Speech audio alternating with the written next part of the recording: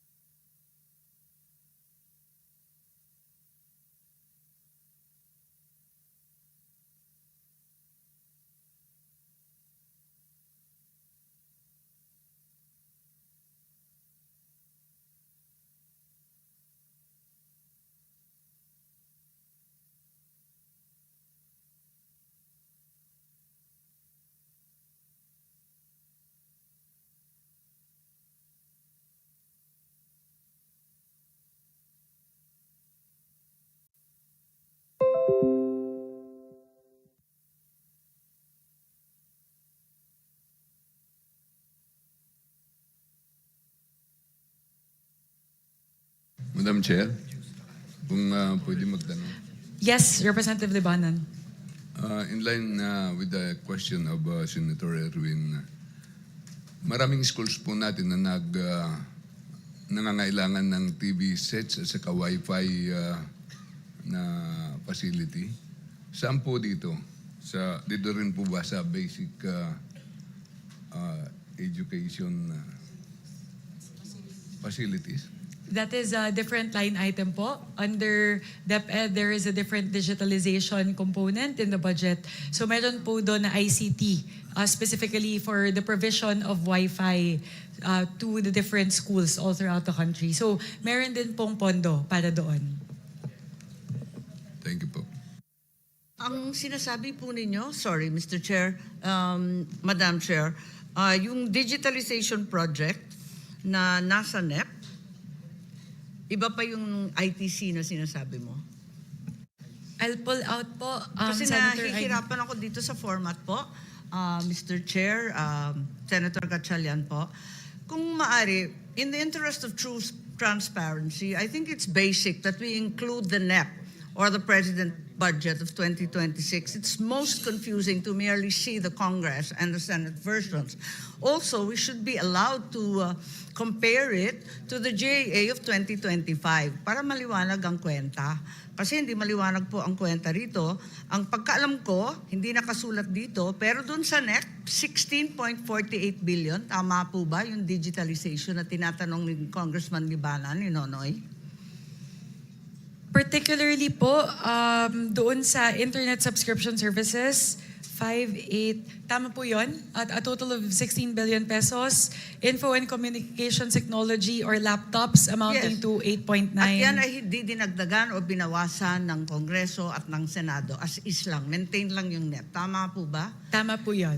Okay. Kung maari lang sa ating mga chair, hinihingi ko lang na sana ilagay yung GAA 2025 na maintindihan natin yung NEP 2026 dahil konting paggalang sa sinumite ng ating Pangulo. At eto nga, yung basic education facilities, medyo ito ang mabigat ang galawan, ano? Kasi nakita natin dito sa GAA 2025, 28.1 billion noong 2025. Tapos, nung NEP, 28.056 ang linagay ng Pangulo at ng DBM, pagkat alam din natin na 22 lang ang classroom na ipatayo. At ang disbursement rate nila ay bagsak na bagsak sa 23%. Ngunit dinagdagan ng Kongreso ng 63 billion mahigit at lumobo pa sa Senado ng 85 billion. Hindi ako tumututol sa pagdagdag ng classroom. Ang tinatanong ko lang, tama ba itong ginagawa natin? Hindi nagagastos, dagdag tayo ng dagdag, bilyon-bilyon, nag-umpisa sa 28, di magastos, 23% lang ang accomplishment. Lumobo sa 63 at lumaki panlalo sa 85. Tanong lang po. Opo, go ahead. Actually, Senator Amy, ang backlog ho natin sa classrooms is about 165,000. At kailangan ho tayo mag-allocate ng about 400 billion pesos para lang makahabol. So ito ho ay hindi pa nga ho tayo nakakahabol ho dito.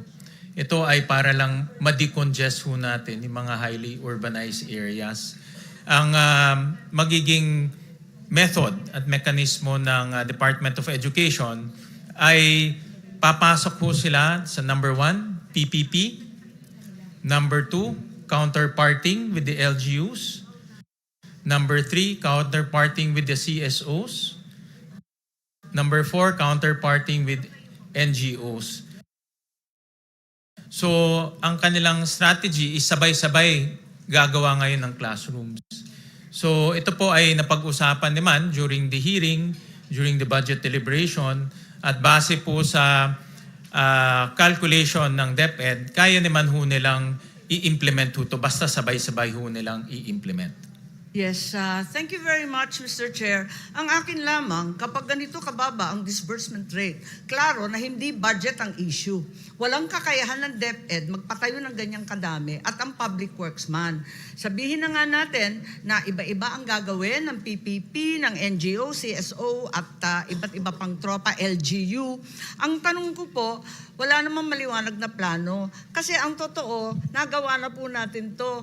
Hindi naman sa pagmamalaki, pero yung massive school building program po ng dekada 70, alalay po ako noon ng ama ko at nakita natin na new technology sa building ng prefab nung panahon na yon. Sa ngayon, wala naman tayong sinasaad na modular or ibang prefab na technology or smart technology na napakarami ng foam concrete at kung ano-ano pa. Wala naman nababanggit na ganon. At dyan tayo makakamura, alam natin yan. Ikalawa, wala namang prioritization, yung color-coded po ng DepEd. Kabisado po natin yan. Galing tayo sa LGU, hindi naman ganun kaliwanag. Pagkatapos, wala namang kaakibat ito na programa para sa ating teachers. Hanggang ngayon, alam naman natin, teacher natin, ang baba-baba ng sahod. So, marami pong dahilan.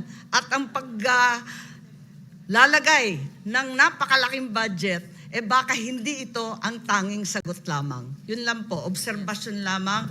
Ano ang absorption rate na totoo ng DepEd? Apakababa, nasa 23%. Actually, maraming salamat, Senator Amy, sa inyong mga komento. At actually, ang nangyari ho kasi, merong special provision na ibinibigay lang exclusively sa DPWH ang construction. No? So, for 2 years, almost 5 years, no? DPWH lang po ang nagko-construct ng classroom, farm-to-market roads, hospitals, yung health centers. So ngayon, under this budget, i-allow na ho natin ang mga iba't ibang ehensya na pumasok po sa counterparting with LGUs. No? Kung gusto ho nilang makipag-partner with LGUs, pwede ho sila mag-partner para ho mabilis yung construction dahil ang LGUs ho, alam naman ho natin, mas mabilis ho mag-construct. Before I continue, let me recognize the presence of Senator Mark Villar, one of our conferees.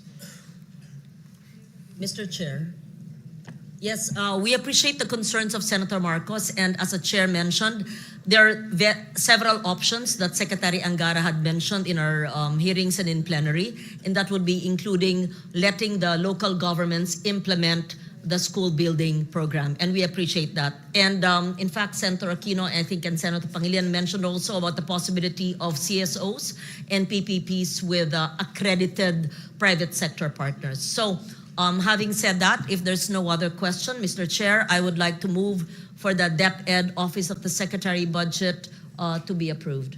Mr. Chair, Oh, Yes. yes, I have Senator Tulfo. one quick question. Kanina ko pa po hinahanap dito sa Office of the Secretary. Ito po yung mga hinihingi lagi ng mga teacher, ng mga PTA sa mga estudyante sa public schools. Mga simple, walis, tingting, dustpan, pag naglinis ng classroom, basahan, tapos pag malapit ng graduation, mga dekorasyon sa mga stage. Hinihingi po ito sa mga estudyante. Ang dami na pong reklamo na ganito. Saan po banda rito kaya nakasama? Parang wala ho yata. Parang, Dito po sa MOOE, ito po yung operations of schools, elementary, junior high school, senior high school. doon po sa operation schools. Yeah. Pasok MOE ho to ng mga eskwelahan. Maraming salamat po, Mr. Chair. So there's a pending motion to approve the Office of the Secretary. Any second? On the part of the House, Madam Chair, Mr. Chair, we second the motion. Before that, since I'm the movant, I just want to make sure that we put on record before we finalize it, the HGAB number and the BICAM number that we are approving so that it's on the record. May we ask the chair to do that if you agree? Because many figures are being discussed, may we kindly put on record the HGAB figure and the BICAM figure that we are approving? But I so move. Yes. Thank you. Yeah, thank you. And there's a duly seconded, so the budget of the Office of the Secretary, Department of Education is hereby approved. Those summaries, Madam Chair, will be provided prior to the signing of the BICAM report. In fact, dito po sa BICAM, hindi ho natin isa-sign to kaagad. Ipiprint na muna po yung mga dokumento, ipiprint na po yung pre-enrolled copy, at iproprovide yung sa members para po makita ho nila bago ho tayo mag-sign. No? Thank you. All right?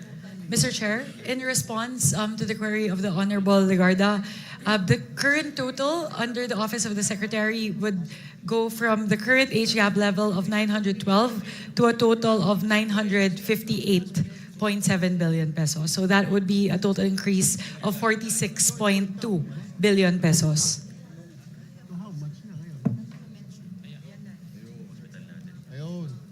May I ask for 1 minute suspension, please?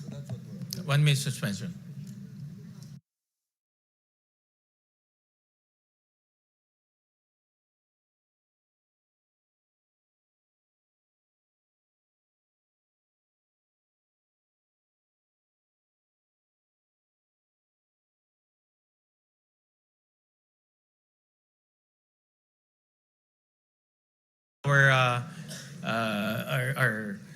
Our meeting. So we go to the National Academy of Sports.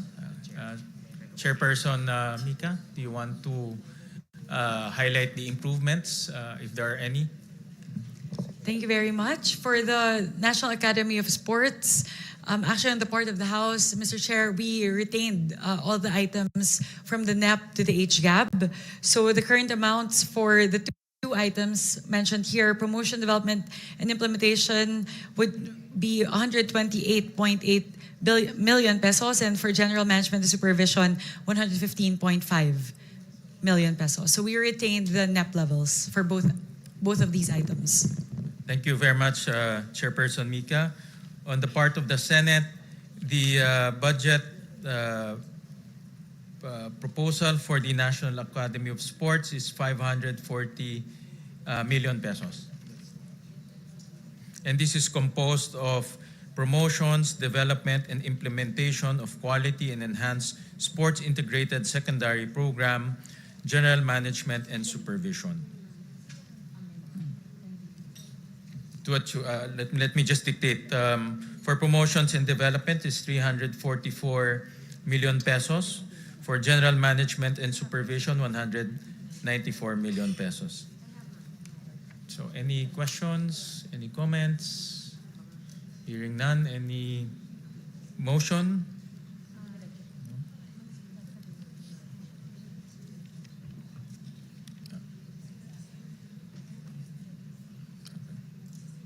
Yeah.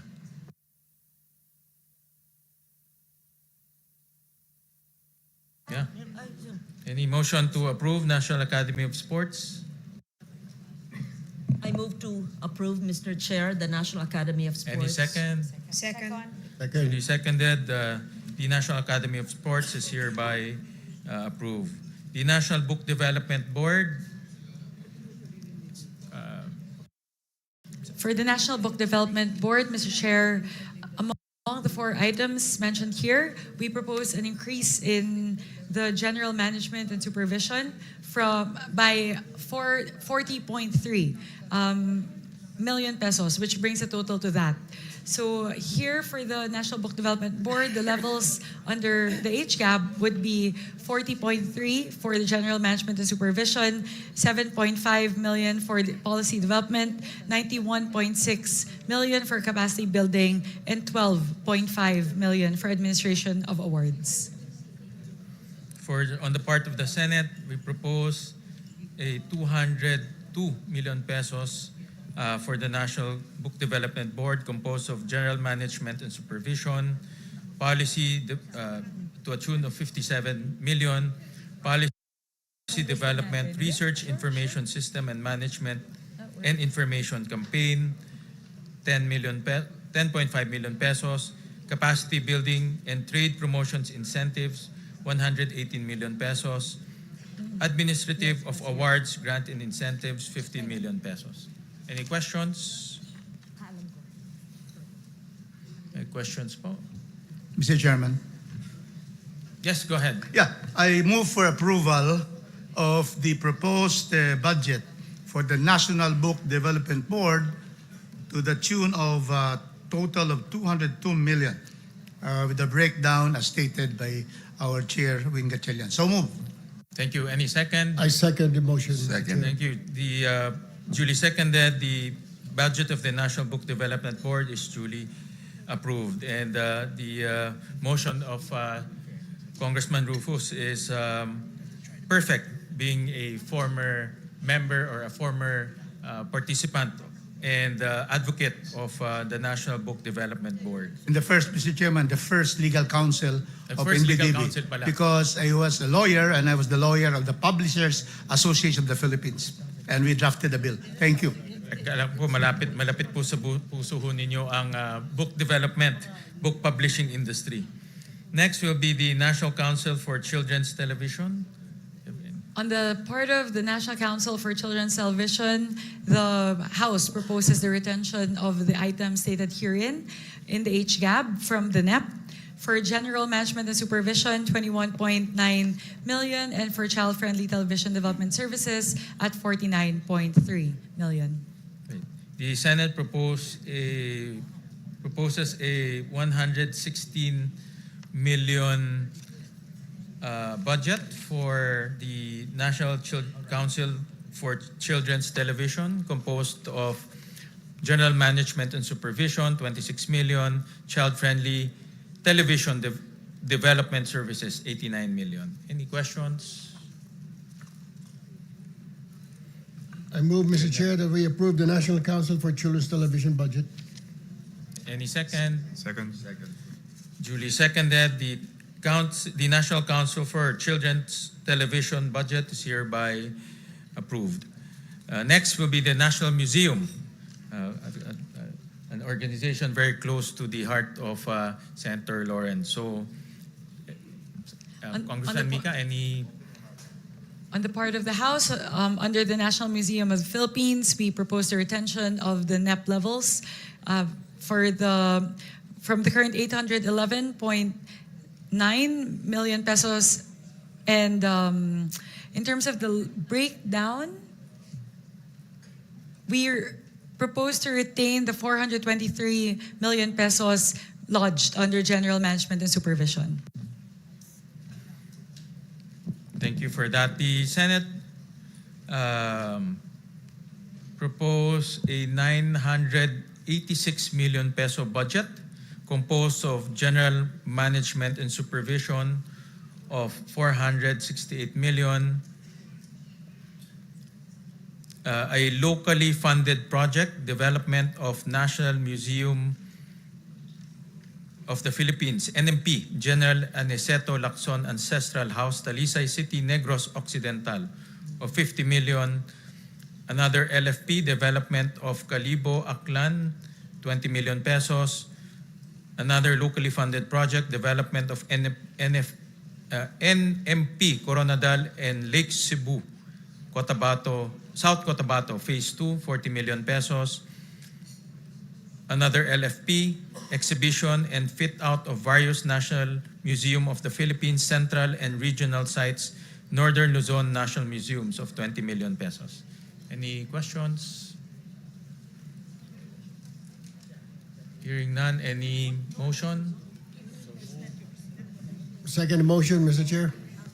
Duly seconded by Senator Erwin. The National Museum of the Philippines budgets hereby approved. The Philippine High School for the Arts. For the Philippine High School of the Arts, on the part of the House, we propose the retention of the current level in the NEP, which is 157 million, 95 million under General Management and Supervision, and 53.9 under operation of the Philippine High School for the Arts. The Senate proposed a 218 million peso budget for the Philippine High School for the Arts. General Management and Supervision, 150 million. Operation of Philippine High School for the Arts, including outreach, screening, student exchange program with other countries, and production activities, 59 million pesos. Any questions? Or a motion to... Mr. Chairman? Yes. Mr. Chairman, I move to approve the 218 million appropriation for the Philippine High School for the Arts. Any second? Second motion, Mr. Chair. Duly seconded. The budget for the Philippine High School for the Arts, duly approved. The Teacher Education Council. On the part of the House, under Teacher Education Council, we propose a retention of the current NEP level at 207 million, 163 million under Quality Teacher Education Services, and 44.4 million under General Management and Supervision. The Senate proposed a 562 million peso budget composed of Quality Teacher Education Services, 516 million pesos. General Management and Supervision, 46 million pesos. Any questions or motion? Mr. Chair, quick question lang po. Itong Quality Teachers Education Service, ito po ba ay kasama dun sa training ng mga teachers natin, further education, yung mga masteral nila? Because ang dami nyo tayong mga teachers last year na naloko po dito sa Region 4B at saka sa Mindanao, nagkuha ng masteral pero fake pala yung eskwelahan. And they have to make loans, Mr. Chair. So kung ito ay this will fall under this category, then magagamit ng mga teachers natin for advancement and for promotion, Mr. Chair. Tama ho kayo, ito po ay para po sa mga pre-service and in-service teacher training. First time po na magkakaroon ng ganitong budget ang TEC para po tuloy-tuloy po yung pag-training po ng ating mga teachers. So meron, kukuha ho sila ng 720 teacher scholars with this budget po. Thank you, Mr. Chair. All right, any motion? Therefore move, Mr. Chair, that we approve the Teachers Education Council budget. Any second? Second. Duly seconded. The budget of the Teacher Education Council is hereby approved. So we go to state universities and colleges. Before we move to that, Mr. Chair, if I may, I would just like to quickly summarize the increases siguro sa major items, just so the general public would be able to see how much we increased from the NEP levels po siguro, para mapakita po natin na talaga pong totoo yung ating commitment na itaas po yung budget natin sa education. Siguro po, for the sake of expediency po, I'll focus only on the big ticket items. So under the Department of Education, the total increase would be 86.8 billion pesos from the NEP level, from 874.5 billion pesos in the NEP to a final number of 961.3 million. Siguro po yung pinakamalaki na lang po siguro na increases under the Basic Education Facilities Program, that would be a total increase of 57.3 billion pesos. So halos siguro po mahina na po na 35,000 classrooms po yung ating maipapagawa para po sa taong 2026. Maganda po yun kung maaalala po natin ang binanggit po ng ating Pangulo nung kanyang SONA ay 40,000 pesos po yung target na maipatayo na classrooms by 2026. So dahil po sa atin pong inilaan na pondo para sa Basic Education Facilities Program para sa 2026. Halos kaya na po natin yung punan. Konti na lang po. Matatamaan na po natin yung target natin na supposedly sa 2028 pa. Sunod po, under the textbooks and other instructional materials, we are increasing it by 8.3 billion pesos from the NEP level of 11.1 to the final number of 19.5. So malaki po yung papel na gagampanan nito para po mapunan na yung kakulangan po sa mga libro at mga kagamitan sa ating po mga paaralan. Pagdating po sa school-based feeding program, mula po atin pong magdadagdag po tayo ng 13.9 billion pesos mula po sa 11.7 billion sa NEP, paakyat po sa 25.7 billion pesos. I think, Mr. Chair, correct me if I'm wrong, that represents an increase from 120 days to 180 days para po sa ating mga estudyante. So ano po, maganda po yun kasi halos lahat na po ng araw na pumapasok sila, meron na pong feeding program para po sa kanila. Siguro, Mr. Chair, there are a lot of other items, but I'd just like to highlight the biggest increase, and that would be in terms of classrooms, in terms of textbooks, at saka pagdating po sa school-based feeding program.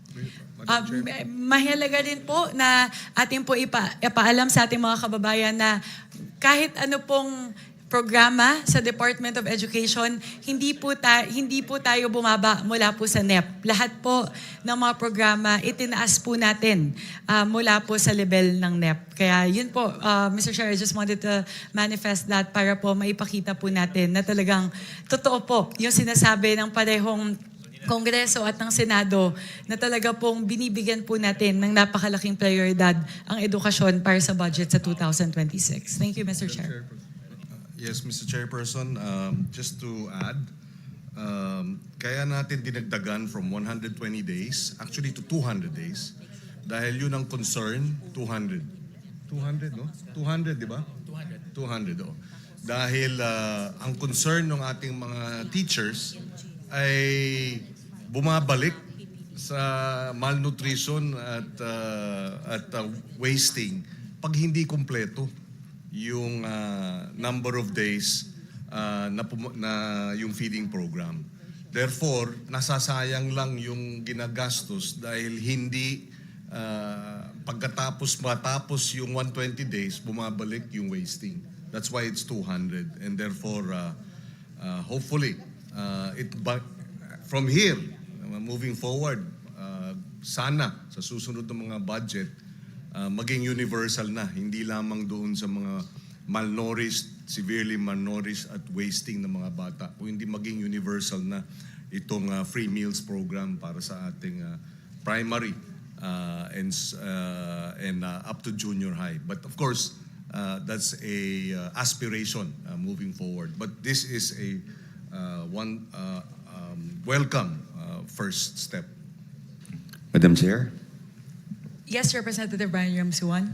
I just would like to manifest na during the BARC hearing natin dun sa House, you suggested the increase of budget, especially dun sa mga kitchen facilities ng mga schools para dun sa feeding program.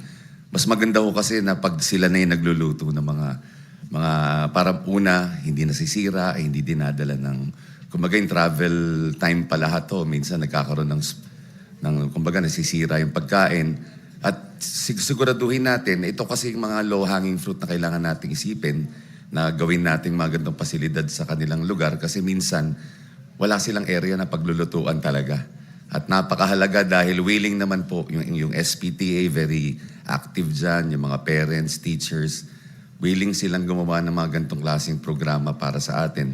If we can encourage all the SPTAs all over the country to do the same, and with an increased budget, I think, gaya na sinabi niyo, Senator Kiko, one step closer tayo dun sa dream na ma-achieve natin itong mga ganitong klaseng programa. Mr. Chairman, just to add very quickly, in the deliberations in the Senate with Secretary Sani Angara, he has also reassured us or assured us that he will cascade to the regions yung purchases ng feeding programs na ito. And we manifested during the debates that yung Sagip Saka Act, which is Republic Act 11321, wherein government can now buy directly sa farmers and fisherfolk organization na wala ng public bidding. So yung feeding program na madadagdagan ng 13 billion, no? Dapat, Di ba linagay natin sa... yes, yung milk feeding program plus yung actual feeding program sa ating primary schools, dapat a significant portion of the budget should be allocated for purchases directly sa mga local farming and fishing communities para sariwa ang pagkain at nakakatulong pa sa ating mga local producers, ang ating mga magsasaka, mangingisda, and therefore the local economy will also benefit.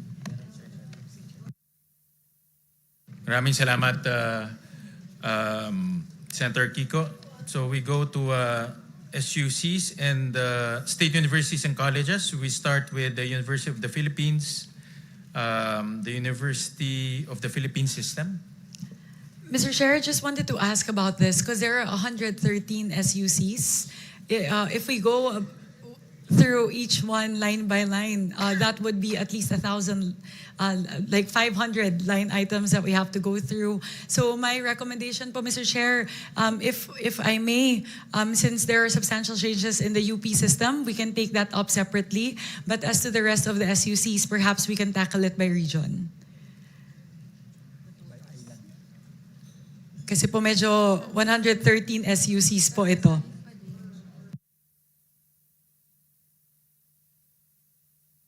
It's just, Kong Mika, if, I think para rin marinig rin ng ating mga constituents yung mga SUC, I suggest we can go through each SUC. Kung, no?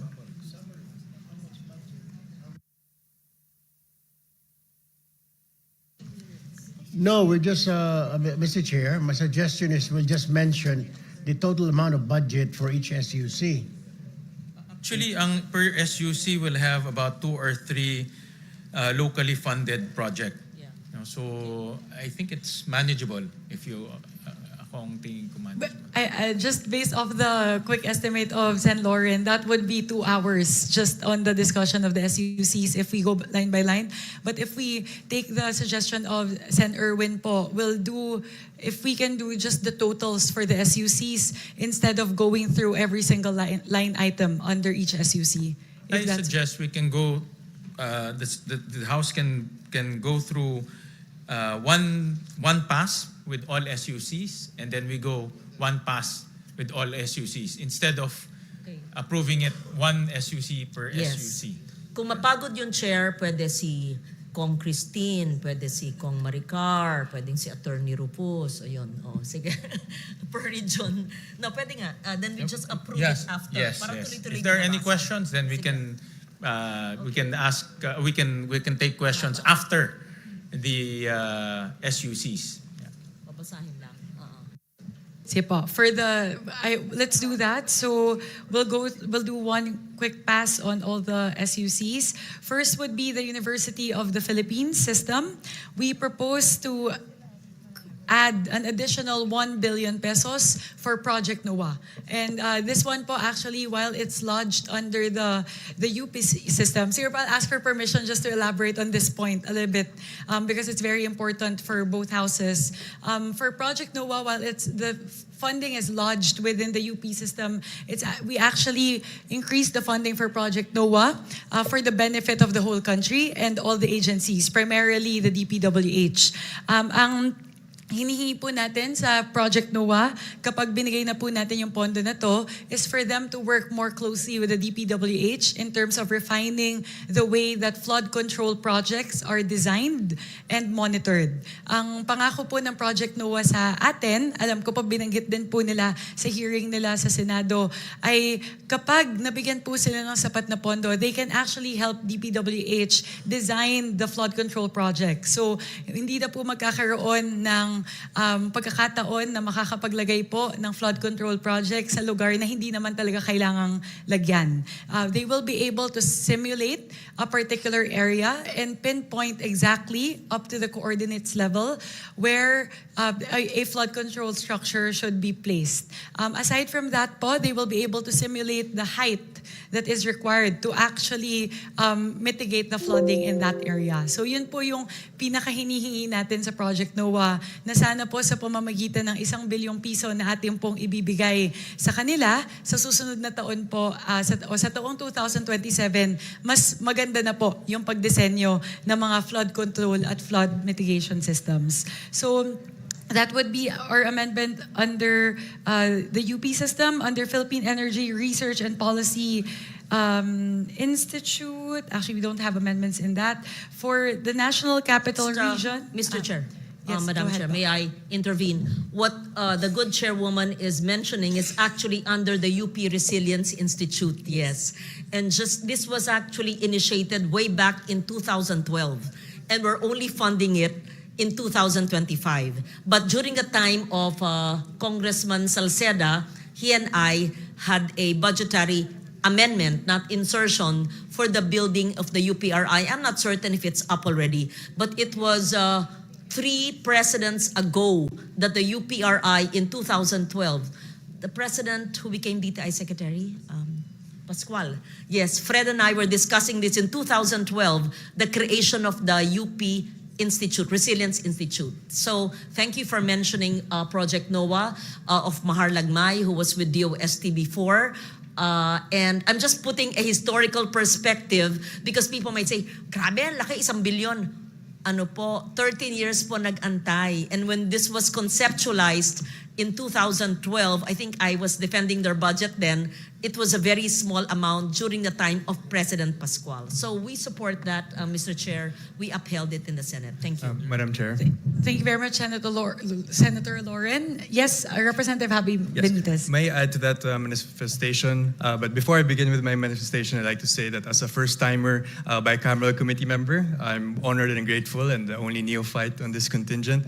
I expect to listen intently, work collaboratively, and to pass a fair and impactful budget for the Filipino people.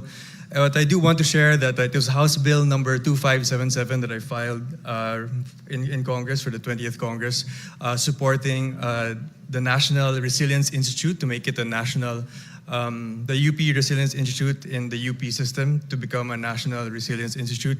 And I do want to share and to add that the UP RI, which was powered by Project NOAA, has made accurate and real-time, high-quality hazard maps. No, and it has been used by a lot of local government units. And ever since nangyayari po sa atin yung mga climate disasters po sa atin, there's been, since it was updated in 2023, the website has had 35 million searches online. And during peak times, 2.6 million searches a day. Now, so it's very important that we can identify for flood mitigation efforts. And so, albeit this is seemingly large, 1 billion, but they need to update the hazard maps for the entire country, and last that has been updated was 2012. So I commend the chair, Chair Mika, and of course Barsi, as well as the Senate for putting the 1 billion to Project NOAA. Thank you. Thank you very much. Just to marry the manifestation of Senator Legarda and Representative Benitez, actually, yung point po ni Senator Lauren, tama po yun. Kasi in the last few years, I think, bumaba po sila from having over 500 billion in allocations down to only 36 million a year. So, and despite the huge budget cut, they were still able to create all of these accurate hazard maps, which a lot of our kababayans really rely on, especially in times of flooding and rains.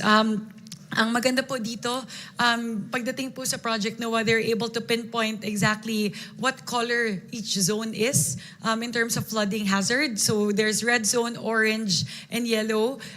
So ang pinag-uusapan po sa DPWH ay pwede pong pagbasihan yung hazard maps ng Project NOAA para po malaman kung saan lang pwede maglagay ng flood control structures sa mga susunod na taon. So just to marry po, send with the manifestations of Representative Legarda and Senator Legarda and Representative Benitez. Moving on, Mr. Chair, after the UP system, we go to the schools under the National Capital Region.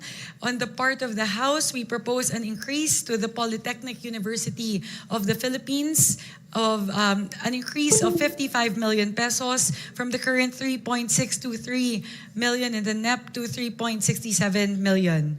Where's the other 30? I'm missing.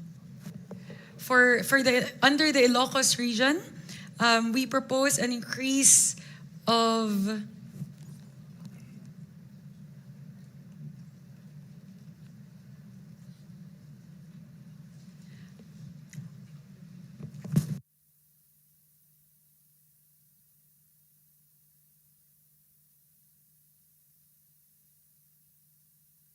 my apologies, Mr. Chair, let me go straight to the Cordillera Administrative Region.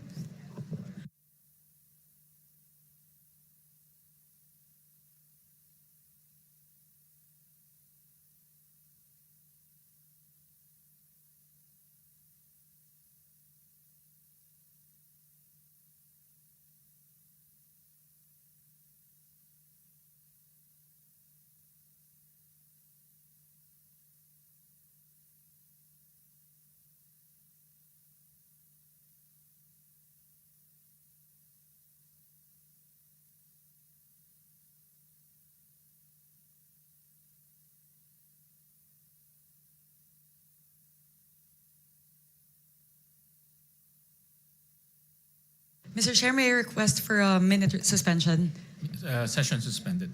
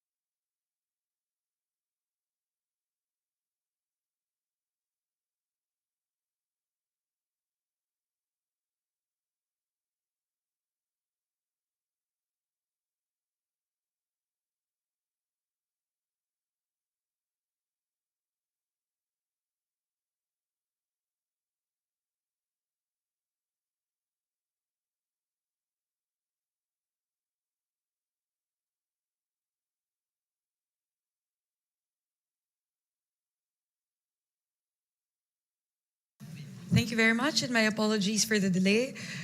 Under the UP system, Mr. Chair, my apologies. Aside from the 1 billion that we're adding in Project NOAA, we're actually adding another 20 million under the UP system. So that's a total of 1 billion 20 million.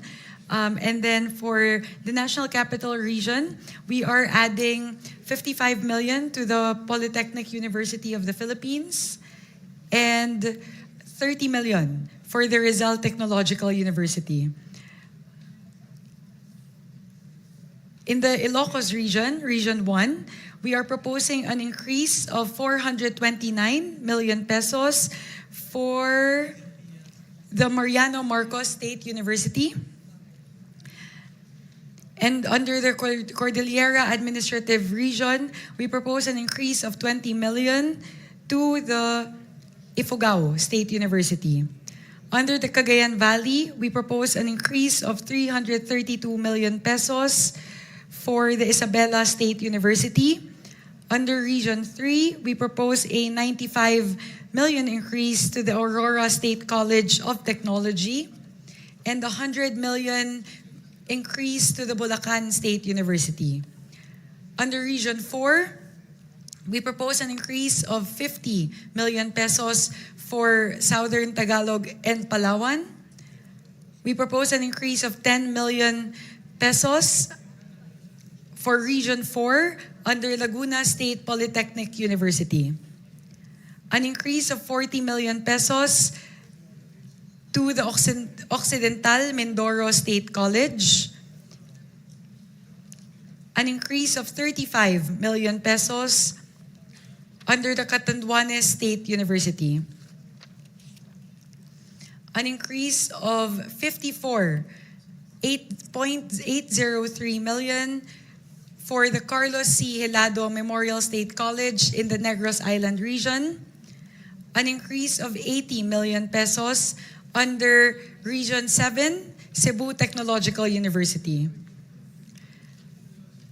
In the region of Eastern Visayas, we propose an increase of 70 million pesos for Eastern Samar State University, 125 million pesos for Biliran Province State University or the Naval State University, an increase of 40 million pesos for the Samar State University, 30 million pesos for the Southern Leyte State University, 100 million pesos for the University of Eastern Philippines, and 150 million pesos for the Visayas State University. In Soxargen, Region 12, we propose an increase of 30 million pesos for the South Cotabato State College, an increase of 14 million pesos in the Bangsamoro Autonomous Region for the Mindanao State University. So, Mr. Chair, those are all of our proposed increases for state universities and colleges, totaling 2.859 billion pesos.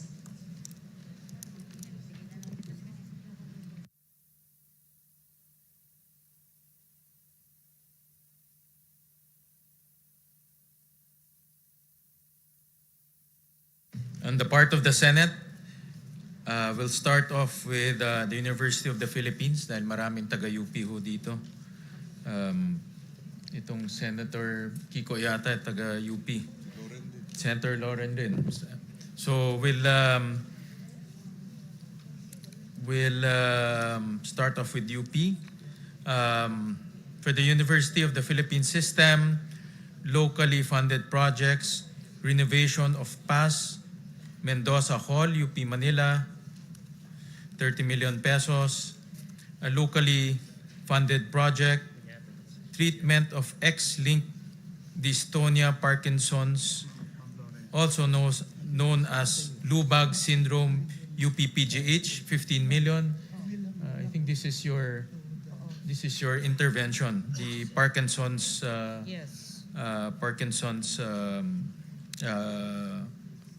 project. It's a very unique, it's a rare disease only found in the island of Panay in Region 6. Yun ang request ni Dr. Gap Legaspi. This is under PGH or UP? PGH. PGH, no? Because PGH under UP. Yes. Okay. Thank you. Locally funded projects, digitalization of oral narratives, UP Visayas, 12 million pesos. Locally funded projects, scholarship programs for professional masters in tropical marine ecosystem management and professional masters in operations oceanography, PMMO, Marine Science Institute, UP Diliman, 10.9 million pesos. Locally funded projects, development and implementation of the Philippine Secondary Leavers Assessment 2026 to 2027, 200 million pesos. Hospital Services Program,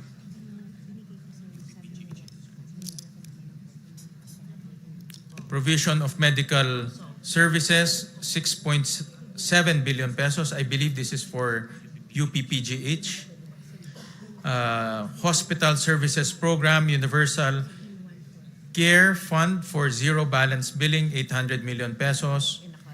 UP Philippine Eye Research Institute, UP PERI, 81 million pesos.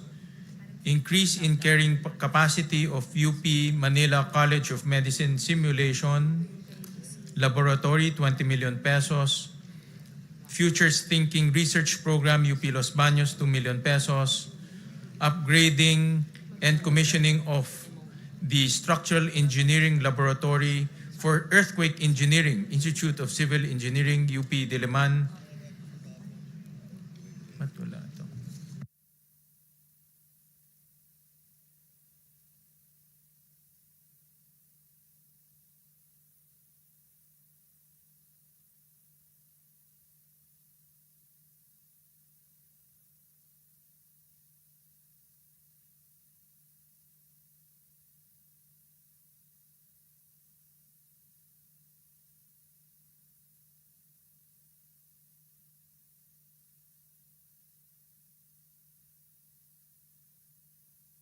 Sorry, the completion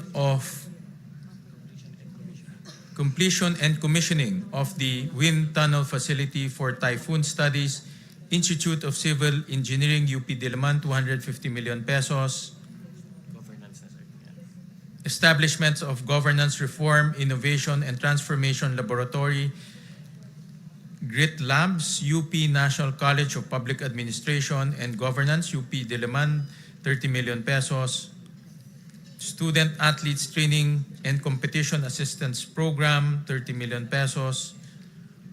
Implementation of the National Vision Screening Program, UP Manila, 10 million pesos. Integrated Mentoring and Mental Wellness Program, UP College of Medicine, Manila, 5 million pesos. Construction, rehabilitation of audiovisual room, South Road Properties Campus, UP Cebu, 21 million pesos. Construction, completion of dormitory for graduate students, UP Los Baños, 21.4 million pesos. Establishment of Health Innovation Hub, UP Mindanao, 18 million pesos. Development of the UP Artificial Intelligence Research Tool, UP System, 5.4 million pesos. Digital Futures Research Hub, empowering doctoral graduates through a collaborative mentoring system, UP Open University, 12 million pesos. Heritage Digitization and Publication Project, National Institute of Islamic Studies and Civilizations, UP Institute of Islamic Studies, UP Diliman, 5.5 million pesos. Smart Library, National Institute of Islamic Studies and Civilizations, UP Institute of Islamic Studies, UP Diliman, 4.5 million pesos. Repair and Rehabilitation of Atienza Hall, Department of Military Science, UP Diliman, 10 million pesos. And we go to the Philippine Energy Research and Policy Institute. The proposal is to the amount of 72 million pesos. And it's composed of the following: General and Administration and Support, 30 million pesos. Research and Development and Policy Utilization Program, provision of research services and policy development, 23 million pesos. Operation Technical Advisory Extension Program, provision of extension services, 18.7 million pesos.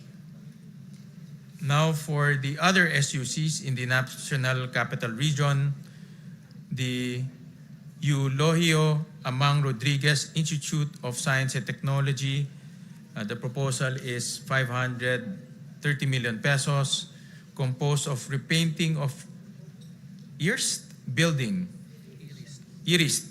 and replacement of old roofing in Apilado and Nudas building, 10 million pesos.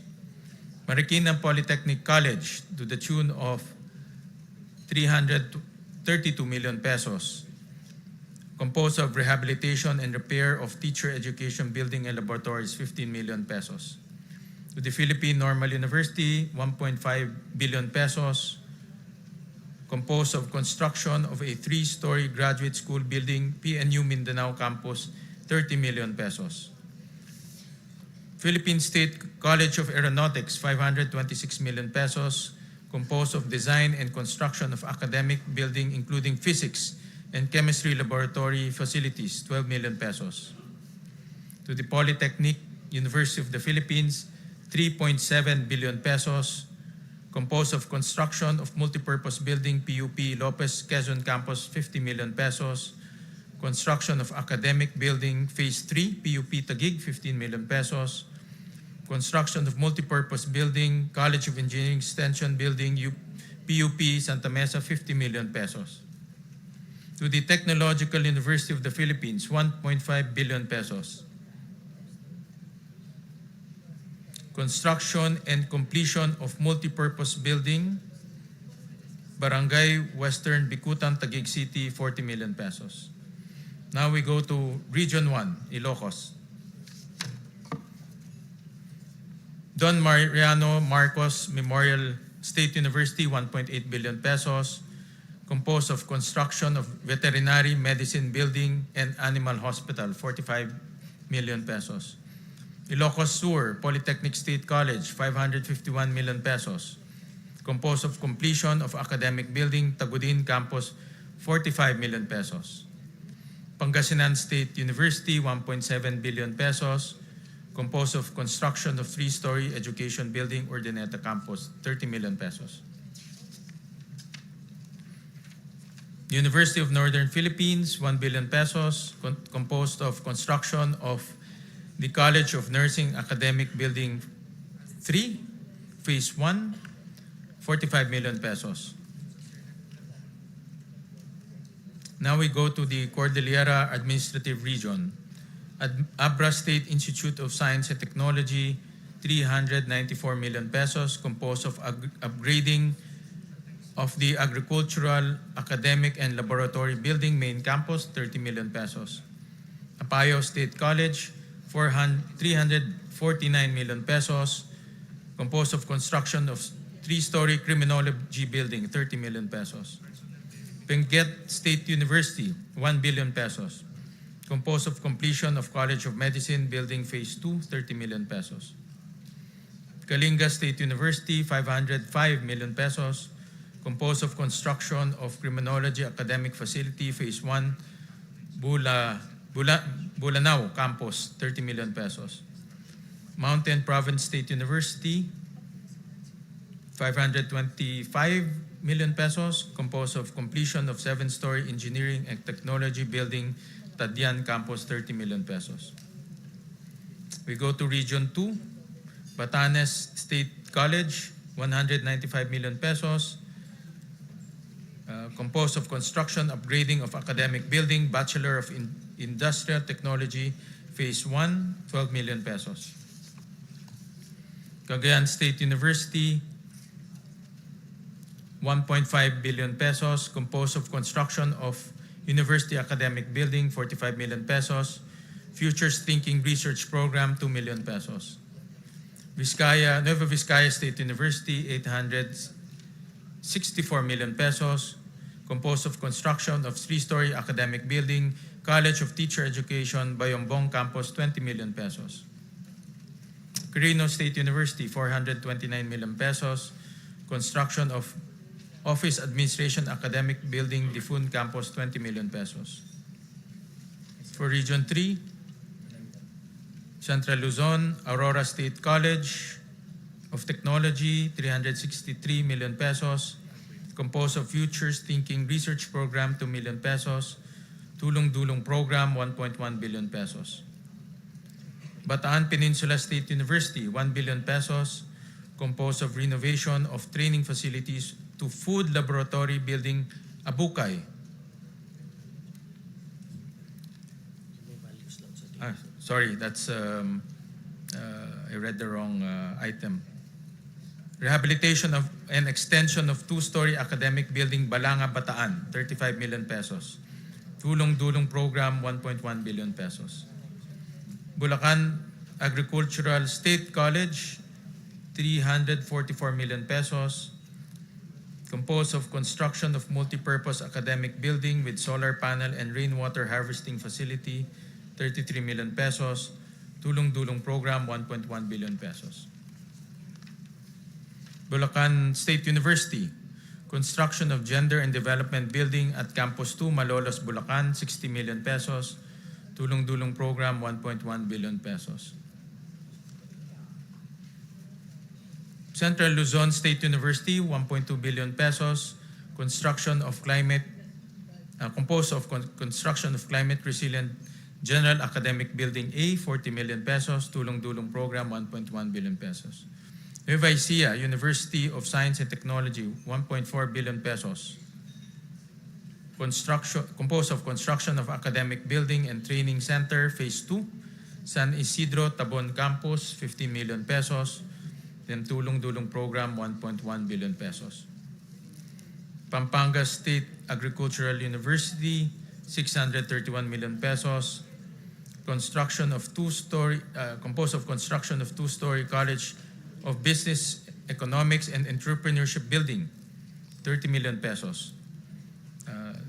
Composed of Tulong-Dulong Program, 1.1 billion pesos. Pampanga State University, 1.2 billion pesos. Completion of 12 Classroom 3 Academic Building with Site Development Porac Campus, 25 million pesos. Tulong-Dulong Program, 1.1 billion pesos. The Philippine Merchant Marine Academy, 351 million pesos, composed of construction of academic building, main campus, 30 million pesos, and Tulong-Dulong Program, 1.1 billion pesos. President Ramon Magsaysay State University, 743 million pesos, construction 3-story College of Engineering, academic building, IBA Campus, 40 million pesos, Tulong-Dulong Program, 1.1 billion pesos. Tarlac Agricultural University, 522 million pesos, rehabilitation of old building, 30 million pesos. Futures Thinking, 2 million pesos, construction of College of Education Child Research and Development Laboratory Experiences, 20 million pesos, Tulong-Dulong Program, 1.1 billion pesos.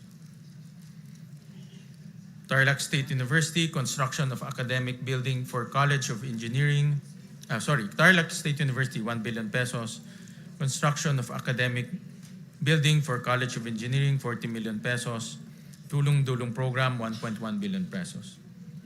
Now for Region 4, Southern Tagalog and Palawan. Region 4A, Calabarzon, Batangas State University, 2.4 billion pesos. Future Thinking Research Program, 2 million pesos. Construction of 10-story engineering hub, academic building, 200 million pesos.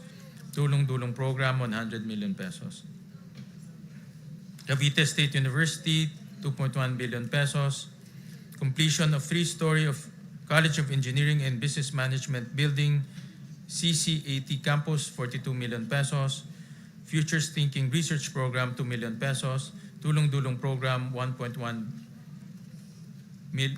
billion. Million, no? Million ba ito? Billion.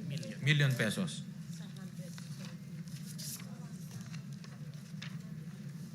Laguna State Polytechnic College, 1.1 billion pesos. Construction of 4-story, 24 classroom academic building, 36 million pesos. Replacement of gymnasium roofing system, including sea-pouring repairs and insulation, 6 million pesos. Tulong-dulong program, 1.1 million pesos. Southern Luzon State University, 761 million pesos. Tulong-dulong program, 1.1 billion pesos. 1.1 million. University of Rizal System, 934 million pesos. Rehabilitation of ISR Academic Building, Morong Campus, 12 million pesos. Tulong-dulong program, 1.1 million pesos. Marinduque State University, 418 million pesos. Futures Thinking Program, 2 million pesos. Construction of academic building for College of Arts and Sciences, 12 million pesos. Tulong-dulong program, 1.1 million pesos. Mindoro State University, 487 million pesos. Establishment of Industrial Technology Education Laboratory, Phase 2, 30 million pesos. Tulong-dulong program, 1.1 million pesos. Occidental Mindoro State College, 684 million pesos. Tulong-dulong program, 1.1 million pesos. Palawan State University, 1 billion pesos. Construction of one-story academic and laboratory building, 3 classrooms at PSU Main Campus, Puerto Princesa City, 15 million pesos. Tulong-dulong program, 1.1 million pesos. Romblon State University, 615 million pesos. Composed of construction of academic building in RSU San Agustin Campus, 40 million pesos. Futures Thinking Research Program, 2 million pesos. Tulong-dulong program, 1.1 million pesos. Western Philippines University, 590 million pesos. Rehabilitation of Higher Education Building, Main Campus, 30 million pesos.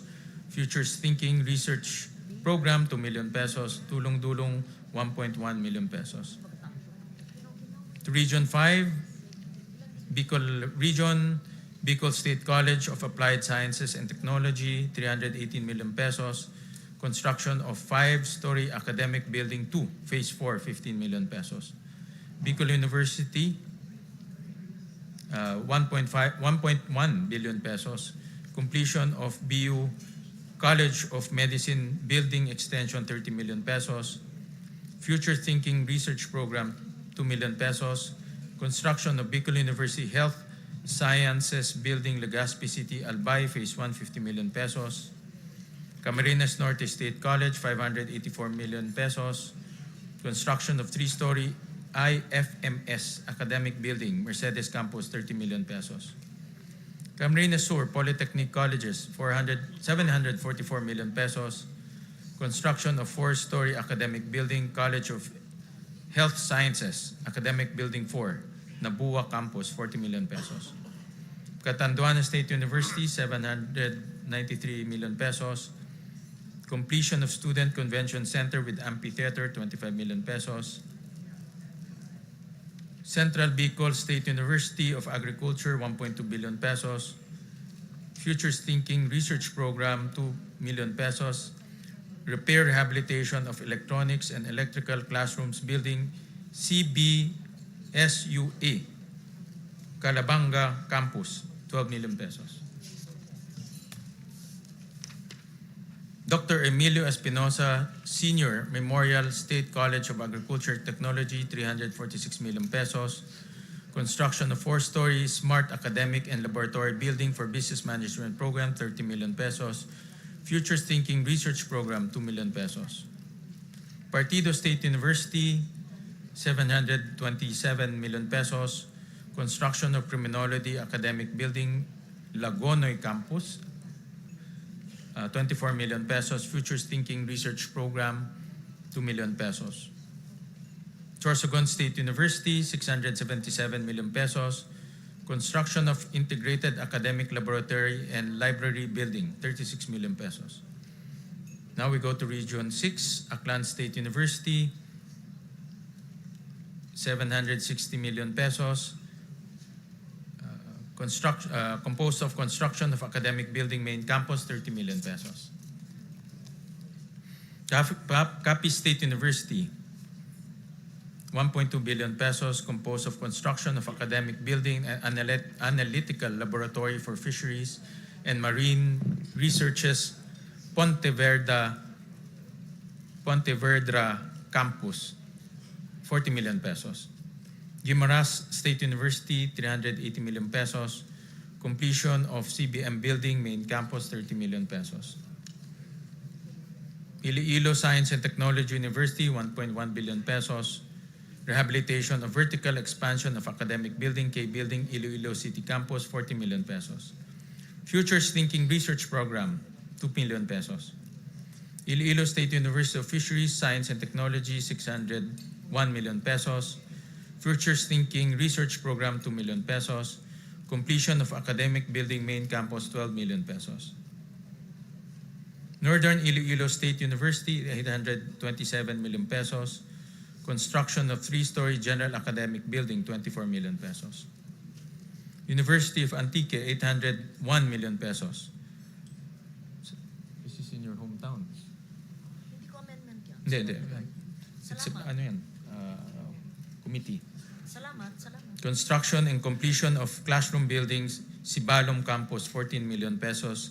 Construction, completion of classroom buildings, Libertad Campus, 14 million pesos. Futures Thinking Research Program, 2 million pesos.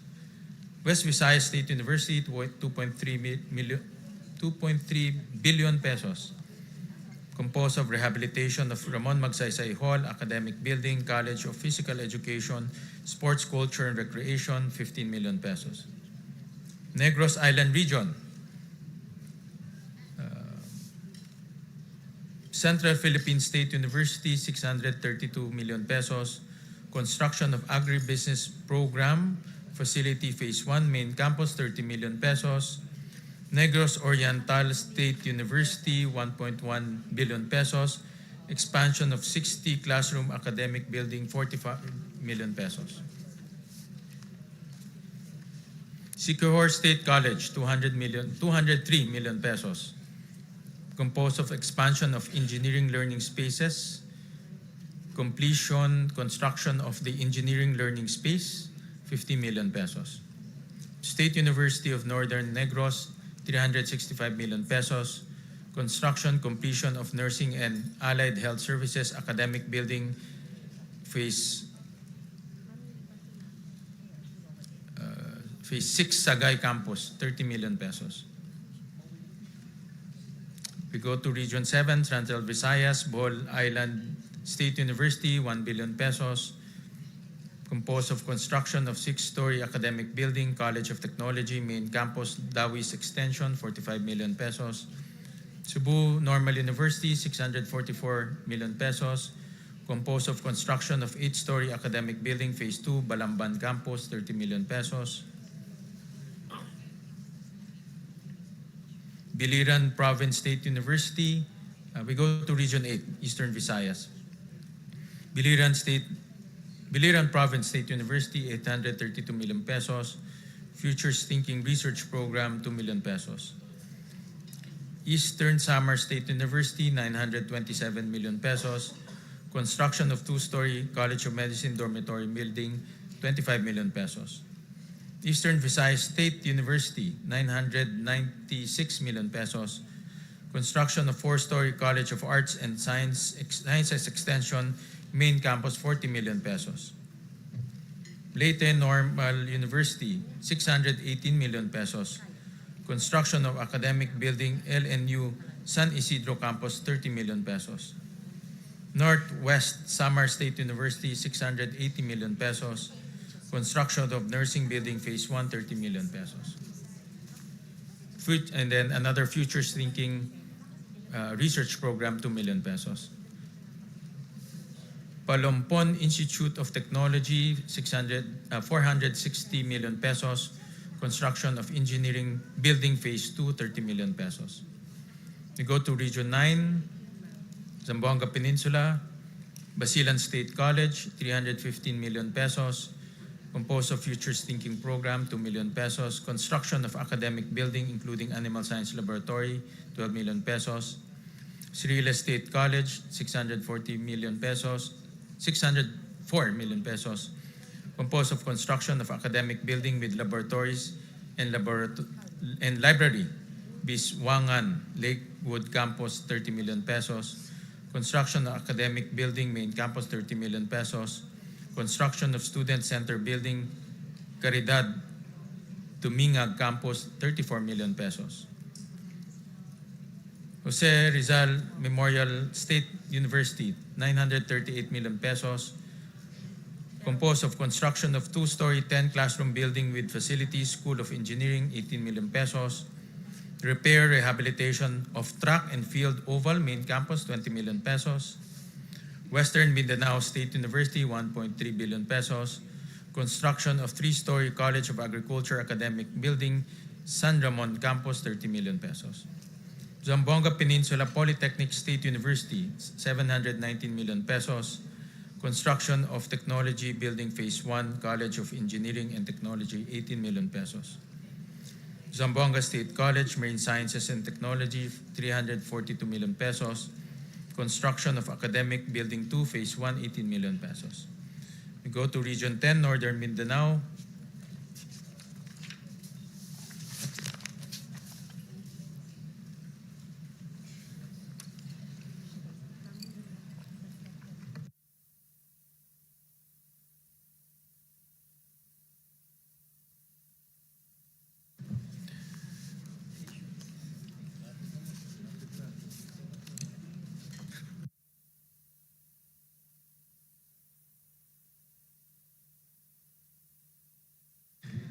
Ano ba ito?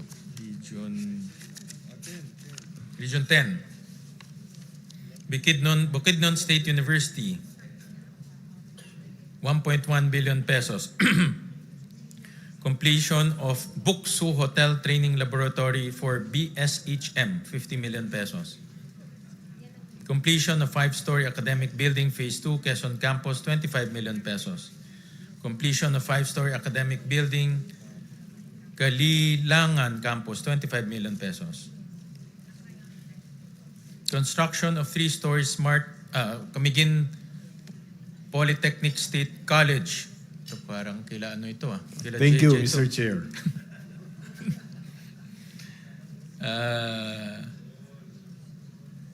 Nawala tuloy ako, Jay.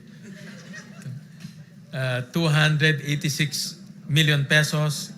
That includes construction of 3-story Smart Institute of Technology building, Main Campus, 30 million pesos. Central Mindanao University, 1.1 billion pesos. Construction of academic building, College of Education, 45 million pesos. Construction of covered court, Main Campus, 10 million pesos. MSU Iligan Institute of Technology, 1.6 billion pesos. Composed of repair of various academic building structures, 12 million pesos. Northern Bukidnon State College, 295 million pesos. Composed of completion and equipping of 4-story IT building Phase 4, 25 million pesos. Northern Mindanao State College of Science and Technology, 500 million pesos. Construction of Agriculture and Environmental Science Building, 50 million pesos. University of Science and Technology of Southern Philippines, 1.7 billion pesos. Establishment of 3-story Smart Computing Academic Building, Phase 1, Orqueta Campus, 42 million pesos. University of Science and Technology, Southern Philippines, Cagayan de Oro Campus. Ano ba ito? Mayroon, I think that was in part of the, ano ito?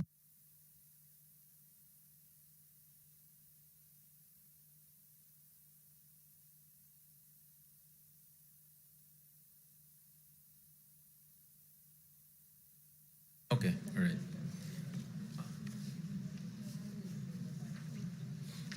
Okay, we go to Region 11. Mr. Chairman, Yeah. with your permission, Yes. before we leave Region 10, we'd like to appeal to the Senate because if you will see Region 10, all the schools have capital outlay. But then my university in my city and my province. If you can see here, it's all blank. Zero. So almost all our university, state colleges and universities, you gave capital outlay. But in the case of Cagayan de Oro Campus, University of Science and Technology, zero. University of Science and Technology in Claveria Campus, zero. Can we appeal that we include the following, Mr. Chairman, to be able to be, to be fair to everyone? And we only are requesting, Mr. Chairman, because in the House, we have agreed na there will be no capital outlay. But since the Senate has been giving capital outlay to all, actually all. But here, if you can see here, for Cagayan de Oro Campus and also Claveria Campus, zero. So we just may request the following for inclusion. Is that possible, Mr. Chairman? Mr. President, we were advised by the DBM that the operating unit is the University of Science and Technology, Southern Philippines. Yes. So we were advised that the allocation will be in that university, Mr. President. But if you can I see think here, they have there is different no... campuses, if I'm not Yeah, mistaken. there are two campuses, and there is no capital outlay. That is why, if you can see here, all the other universities in northern Mindanao, Region 10, they have what you have given them, their buildings and their laboratories and academic buildings. But then, na-zero kami dito, Mr. Chairman. So I would just like, therefore, to move that we add what is just needed by the campuses, Mr. Chairman. Yes, wala dito zero Well, the PASOK, which suggested to us, PASOK actually compiled all the requests of the university, especially to increase their capacity, and they submitted to us. So they submitted to us the projects per university, not for extension campuses. So that's why in this case, the University of Science and Technology of Southern Philippines, the request went to that university, not to the extension campuses. This is the main, the university is an amalgamation of the Cagayan de Oro campus and the Claveria campus. The main campus right now is the USTP Cagayan campus. And then the other amalgamated campus is Claveria campus. So we would just like to request. Can we just, yeah. Yes, may I just help out the chair? Of course, but you're the chair of this, right? Yeah. But I also spoke to Dr. Tirso Ronquillo, who's the president of the state universities. To be fair to the chair, he did not select which university will have this and that. We left it to the state universities. So it was Dr. Ronquillo who submitted it to the chair. So they selected. And we know, of course, and Attorney Kong Rufus knows this, that while funding has been given to selected mother campuses, not all extension or satellite campuses were funded. For example, University of Antique, the Hamtic campus and my other campuses had zero funding. I see in your university, you have the main funding under the Oroquieta campus, which is of course not in your district. Like yung sa amin, Sibalom and Libertad. But there are 3 others in Kaluya, in Hamtic, which were zero funded also. The chair requests, and it's up to you because this was the recommendation of the PASOK upon the consultation with the president of the SUC. But if the congressman so wishes, the chair is willing to move the funding if you say that the main campus is Cagayan de Oro, to move it to the Cagayan de Oro campus. He is willing to do that, right? But we would not wish also, the USTP system has two main campuses which were amalgamated by law, which I was the author. We have other five satellite campuses. We're not asking for the five satellite campuses, no.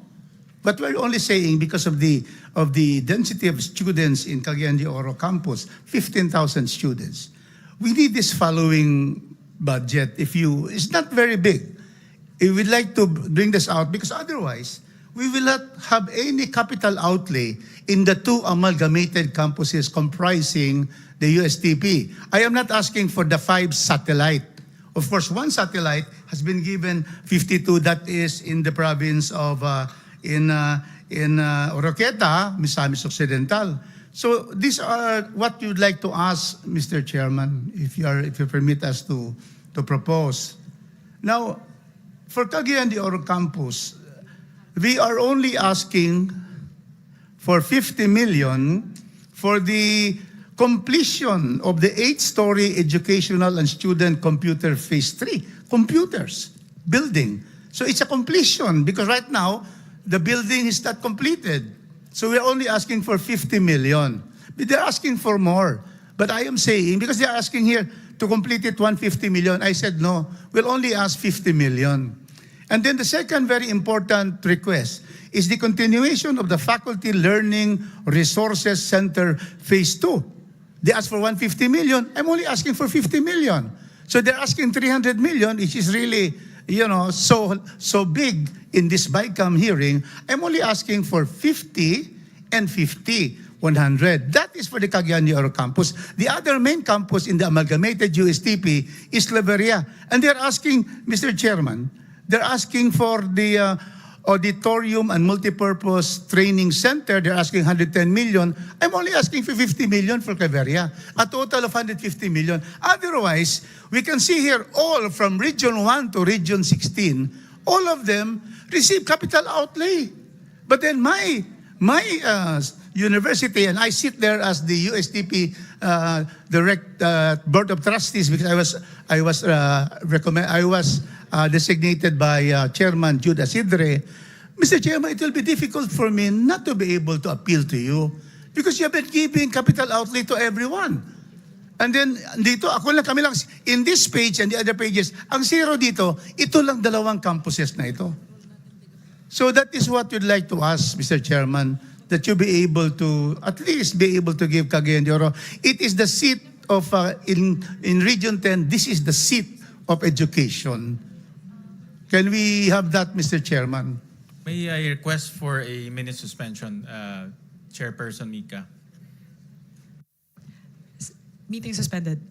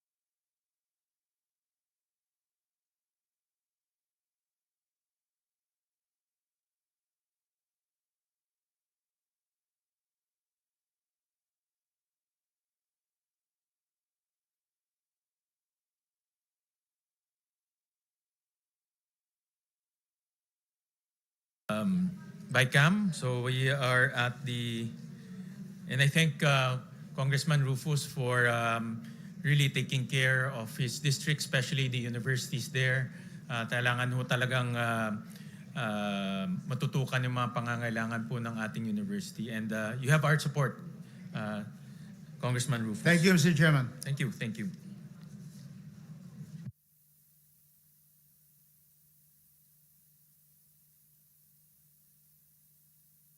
Alright, parang nag-round trip to the Philippines na ho tayo. So, Region 11, Davao. So Davao de Oro State College, 439 million.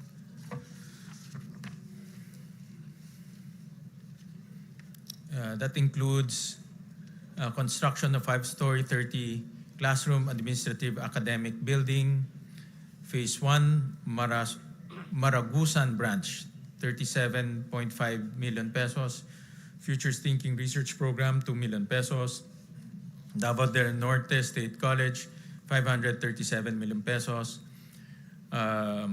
Composed of construction of 4-story academic building, Phase 1 main campus, 30 million pesos. Future Thinking Research Program, 2 million pesos. Davao del Sur State College, 390 million pesos. Locally funded project, retrofitting of damaged general education academic building, 30 million pesos. Davao Oriental State University, 669 million pesos. Futures Thinking Program, 2 million pesos. Construction of 3-story green technology building, Phase 4 main campus, 22.5 million pesos. Construction of 2-story modernized academic building, 18.5 million pesos. Southern Philippines Agribusiness and Marine Aquatic School of Technology, 266 million pesos. Completion of Program Learning Center, replacement of classroom damaged by earthquake, Phase 3, Malita Campus, 30 million pesos. University of Southern Philippines, 1 billion pesos. Composed of completion of 5-story academic building, Tagum Unit, Tagum Mabini Campus, 30 million pesos. Futures Thinking Research Program, 2 million pesos. Region 12, Soxergen, 2.3 million pesos. Cotabato Foundation College of Science and Technology, 240 million pesos. Construction of Criminology Building, 28.8 million pesos. Sultan Kudarat State University, 692 million pesos. Composed of construction of College of Medicine Building, Phase 2, 18 million pesos. University Southern Mindanao, 1.1 billion pesos. Establishment of Cacao Center of Excellence in Research, Development, Innovations, and Capacity Enhancement, 45 million pesos. Region 13, Caraga. Agusan del Sur State College of Agriculture and Technology, 544 million pesos. Locally funded projects, completion of academic building, College of Teacher Education, 30 million pesos. Caraga State University, 1.1 billion pesos. Construction of College of Forestry and Environmental Science Building Complex, 45 million pesos. Northeastern Mindanao State University, 1.4 million pesos. Construction of Academic Classroom, Advanced DBMG Building, 45 million pesos. Surigao del Norte University, 722 million pesos. Construction of Academic Building, College of Engineering, 30 million pesos. The Bangsamoro Autonomous Region in Muslim Mindanao. Adyong Memorial State College, 165 million pesos. Construction of Academic and Administrative Building, 18.5 million pesos. Cotabato State University, 407 million pesos. Construction of 5-story College and Art Science Building, 30 million pesos. Mindanao State University, 6.2 billion pesos. Improvement and upgrading of Academic Building, College of Engineering and Computing Sciences, MSU Maguindanao, 72 million pesos. Construction of Academic Facility for Peace, Culture and Arts, MSU General Santos, 35 million pesos. MSU Tawi-Tawi College of Technology and Oceanography, 1 billion pesos. Repair of academic structures, 30 million pesos. Futures Thinking Program, 2 million pesos. Sulu State College, 476 million pesos. Construction of completion of 4-story academic building, 28.5 million pesos. Futures Thinking, 2 million pesos. Construction, completion of information communication technology building, 42 million pesos. Tawi-Tawi Regional Agricultural College, 279 million pesos. Construction of academic building, Tarawakan Campus, 24 million pesos. May, ano ito? Nakalimutan ko. I think I missed one university, Tarlac State University. Ito ba yan? This one? Center for Peace, Center for Peace, Indigenous Peoples, Resources, and Development, CPIRD, 700,000. So any questions? I think that completes the SUCs. So any question, comments, motions? Mr. Chair, Sir Chair. Yeah. ikaw na mag- Madam Chair. Madam Chair.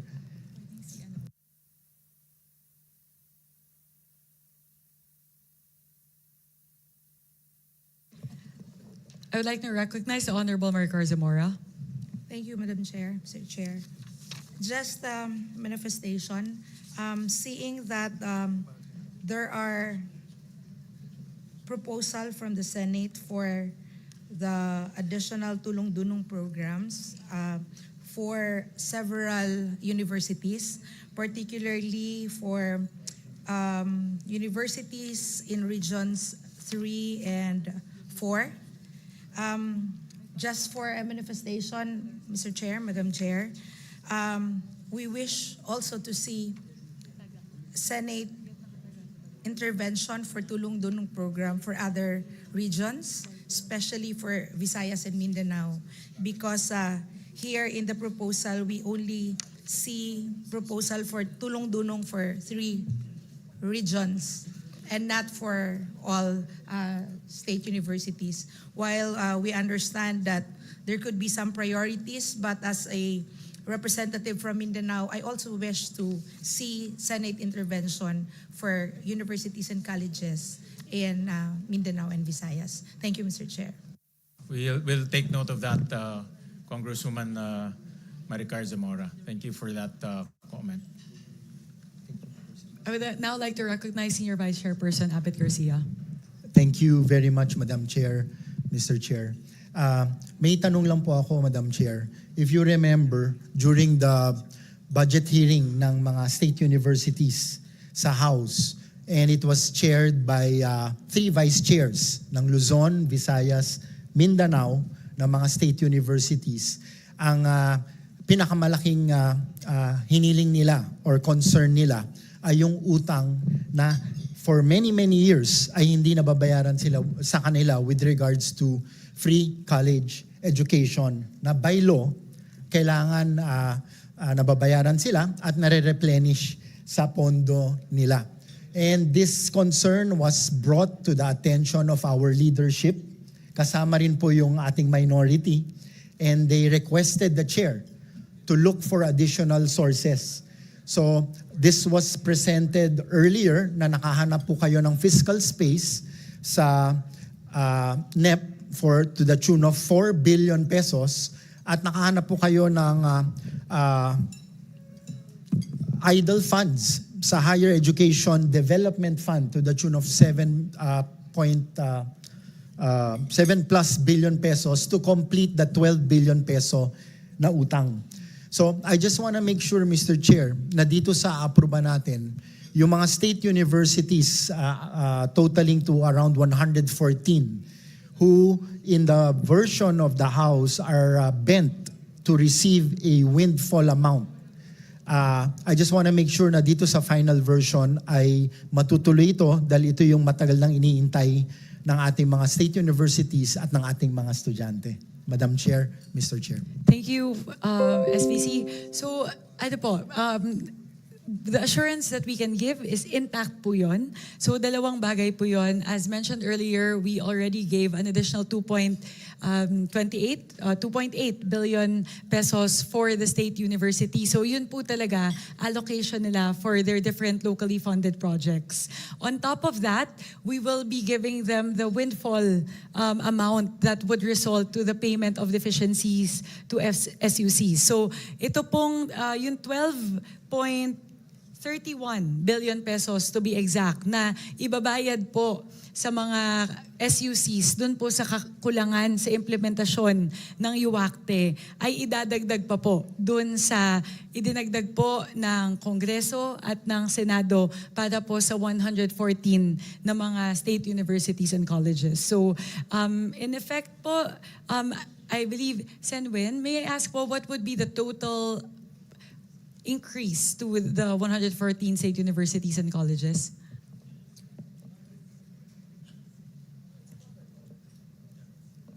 Mr. Chair, may I?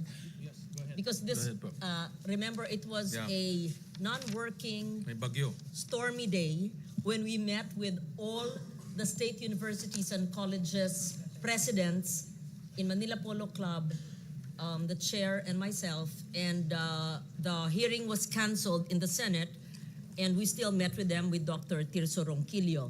And they brought up the subject matter of what Congressman, my dear friend Abet Garcia mentioned, and of course, we told them that no matter what, we will ensure that in the GAA and in forthcoming years, the budget for the free quality tertiary education would be based on the current enrollment, not on a computed number which was wrong. I don't want to blame an agency of government.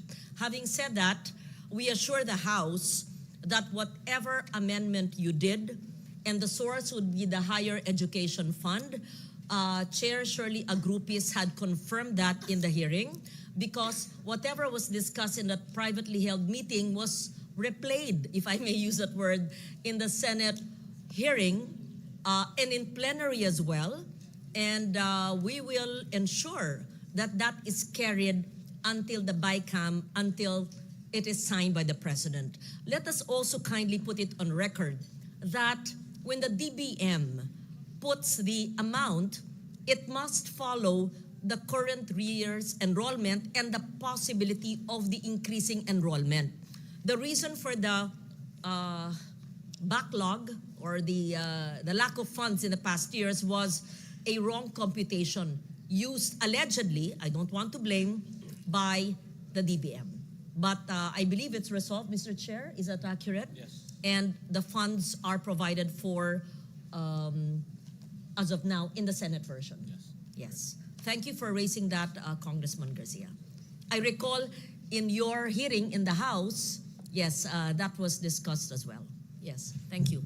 Yes, Senator Loren. Thank you, Mr. Chair. Actually, Thank that's you, a Madam Chair. long-time problem. I think that problem has been plaguing the SUCs for many years. And finally, both the House and the Senate has finally resolved this by allocating 4 billion from the GAA or from the budget and another 8 billion from the Higher Education Development Fund. So tapos na ho yung problema na yun. Yes. But kailangan ma-resolve yung formula ko or else babalik ulit yung problema Yes, next year. Correct. Thank you, Chair, for raising that. Let it be said that every year, hindi dapat ginagamot ng BICAM o ng Kongreso o ng Senado ang kakulangan. Kaya nga dapat tama na yung komputasyon para sa NEP pa lang tama na. Kasi batas ito. This is similar to the PhilHealth issue. Bakit tinimbang ngunit kulang? Bakit 53 ba bilang sa NEP ng 2026, dapat plus 16B kung tama yung computation. So ganun din sa free college education. Dapat tama ang computation ayon sa mga enrollees sa susunod na taon para hindi gagamutin na naman, hahabulin sa GAB o sa GAA. Yeah, so I'm glad we are of the same mind and we share that advocacy, all of us in this hall today, so we make sure that the NEP next 2027 will be correctly computed. Thank you for raising that. I'll just add to that. So we actually put in two special provisions pertaining to this. The first would be to ensure that the HEDF will be committed by CHED towards this purpose. Because in the previous years, we found out that apparently the HEDF has been accumulating for the last 27 years, untouched. Nakita po namin na meron pong laman na 12 billion pesos sa HEDF na higit 2 dekada na natutulog. So when we were able to see that, we created a special provision as reflected in the HGAB to make sure, essentially to force CHED to commit and DBM also to commit to releasing the 7.82 billion pesos for the purpose of paying the deficiency to SUC. So talaga pong we made sure that the special provision is so specific that DBM and CHED will really have to comply. We even put in the amount so they would no longer be able to flex out of the situation. The second one po, to the point of Senator Lauren, in terms of the computation, essentially the shortfall every single year emanated from the fact that there's a discrepancy in terms of the estimated number of enrollees as reflected in the NEP and the actual number of enrollees. Lumaki po ng lumaki yung gap every year. So we put in another special provision in the HGAB, and this is something that we would have to reconcile as well, wherein we essentially mandated PASOK, CHED, and the DBM that during the budget call, they already need to do that alignment. And there would be a deadline for SUCs to submit their projected enrollees for the following year. So just to say, we're doing this, we're doing a two-pronged approach. First is that we will pay the current deficiency to SUCs amounting to 12.31 billion. Para po yung kakulangan for the last 5 years, okay na yon, done na po, settled na. But the second approach, and I would think the more important facet of this solution, is to make sure this deficiency no longer happens again in the future. So that's why, aside from making sure that the 12.31 billion pesos is funded, we have these two special provisions as well to safeguard against any shortcomings in terms of actualizing this provision. Pero yun po, rest assured that the payment of deficiency to SUCs is secured despite all of the additions to the different SUCs. Maraming salamat, Madam Chair, Mr. Chair, and Senator Loren. Just a last note on that. Thank you for that, Chair Mika and Kong Abet. Alam niyo, sinabi ng mga SUCs, dahil sila nag-aabono para punuin yung batas na ginawa natin, nawawalan sila ng pondo sa mga regular programs sa kabataan. So ang nawala talaga yung mga benepisyo ng mga bata. Ang dami nilang kinancel na ongoing programs nila just to fill in the billions that were missing for the past year. So this is really a very good step that both houses are doing, that we're filling it up. And again, dapat tama na sa NEP 2027. So thank you for bringing it up. Mr. Chair, Madam Chair. Yes, Representative Pepito Alvarez. Kung wala na ibang issue, I move for the omnibus approval of all budget of the issues in all regions. So move, Mr. Chair. Thank you. Duly seconded by our colleagues. The budget, yes. Just very quickly for the information of not just our colleagues, but those who are viewing us live stream through live streaming. May we just place on record the Tulong Dunong program, because it was repeated over and over for I think 28 or 18 SUCs would have it. What is the program? How do we ensure that that it is availed of? Who do they go to? Because there is a Tulong Dunong in the state universities, and then a Tulong Dunong with the CHED. In fact, with CHED, it's about a little over 2 billion. So how does this work? Just for the record, Mr. Chairman. So since this is downloaded directly to the state universities will implement that scholarship program in particular. So iba po yung sa CHED, iba po yung sa mga state universities. So that's how you operationalize the ones in the state universities.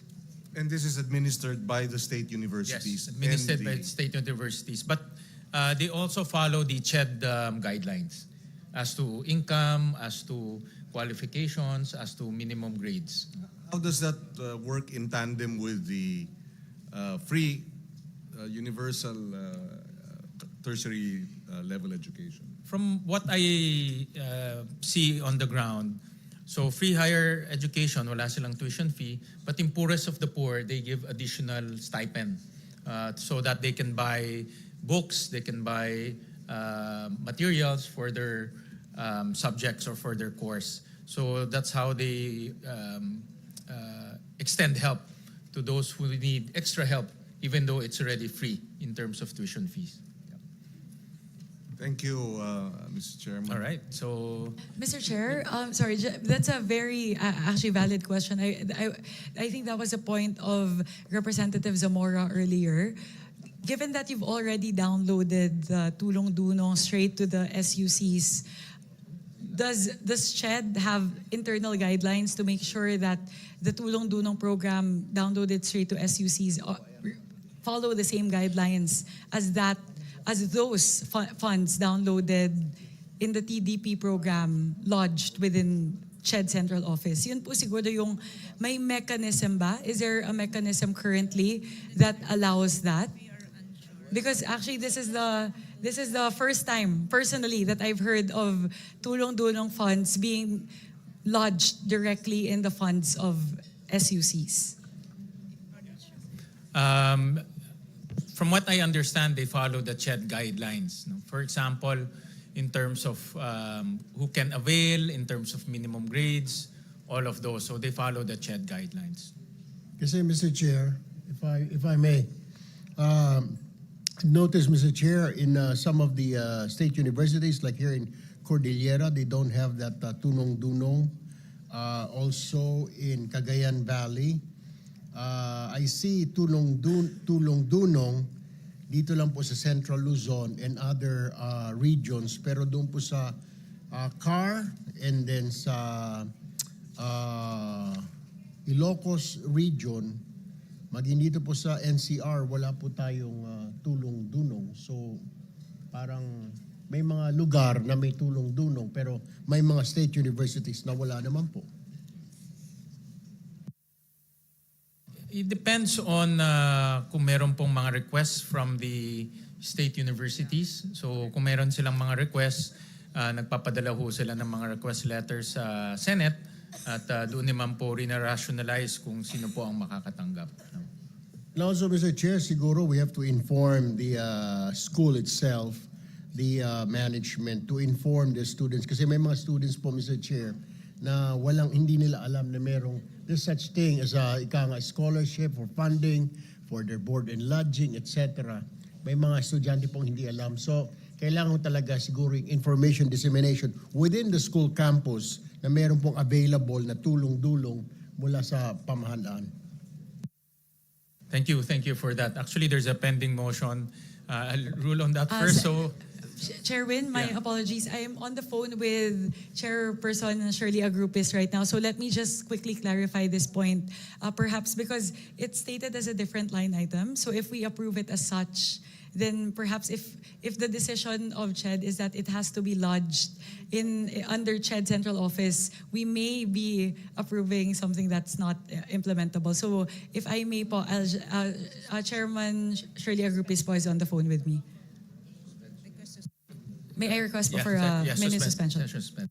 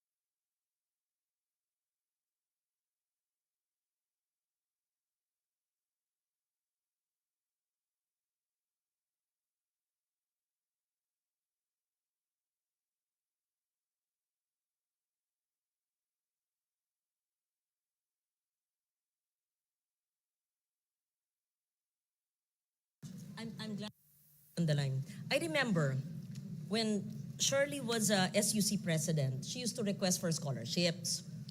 And she said, she told me at the time, pag diretso ro ang pondo sa SUC, mas mabilis mag-facilitate sa estudyante. At that time, with all due respect, whoever was the chair of CHED. But of course, now she's in CHED. And she prefers all the funds there. So it's really up to us. We leave it to you, to us. Anong mas maganda? Kasi the SUC presidents, they want the funds diretso so that they should not ask CHED, that's a processing din sa kanila. Pag diretso, then they decide the 4P scholars, poorest of the poor, whoever. So, but now that she's the chair, if she wants it all under her watch, it's really okay. But I used to give her scholarships, everywhere. And she would say, maganda pag diretso. SUC presidents will say, diretso na sa amin. Okay, but it's up to them, whatever they wish. That's why, so chair, so. For the record po, Sen. Lauren, Sen. Win, upon conferring with Chairperson Agrupis, so there's actually no procedural or legal impediments to lodging it in the SUC. So at least that's clear. So it's really up to the BICAM as to whether we want to centralize all the tulong-dunong funds to CHED Central Office or keep them there. So, in Mr. the Chair, SUCs. Madam Chair, so what's the decision? Do we have to leave it to the I to suggest- CHED or go directly to the SUCs? Okay. We'll download it to SUCs. It can be both because a scholar, whatever it's called, a scholarship assistance can go through CHED, that's the tertiary education subsidy, the TES, and there's tulong-dunong. But a scholarship assistance can also be an amendment to a specific SUC. For example, yung SUC ni attorney ko.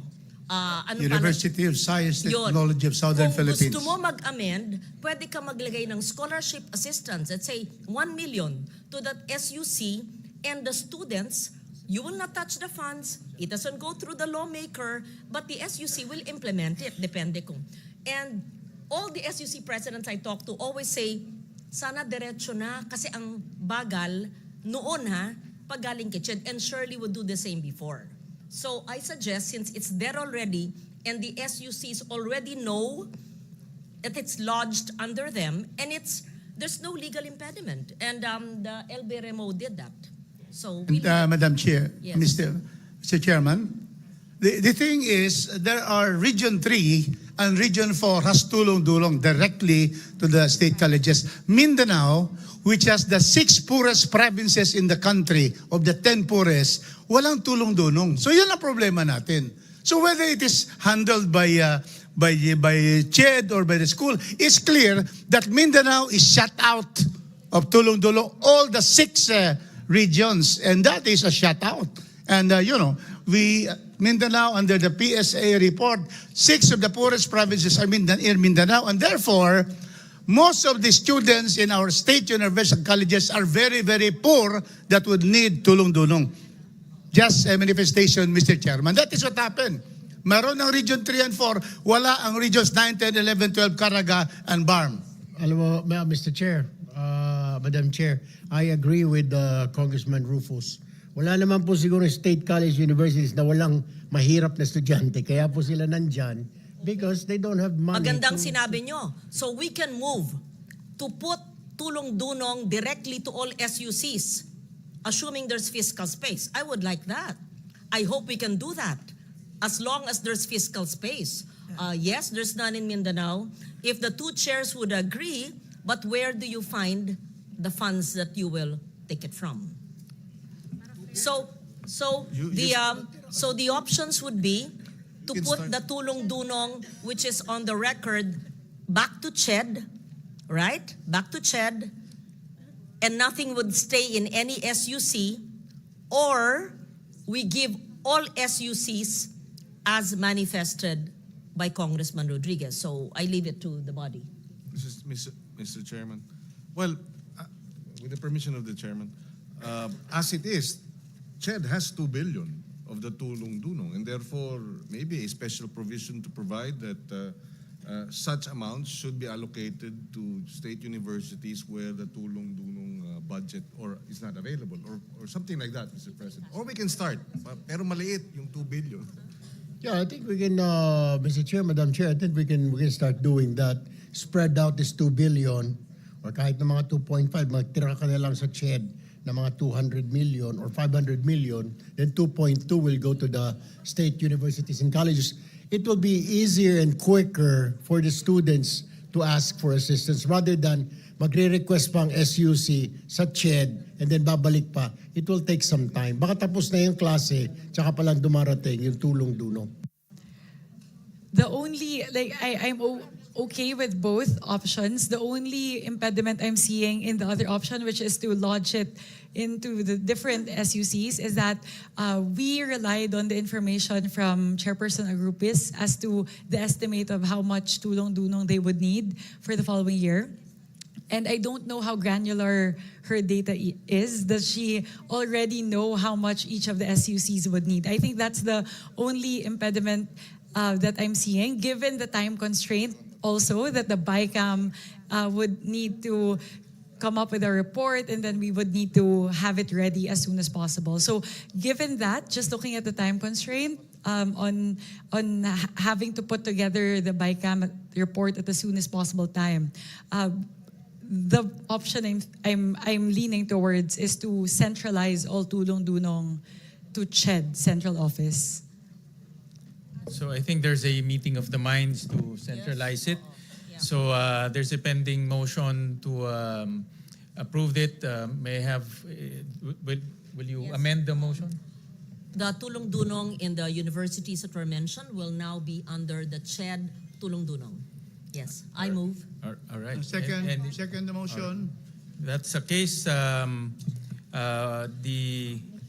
budget of the SUCs, including the University of the Philippines, is now approved. And the tulong-dulong program that were mentioned in each universities will be transferred to the CHED. Mr. Chairman? All right? Just say, I did the math. No? I was listening to the amounts that were allocated earlier. 1 million, 2 million per SUC, no? But if my math is correct, if it's 2 billion and there are 113 state universities, that's about 17 million each. So, in other words, yung maliliit na 1 million can actually get 17 million if it is divided equally among the different. But of course, we leave that to CHED, no? Because different state universities will have different considerations and population and needs, etc. Mr. Chairman, the tulong-dulong that I have learned, have known Representative about. Rodriguez, my Yes. apologies. Please kindly wait to be recognized. I would first like to recognize Representative Pepito Alvarez and then Representative Rufus Rodriguez. Yes, thank you, Madam Chair, Mr. Chair. Yung tulong-dunong, hindi lang naman yun sa mahirap. Kung mahirap lang lahat ng bigyan, wala tayong talagang pera na ganyan karami. Pagkatapos, meron yung criteria, dapat deserving. Mahirap nga siya, bigyan mo ng pera, hindi naman siya deserving, hindi na mag-aaral yun. So that's my point. Kailangan deserving, kailangan may grado rin. Kaya mabuti, centralize mo na lang sa CHED. Kasi I'm so afraid, also in the state universities, marami rin corruption. And that is true. Palawan State University is number 1 corrupt also. Wala akong magawa. They're not under me, so I do not suggest that we put the money in the SUCs. I'm sorry, but it's true. Thank you. Thank you, Representative Rodriguez. Yes, Madam Chair, Mr. Chair. The tulong-dulong originally, and should be, is to the private schools, private universities. Because our SUCs, free tuition na sila. And that is why I'm surprised now we are putting money to state universities because I have been having that for the past 15 years, except the last 3 years, na wala ng tulong-dunong, binalik ngayon. It's really for those studying in private universities to be able to help them, being in the private school system. Because actually, the private tertiary system is complementary to the state system. So yun talaga eh. So that is why tulong-dulong has always been given kasi for the past wala talaga yung SUCs because free tuition na sila and fees. Dito sa nangangailangan from the private sector, private universities that those who are very poor as stated by Chairman Peter Alvarez. Yes. Thank you. Yes. So with that, we already voted. So we just want to seek the assurance of Chairperson Agrupias. Please make sure that the Tulong Dunong program is implemented a lot quicker than it used to be in the previous years. Kasi po dati, graduate na yung estudyante, hindi pa lumalabas yung scholarship grant nila. So hopefully with the funding that we're giving them for fiscal year 2026, the implementation of the Tulong Dunong program will also be improved. Gusto ko lang pahabol, Madam Chair, Mr. Chair. I mean, point of clarification. Tulong Dunong is not only for like tuition fees. Rather, it is also being used by poor students in the SUCs, particularly in provinces. Board and lodging, transportation, food, and allowances. Kaya doon nga sila sa SUCs. Kaya nga, that's why they need that. That's my point of view, Mr. Chair, Madam Chair. Thank you. Hindi dumating yung tulong, kaya hindi nadagdagan yung dunong. Graduate. All right, thank you. Thank you for With those that, Mr. comments. Chair, let's move to the next agency. I believe CHED, we're moving to CHED. Yes, to Commission on Higher Education. Mr. Chair, on the part of CHED, we'll just wait for the screen to catch up.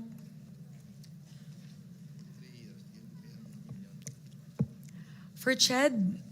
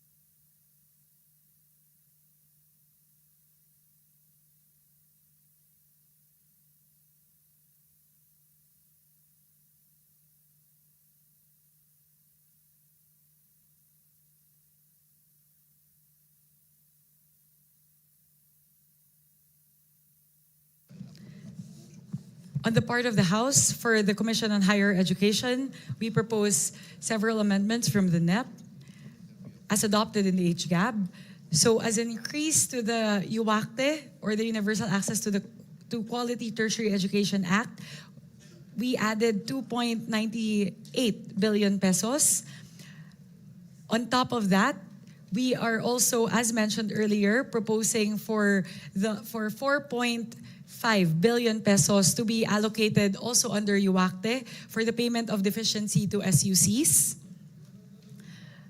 Third would be for Tulong Dunong program. We are proposing to add 2.7 billion pesos. And for increased subsidy for training and research for SUCs, we are proposing an increase of 228 million. So from the NEP levels for UACTE, the increase in tests and UACTE payment of deficiency to SUCs combined, that would be a total increase of 7.5 billion pesos for UACTE, from 27.4 billion pesos in the NEP to 34.9 billion pesos in the HGAB. And again, for Tulong Dunong program, that would be an increase of 2.7 billion pesos. That's it for the part of the House. Thank you. Chairperson Mika. On the part of the Senate, for for Commission on Higher Education, 74.3 billion pesos. For universal access to quality tertiary education, 40 billion pesos. For Tulong Dunong program, the Senate subsumed this under the universal access to quality tertiary education. For locally funded project, improvement enhancement of ICT infrastructure for digitally empowered CHED, central and regional offices through strengthened office productivity and higher education information system, 100 million pesos. For repair and refurbishment works for the CHED 5 offices, 150 million pesos. For seed fund for development of medical schools in SUCs, 440 million pesos. Implementation of English Laboratory Phase 1, 50 million pesos. For financial support for related learning experience requirements in Allied Health Sciences Program, 500 million pesos. For medical scholarships and return service program, 1 billion pesos. 74 na banggit mo kanina. Sorry, I misread the budget of the CHED. It's 47 billion pesos. Ito ko muna. So any comments, any motions? Senwin, I was just hoping to clarify the Tulong Dunong program as indicated here. Does that already include the transferred amounts from the SUCs? Not yet. So we will effect that later on. That's why we need to balance the records later on. So any comments? So Mr. Chair, before we solicit a motion, for the record, we were able to increase the budget of the Commission on Higher Education from 33.1 billion in the NEP to 43.6 billion pesos in the HGAB. And finally, in the proposal, that would be 47.4 billion pesos. So that is a 14 billion increase for the Commission on Higher Education.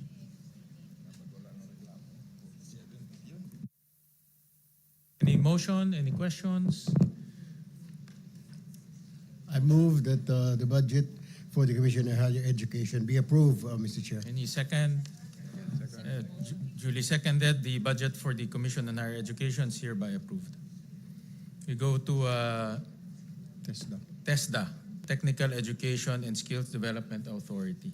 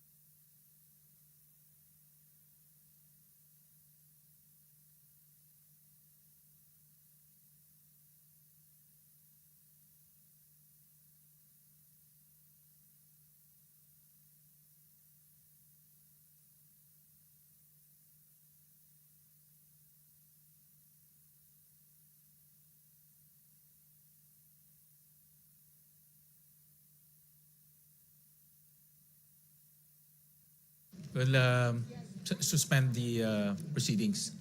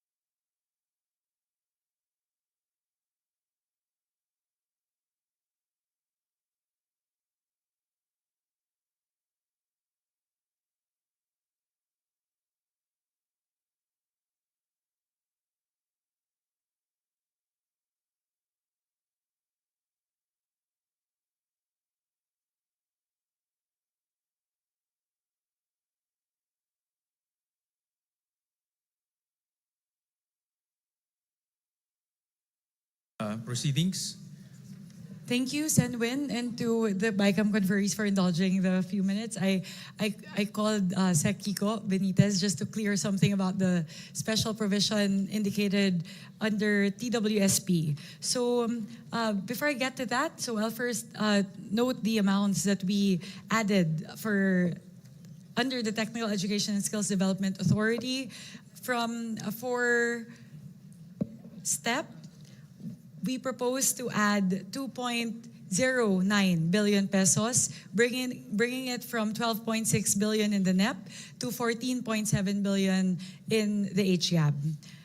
Subsequently, for the TWSP, we propose to add 1.54 billion pesos to change it from 5.3 billion pesos in the NEP up to 6.8 billion pesos in the HGAB. So, Senwin, just wanted to clarify on one point because one of the disagreeing points between the HGAB and the Senate version pertaining to the special provision of TWSP is that upon the request of Secretary Kiko Benitez, the amount as indicated in the TWSP would have to be broken down into different courses with amounts specified for each type of course.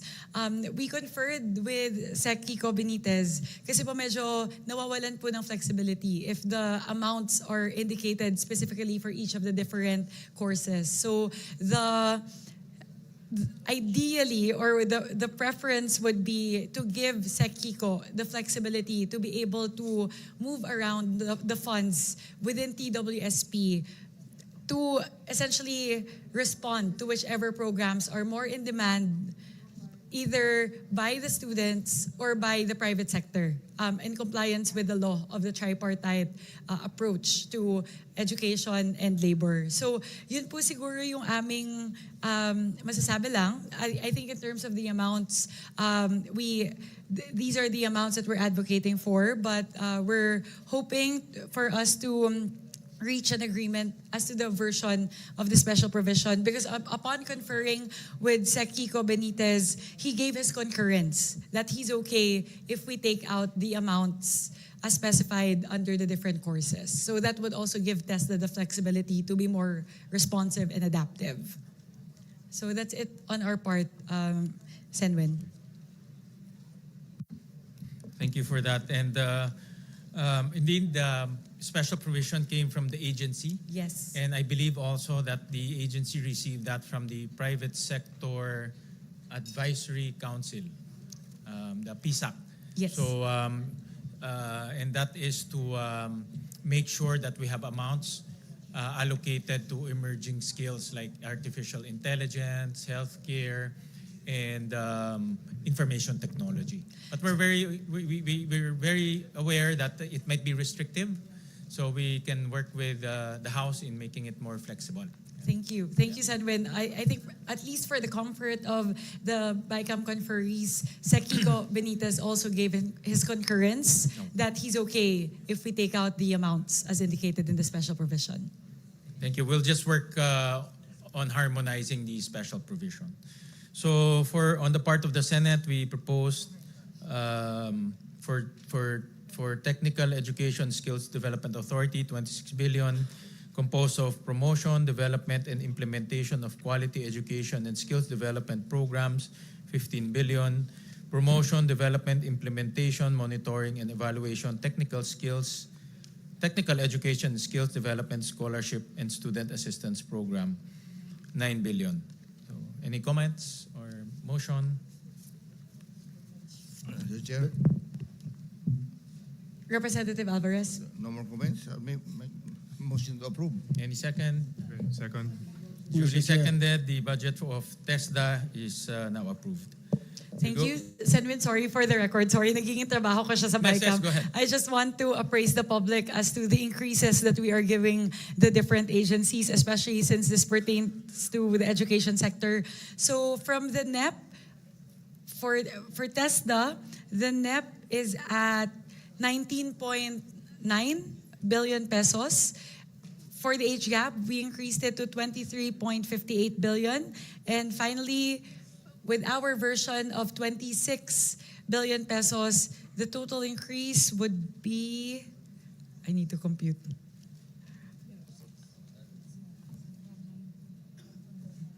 From the NEP, that would be a 6 billion pesos increase from the NEP. So we are giving 6 billion additional to TESDA. Thank you. Thank you for that. We now go to the Department of Science and Technology, Philippine Science High School System, or alma mater.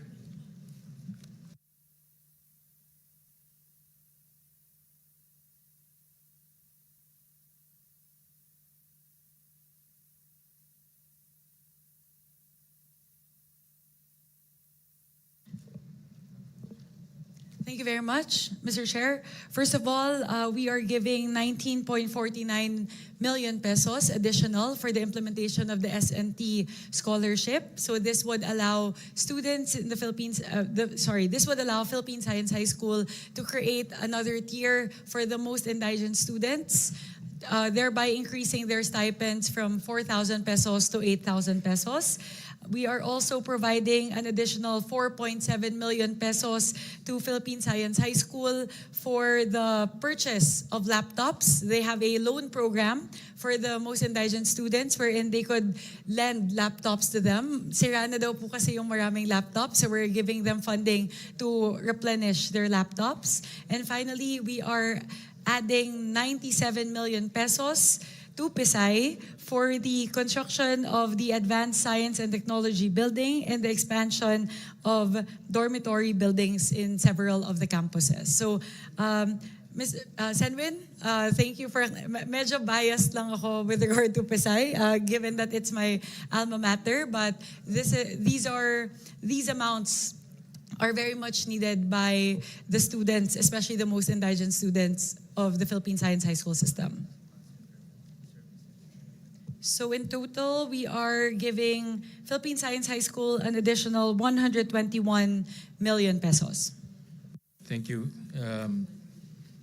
Congresswoman Mika. For the part of the Senate, we propose for the Philippine Science High School system, 3.4 billion pesos, composed of General Management and Supervision, 520 million pesos. Motion to approve, Mr. Chair. Senwin, just wanted to clarify on something. Yung 520 po, because PSI also gave us a request with that figure. Would this be for the scholarship or would this be for something different? This is for the scholarship.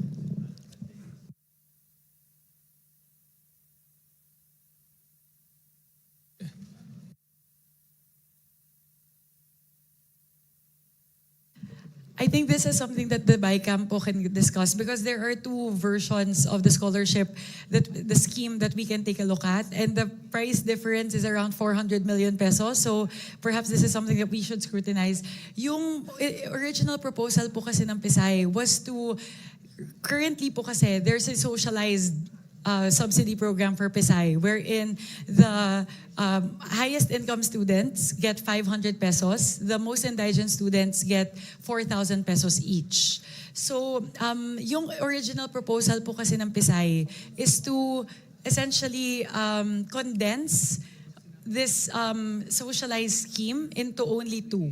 So instead of 500 to 4,000, maging 4,000 or 8,000 pesos na lang po. So something that we would want to take a look in the new proposal, the new scheme from PSI, ang mangyayari po, even the highest income students would also get 4,000 pesos.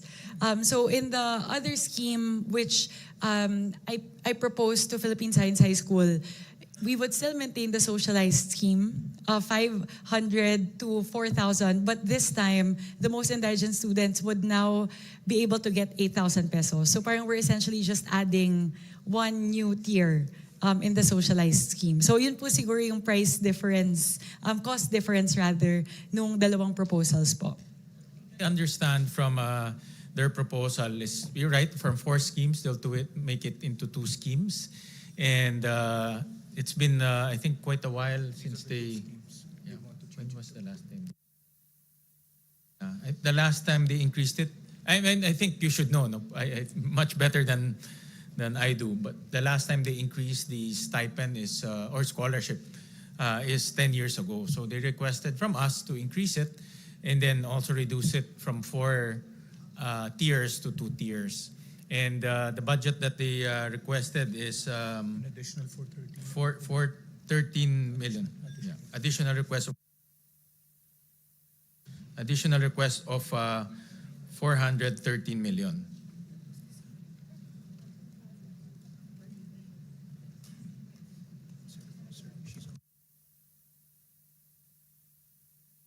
Yes, session suspended.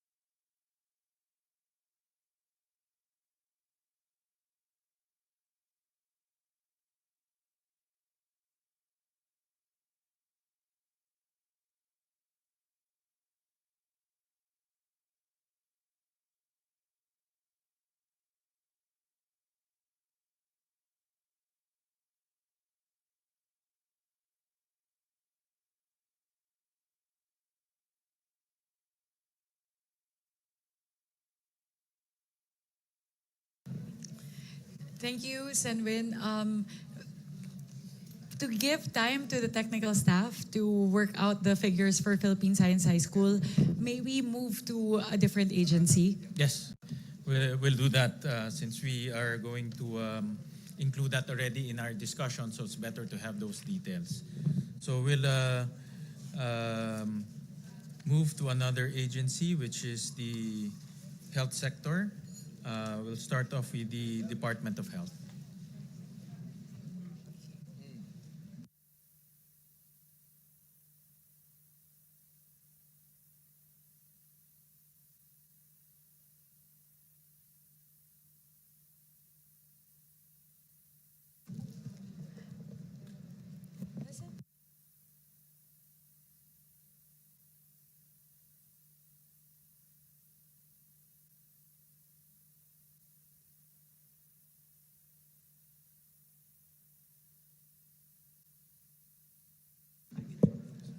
On the part of the House, under the Department of Health, we would like to propose an increase of 2.4 million pesos for HFEP, billion pesos. I'll disaggregate this po. But the total for HFEP rather is an increase of 5.79 billion pesos. 2.4 billion pesos of that would go towards the completion of legacy hospitals such as NKTI, Philippine Cancer Center, Philippine Children's Medical Center, Mariano Marcos Memorial Hospital and Medical Center, West Visayas State University Medical Center, and other hospitals. On top of that, there would be 3.39 billion pesos allocated towards the other health facilities.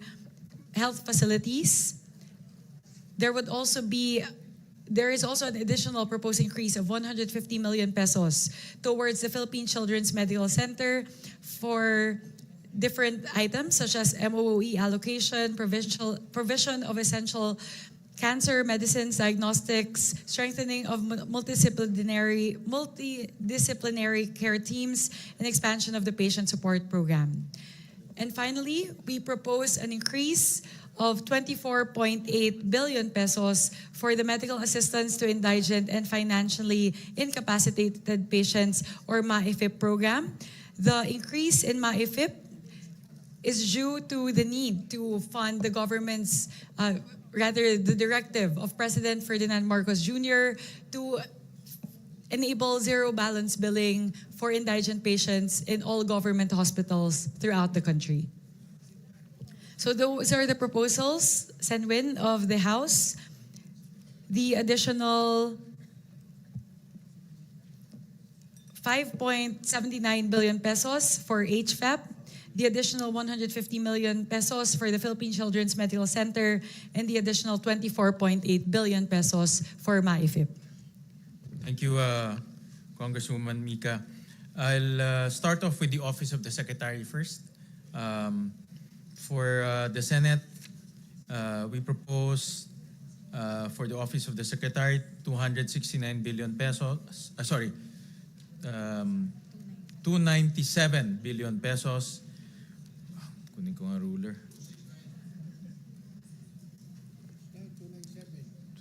Sorry, wala kasing ruler. For Office of the Secretary, 297 billion pesos. For operations of DOH hospitals in Metro Manila, mainly MOOE, for the implementation of ZBB in DOH hospitals in Metro Manila, that's 29.9 billion pesos.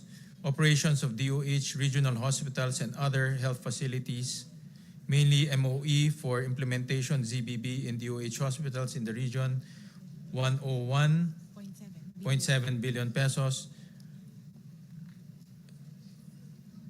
Ano itong 1 billion?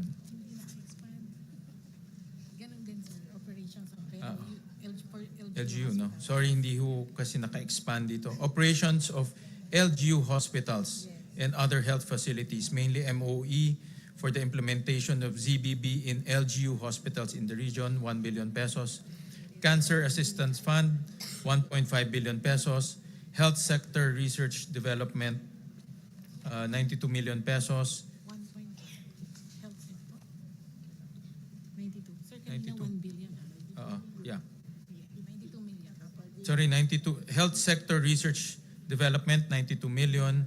Health emergency preparedness and response, 829 million. Health facilities enhancement program, 16 billion. 26, ma'am. Ay, sir. 26 billion. MAIFPIP Okay.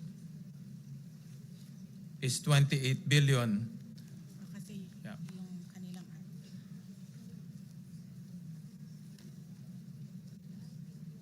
Any comments, motions?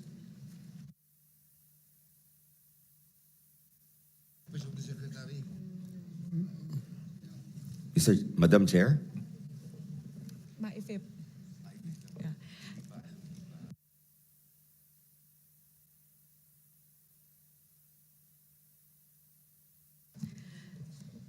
Senwin and to the members of the Senate contingent to the BICAM, if we may appeal for the adoption of the additional 24.96 billion pesos for the MAIFIP program, thereby increasing the amount to 49.2 billion pesos. That would be a huge help that would be the enabling factor to implement the zero balance billing in all government hospitals all throughout the country. So without this, we believe without this amount, without the additional 2.97 billion towards MAIFIP, we will not be able to operationalize the directive of President Ferdinand Marcos Jr. to implement zero balance billing in all government hospitals all throughout the country. So that is the most important point on the part of the House contingent.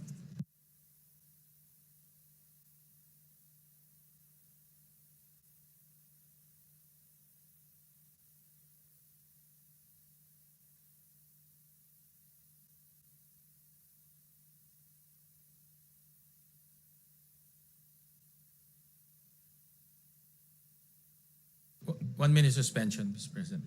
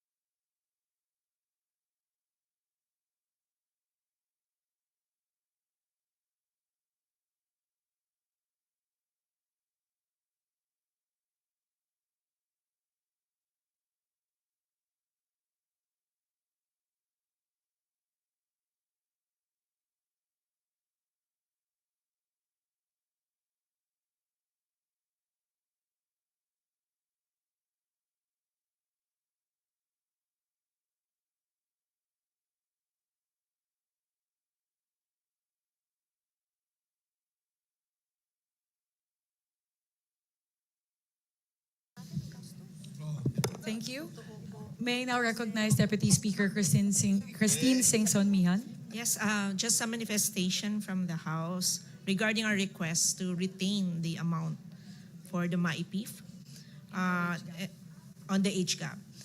So number one reason, it ensures immediate access to life-saving healthcare. MAIP provides direct financial support for hospitalization, diagnostic surgeries, medicines, and emergency care para po sa indigent and vulnerable patients. Increasing or retaining funds ensures that life-threatening cases are not delayed due to inability to pay. Number two, it protects low-income families from catastrophic health expenses. Many Filipino families fall into debt or poverty because of sudden medical bills. MAIP absorbs a significant portion of these costs, preventing financial collapse and preserving household stability. Addresses high demand for public hospital services. Public hospitals continue to experience rising patient volumes due to economic pressures and limited access to private care. Adequate MAIP funding ensures hospitals can respond to this growing demand without compromising service delivery. Number four, strengthens universal healthcare implementation. MAIP fills critical gaps where insurance coverage, example, PhilHealth, is insufficient or unavailable. Maintaining strong MAIP funding supports UHC by ensuring no patient is denied care due to cost. 5. Reduces administrative burden on hospitals. With sufficient MAIP resources, hospitals can streamline patient processing, minimize unpaid bills, and improve overall operations. Minsan kasi yung hospital ginagamit na yung sarili nilang funds kung kulang yung MAIP funding nila.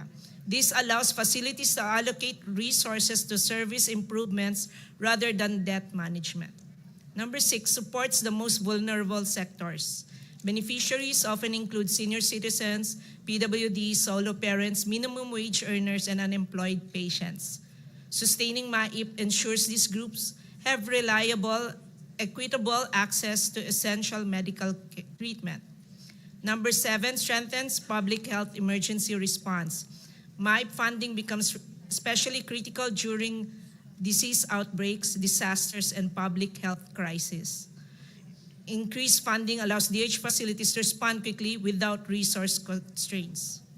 Number 8, promotes healthy equity across regions. Many isolated and disadvantaged areas rely heavily on government-funded medical assistance. Retained or increased MAIP funding prevents further widening of health disparities between rural and urban populations. Number 9, prevents service interruptions in DOH hospitals. Inadequate MAIP budgets could lead to delayed treatments, supply shortages, or limitations on who can receive assistance. Stable funding ensures continuous uninterrupted patient care. And number 10, delivers high social and economic return on investment. Healthy individuals are more productive, less dependent on long-term government aid, and able to contribute to the economy. Investing in medical assistance yields long-term benefits that far outweigh the program's cost. And I think some of my colleagues wants to share some experiences with their MAIP funding of their district, their constituents. Representative Pepito Alvarez. Yeah, Mr. Chair, Madam Chair, I may have in support of what DS Mihan is saying, nakikiusap kami dahil habang hindi buo yung universal healthcare, lalo na yung PhilHealth, hindi pa nag-i-increase yung kanilang mga case rates.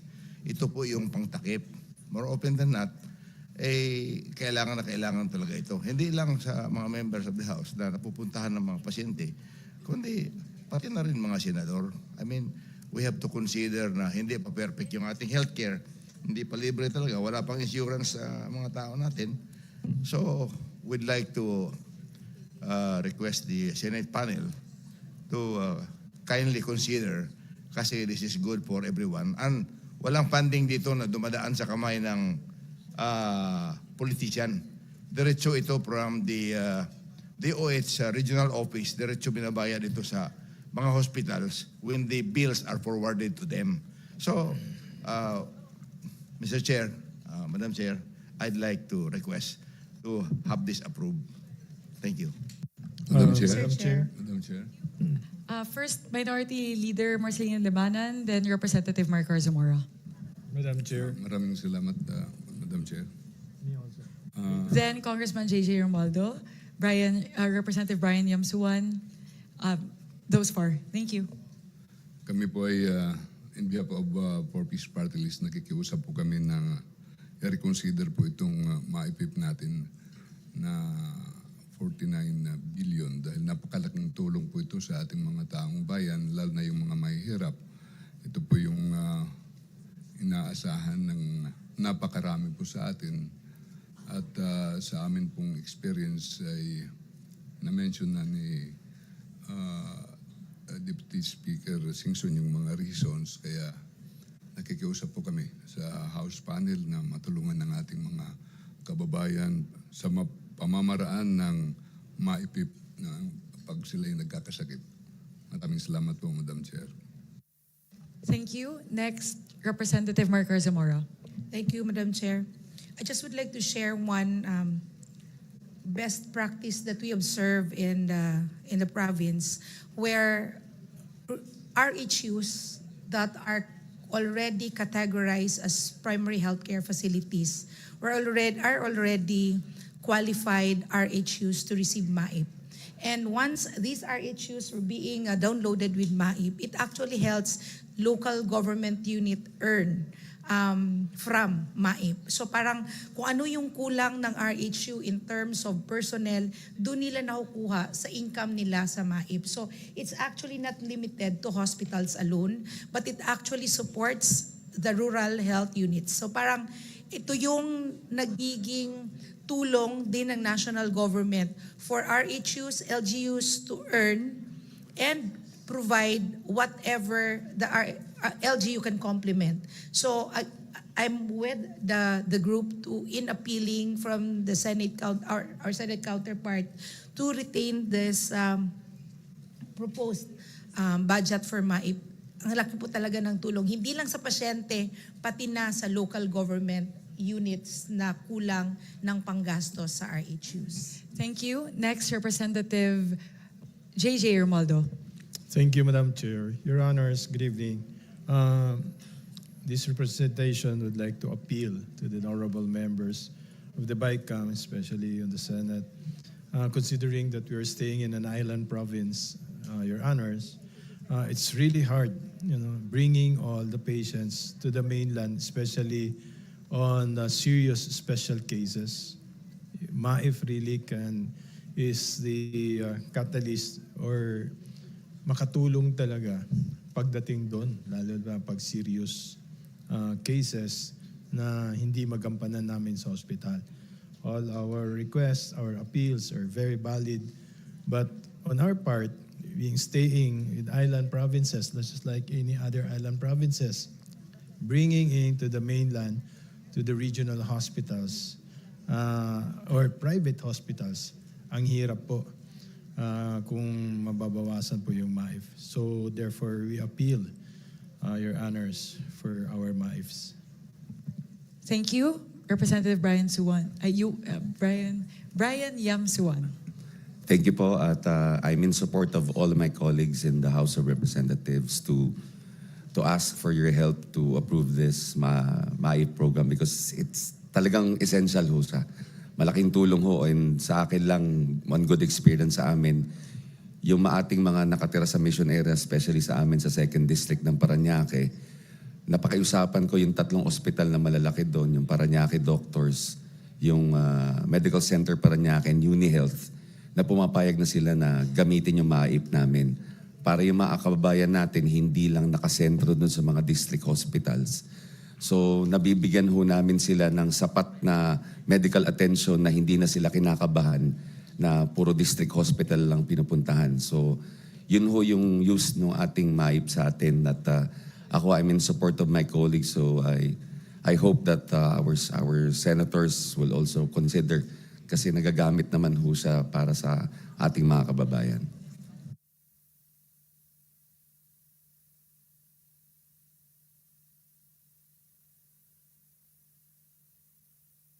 If I may po, I believe this was something that stood out to me during the interpellations in the Senate.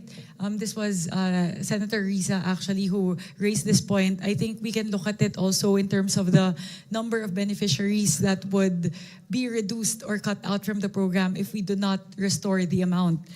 In 2025 po, the number of beneficiaries, given the GAA amount of 41.2 billion pesos, was 3.3 million beneficiaries. And with the cut, if the House version is not adopted, that would reduce the number of beneficiaries by 1.1 million. So, ganun po katindi yung potential impact that you would have, bababa po yung bilang ng mga pasyente na masaserbisyohan natin mula 3.2 million ng 2025 pababa ng 1.1 million lang ng 2026. And as we know, tumataas pa rin naman po yung bilang ng mga kaso na mga pasyente na kailangan po nating i-cater. And again, in 2025, wala pa po yung pangangailangan para sa full implementation ng zero balance billing. So hence, with that, I appeal to our colleagues in the Senate to please consider adopting the House version of MAIFIP, which is at 49.2 49,203.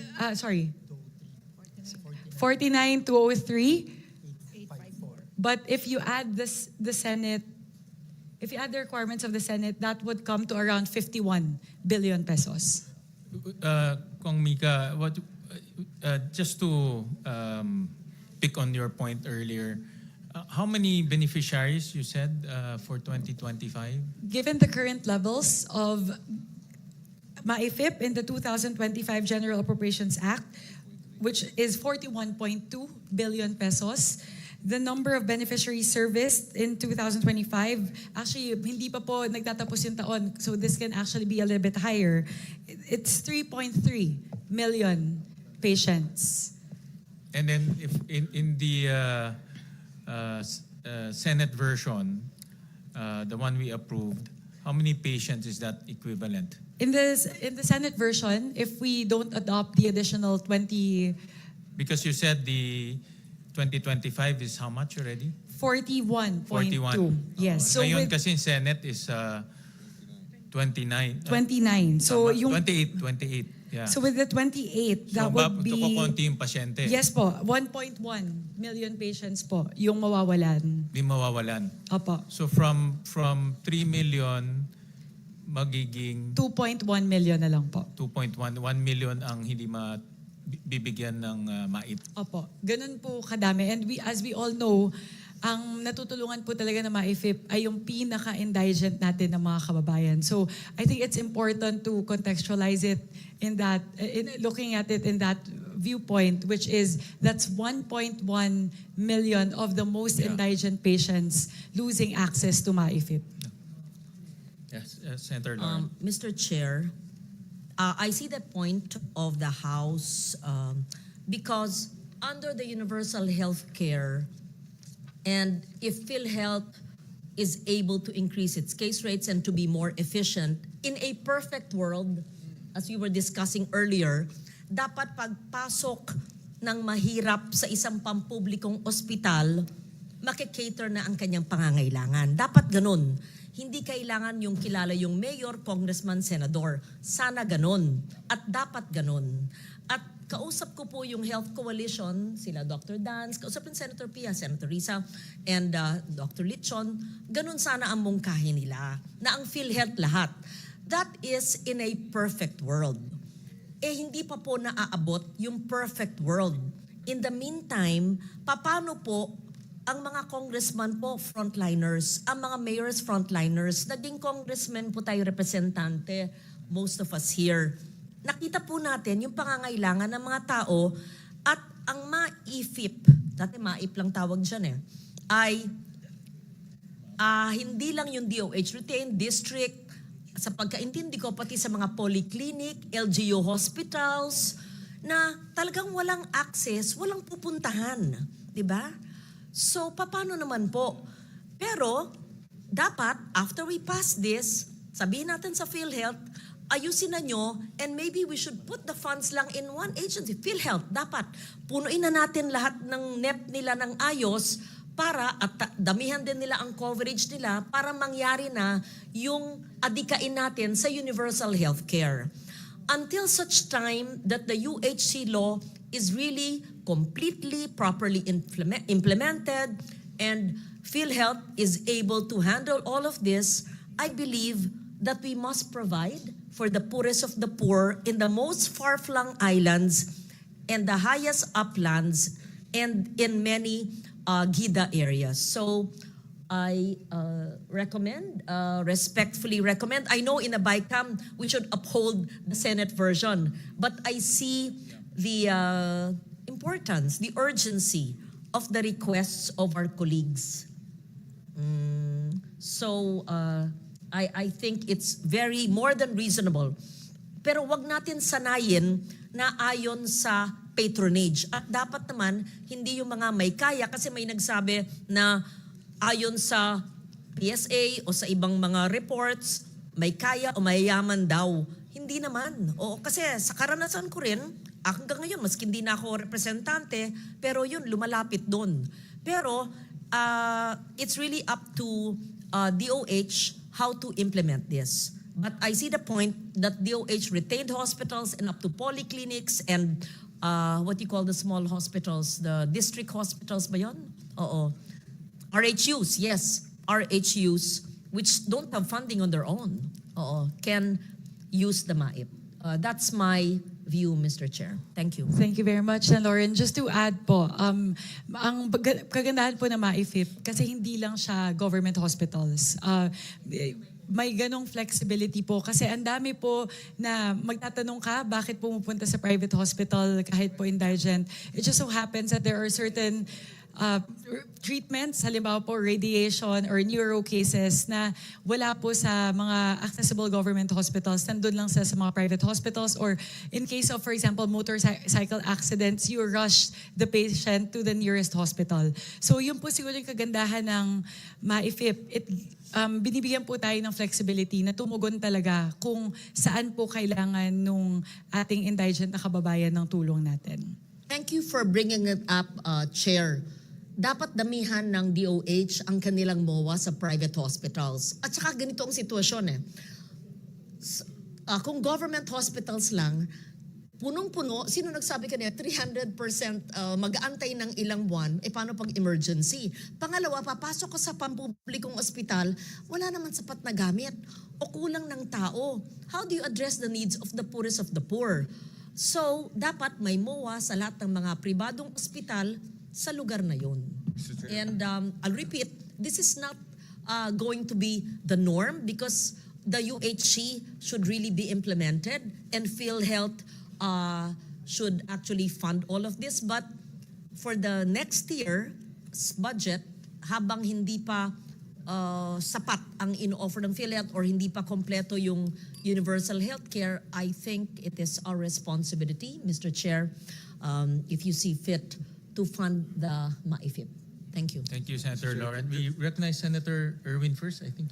Just on the point. Okay. Yes, Yeah, just, go ahead. it was I who mentioned that because of the zero balance billing announcement, there are many government hospitals. In fact, I was in a conversation with Dr. Gap Legaspi of PGH.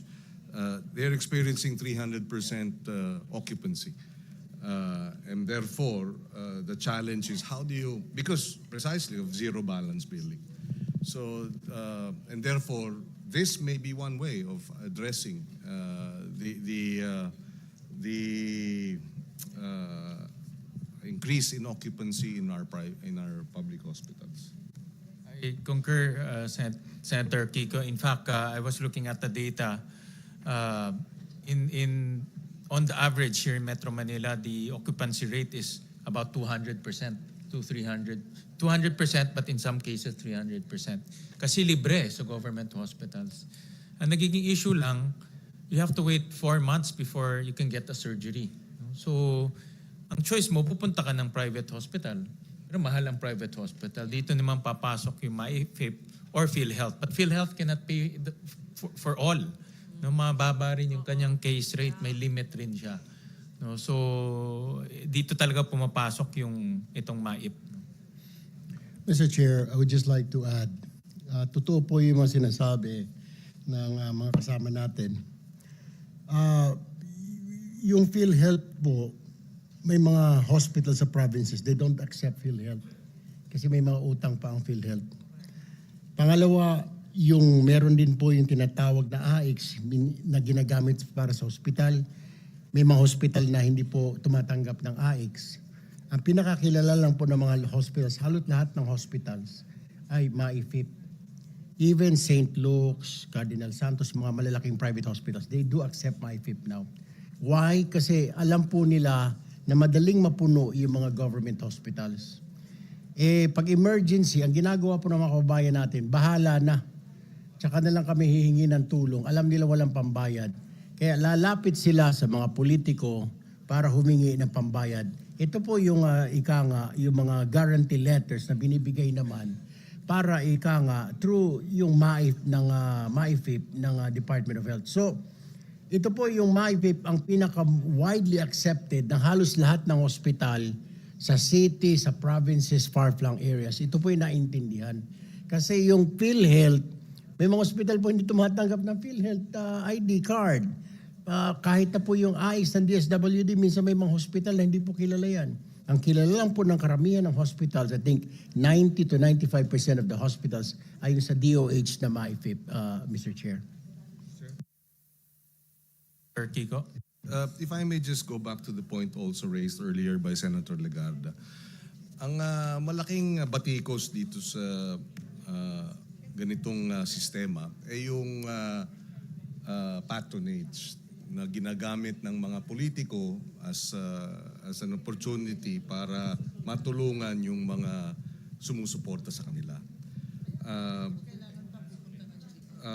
But I think what we need to perhaps to prevent that is to have some safeguards by way of maybe a special provision as to how it should be implemented, number one.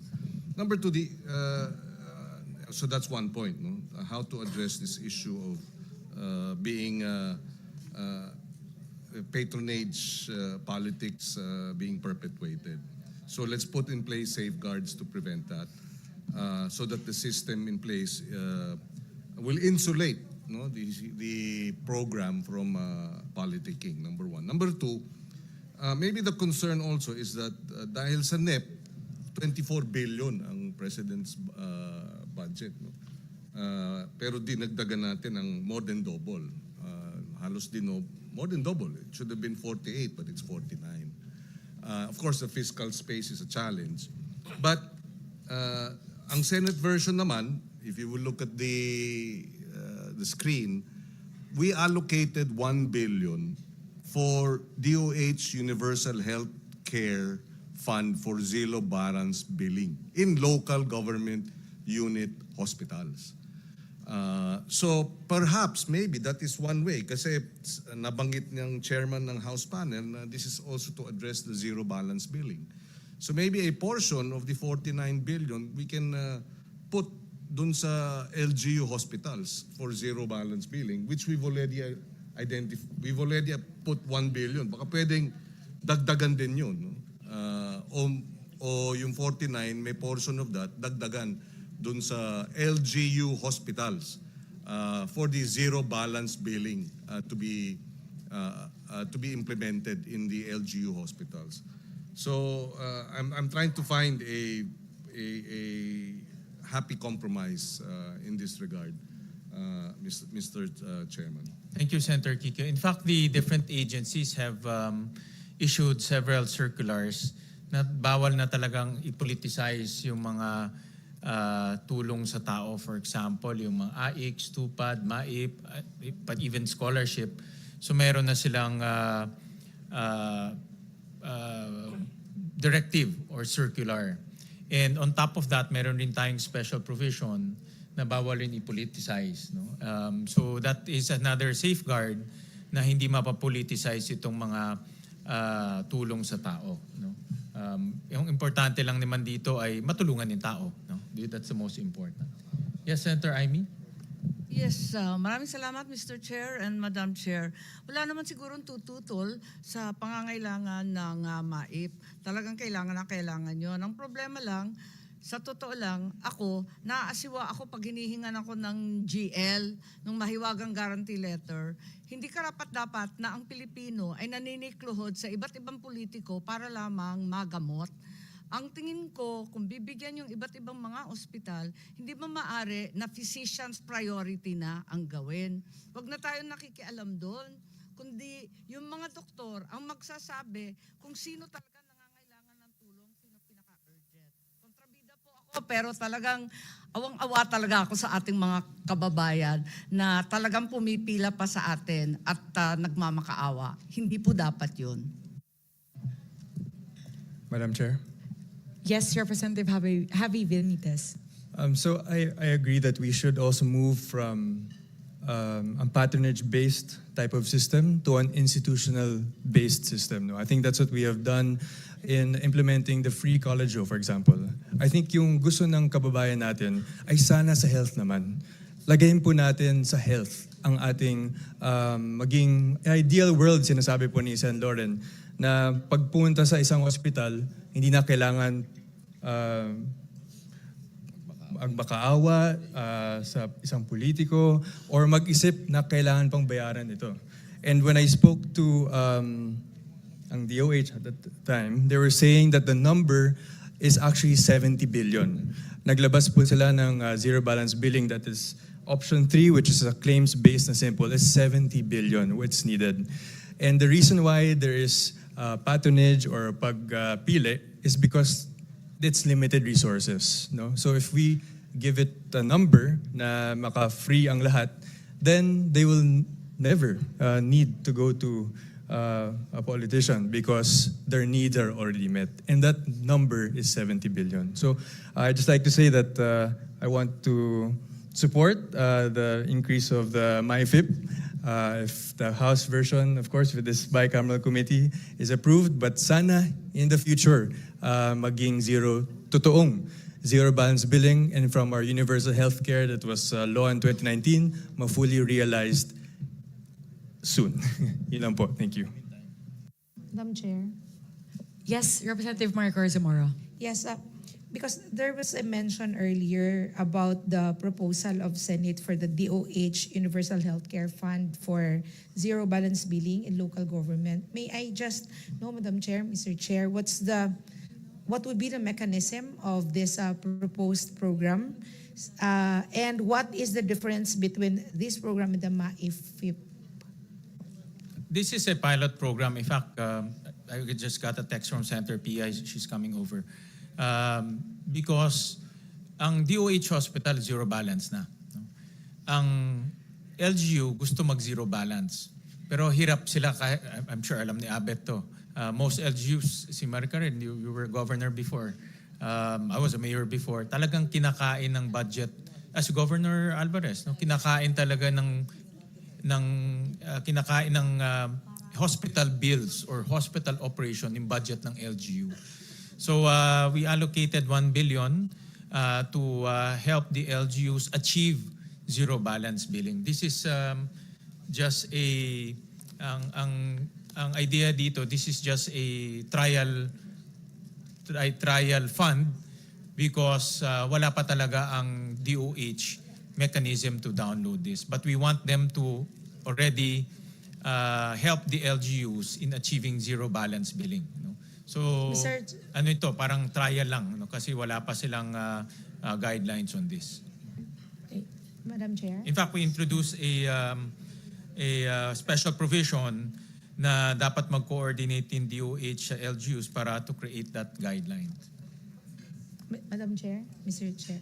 Go ahead, Kong Maricor. Because based on how MAIF is being implemented now, there are already LGU hospitals that are already availing MAIFIP, and they're actually implementing zero balance billing dahil nada-download si MAIFIP directly to the LGU, utilizing the MAIFIP sa provincial hospital. So hindi ba po siya magiging duplication itong item na to sa MAIFIP where it's already implemented now na pwede nang direkta sa LGU?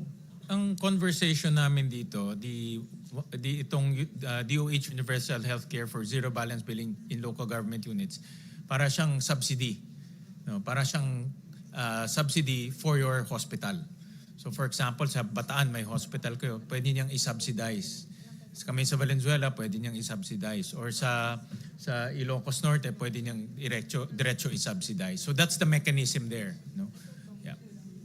So, Yan Mr. yung idea. But they have to come up with guidelines to Yeah, operationalize Mr. it. Chair.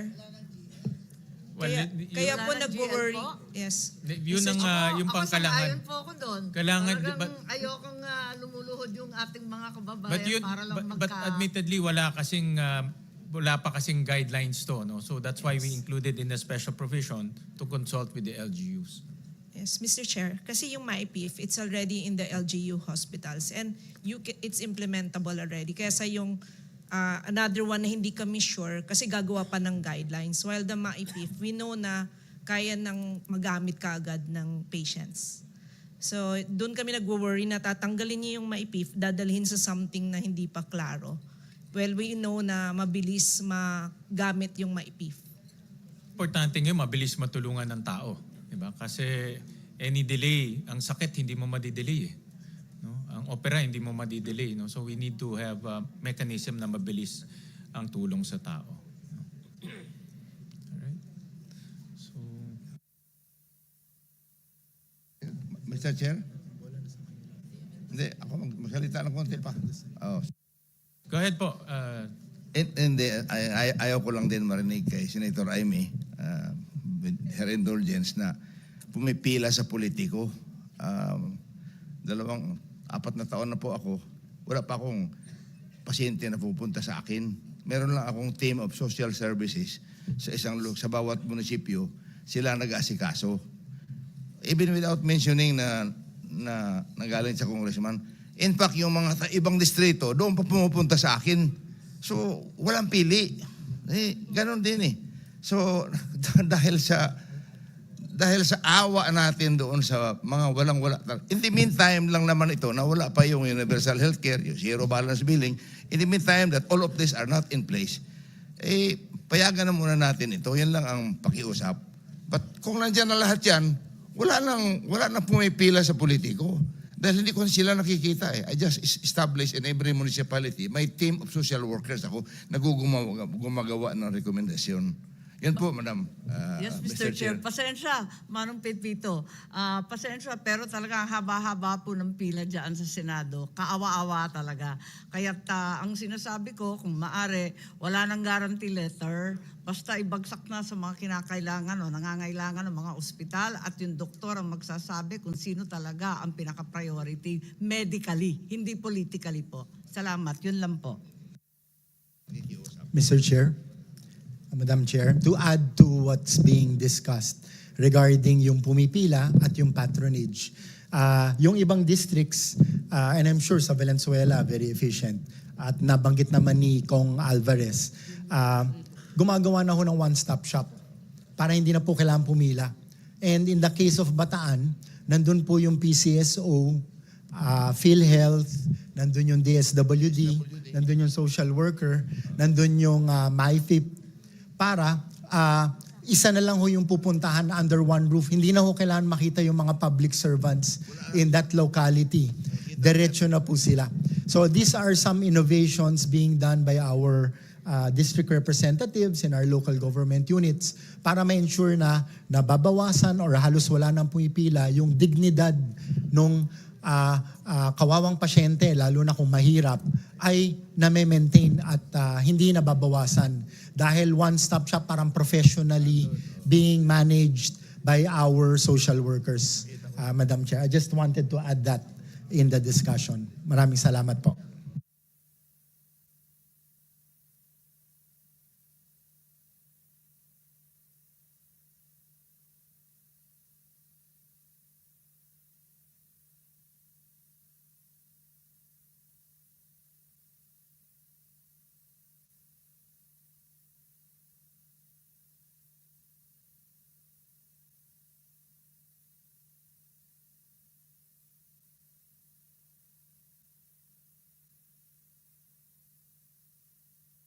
So, minute suspension.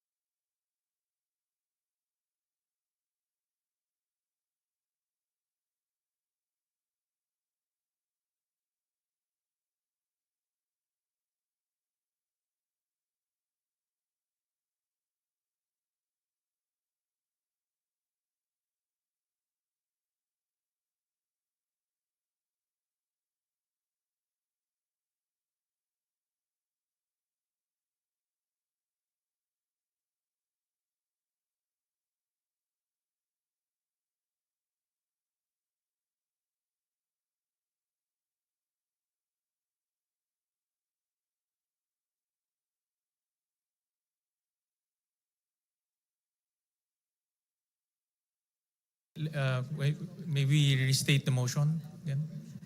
Mr. Chair, I move to retain the amount,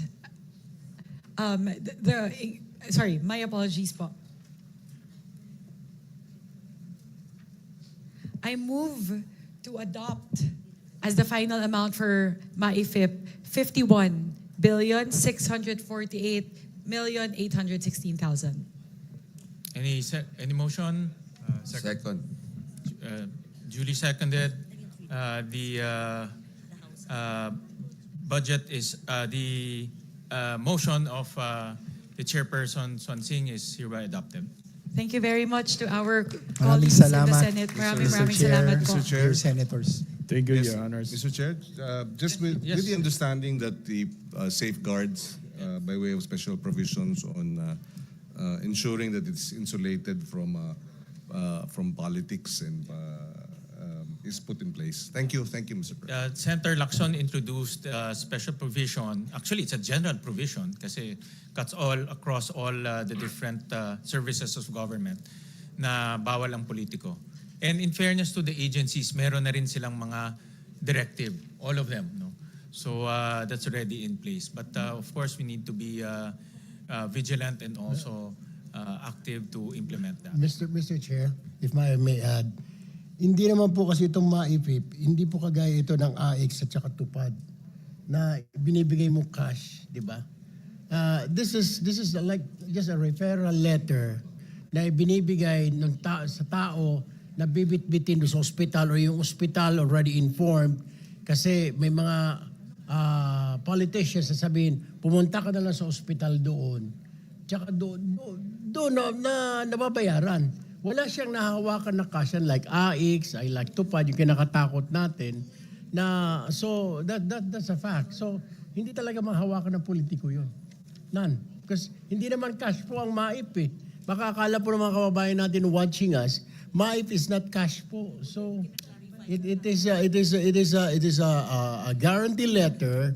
It's the DOH that pays or that foot the bill of the individual person. So walang binibigay na cash ang politiko, Mr. Chair. Thank you, Senator Erwin, for mentioning that, because not everybody who is probably watching now has ever witnessed a bicameral conference committee. And when they see numbers by the hundreds of millions, if not billions, they might think that the additional 20 billion, which the Senate is agreeing with the House, will be money that will be lodged in congressmen's offices or in senators' offices. Ang MAIFIP, yes, gumagano si Governor Alvarez. O syempre, kaya nga pinapaliwanag ko po, para lang po, we're on the same team. Okay, anyway, I'm just trying to explain. This is diretso sa mga polyclinic, district hospitals, rural health units, na minsan nga kulang nga ng equipment. Ang ideal, sana wala nang guarantee letter. In fact, pag sapat, ang tanong ko rin, pag sapat na ang binibigay ng MAIFIP, ng DOH ang MAIFIP, hindi naman kailangan ng guarantee letter mula sa senador na minention ni Senator Marcos o sa inyo. Pagpasok nila, pag sapat ang pondo ng rural health unit or polyclinic, umiikot na yon sa pondo nila libre, hindi kailangan mag-antay ng pirma ng congressman o ng staff ng congressman, di ba? Basta sapat ang pondo. Siguro sa linigay natin ngayon, in short, hindi pumipili ang politiko ng kanyang may sakit. Hindi pumipili dapat ang politiko pag may sakit yung leader ng kalaban niya, walang GL. Hindi po dapat ganon. That's what the chair means. Let us not politicize it. Yeah. Walang nameless, faceless, no political color. Tama ba ho? Ang intindi ko na pag nandun na sa rural health unit, whatever health facility, letter or not, pagpasok doon, dapat i-entertain. So yun yung zero balance billing.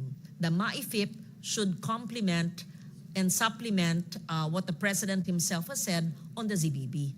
Tama? Okay. Thank you. So Madam that's Chair. clear. Thank you. Yes, Representative Alvarez.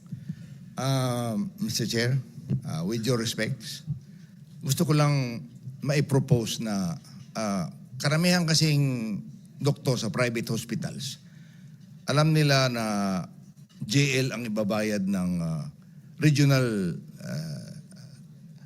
office ng DOH. Nagte-take advantage. Imbis na 50,000, dinodoble nila yung kanilang professional fee. Kitang-kita eh. So, more often than not, sa lahat ng may mga hospital na mga lugar sa distrito ko, mini-meeting ko si kanila na wag sila mag-overprice. Kung tama lang. Kasi ito sana, na-approve na natin yung MAIPIP, kung maari sana yung professional fee ng mga doktor.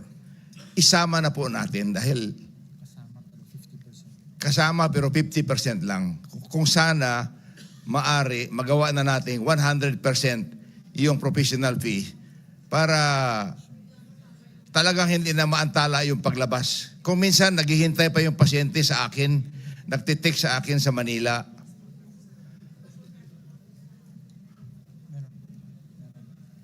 Professional fees now, they accept 50%. So I suggest, Madam Chair, Mr. Chair, na kung maaari, gawin na natin 100%. With the provision na kausapin natin ang mga doktor na wag mag-overcharge.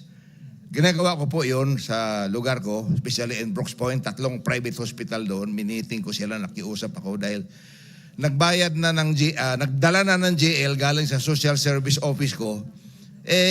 Siyempre, ayaw pang palabasin. Dito ako sa Manila, nagte-text, tatawag pa ako sa Puerto Princesa para mag-deliver ng pera doon sa isang bayan. That's 3 hours away from Puerto. Mahirap po na, lalong-lalo na magaling na yung bata. Nandoon ang nanay, wala nang makain doon dahil uuwi pa sa kanila. Pati nga pamasahe noon. Marami po kayo may mga indigents sa Southern Palawan, especially mga indigenous people. Kaya hindi naman, wala akong indigenous people nakita na naglulukod doon sa MAIPIP at saka sa mga pribilehiyo eh. So, more often than not, talagang naaantala yung kanilang pag-uwi. Lalo na kung masama ang weather. Hindi bali kung 1 oras lang yung biyahe na magandang weather, simentado yung kwarsada, aakyat pa sa bundok yan. Kaya, kung maaari, propose ko na yun na bayaran na natin 100% ang provisional fee, tanggapin na natin na 100% mababayad. Thank you, Madam Chair, Mr. Chair. Senator Amy? Yes, thank you very much, Mr. Chairman and Madam Chair. I'd just like to bring our attention to the general provision referred to earlier by Chairman Gatchalian. It's on IB 683 page between lines 52 and 53. And this refers to the prohibition on political involvement in cash distribution. So, nakikita ko naman na talaga naman maganda ang mithiin ito. Subalit, sa kabila niyan, kinakailangan basahin natin ng maigi. Unang-una, wag natin limitahan sa cash. Kasi yung MAIP nga tulad ng pinaliwanag ni Senator Erwin, talagang hindi naman cash. Pero dapat sakop pa rin ito. Pero medyo mabigat rin ang wording kasi walang politikong present to participate in, to influence, or otherwise take part. Medyo mabigat kasi alam naman natin ang trabaho natin, taga-endorse, taga-recommend, lahat ng request natin sa tambak, siguro naman hindi mamasamain. Kaya gusto ko sana na i-review sana itong general provision, palawakin siya kasi magandang mithiin na hindi lang cash assistance kundi lahat ng assistance. Tapos wag naman na sakop lahat na halos may penalty pa. Kapag andun ang politiko, parang mabigat-bigat naman yata to. Higit sa lahat, I do believe that legally this is actually surplusage when in fact we already have the DAP ruling, which is very clear that politicians should not meddle in any way in the implementation of projects. Once the budget is passed, it's hands off to all legislators. Yun lang po, mere observation and perhaps an invitation to review this general provision. Mr. Chair, Senator may I also manifest to a provision kasi po the professional fee is not included and hindi rin po tumatanggap ang mga doktor karamihan sa kanila ng MAIP. So if we can put a special provision na i-incorporate na ng hospital doon sa bill ng pasyente yung professional fee.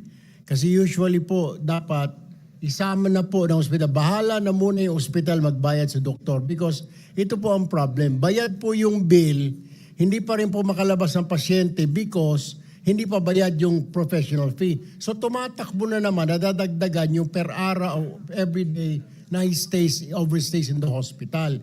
Kaya nga if we can make a special provision, Mr. Chair, na isama na doon sa hospital bill ang professional fee para pagbayad ng MAIP, makalabas na yung tao. Kasi the problem right now, Mr. Chair, bayad nga yung hospital bill. Sasabihin naman ng hospital, yung professional fee. So hindi pa rin makalabas po yung pasyente. So siguro isang provision, Mr. Chair, na incorporate natin dito, na isama na ng hospital, ang hospital na ang maglagay ng professional fee sa total bill para yung hospital na muna magbabayad sa doktor, Mr. Chair. Two notes po, if I may, Senwin. First po, with regard to the manifestation of Senator Amy Marcos, we would like for the record state that the House contingent supports the manifestation of Senator Amy Marcos to review the wording as currently proposed by the Senate with regard to the general provision prohibiting the political involvement in these activities. I totally agree 100% with the manifestation of Senator Amy that this actually impinges on a previous ruling already made by the Supreme Court pertaining to DAP. So I agree, it's the penal provision, it's a penal clause that's actually a little bit, that's the reason why the House is a little bit hesitant with regard to adopting it. With regard to the manifestation of Senator Erwin Tulfo, we actually do have in the HGAB a proposal pertaining to the professional fees. So in the HGAB, as you would see po, the special provision says that 100% of the professional fees should be inclusible in the MAIFIP disbursement. So we thank Senator Amy Marcos and Senator Erwin Tulfo because those are both positions of the House, very much consistent with the positions of the House contingent. Thank you very much, po. Thank you. And I also concur that the suggestions of Senator Amy will definitely study that and tighten it. Senator Pia also suggested language on the inclusion of professional fees, subject to the formulation of guidelines to govern the coverage of professional fees.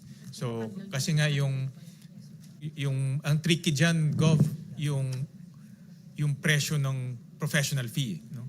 Kasi mayroong mahal na professional fee, mas mura, depending saan siya nag-graduate, depending saan siya nag-practice. So we'll leave that to the DOH. Pero insofar as MAIF can be used, it can be used. Mr. Chair, point of clarification, the professional fee, yung charges is depending on the room that you get. Kung ba VIP din yung charge sa'yo. Kung yung mga semi-private din yung i-charge sa'yo. Yan po yung kalakaran sa mga hospitals these days, Mr. Chair. Salamat. So we can... Mr. Chair? Yes. Again, another point of clarification for Chairwoman. If you could indicate to us, alin sa HGAB, anong bahagi doon na may professional fees at magkano ang nakalaan? In the HGAP po, we have a special provision under MAIFIP, which says the amount appropriated herein under medical assistance to indigent and financially incapacitated patients shall be used for hospitalization and medical assistance to indigent or financially incapacitated patients, including but not limited to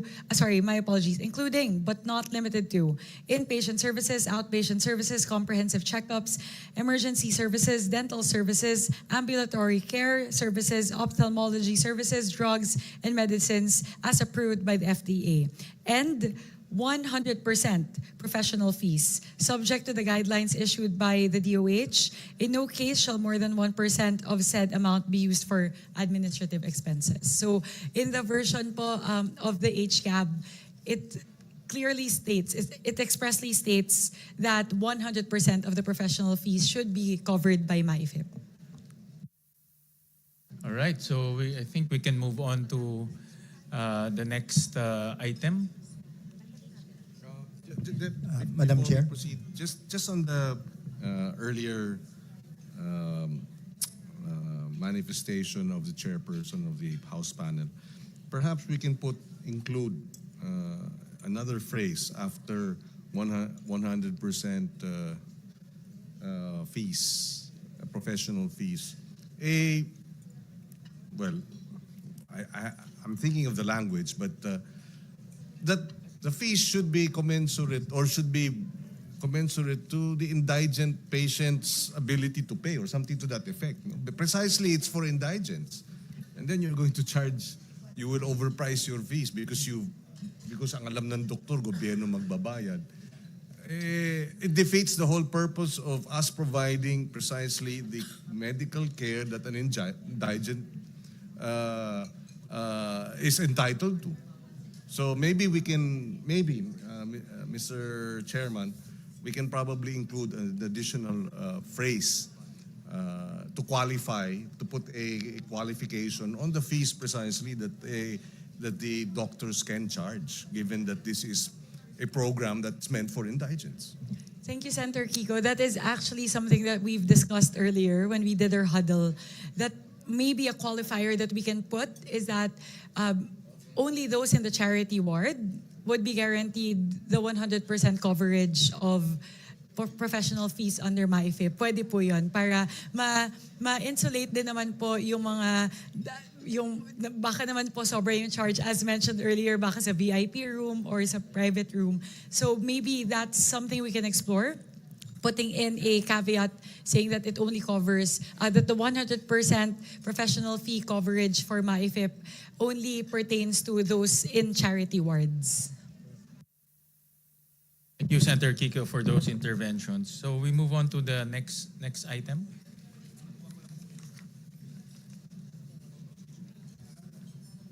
Send with the House contingent, or just asking, would that be commensurate to adopting the House version of the special provision pertaining to professional fees?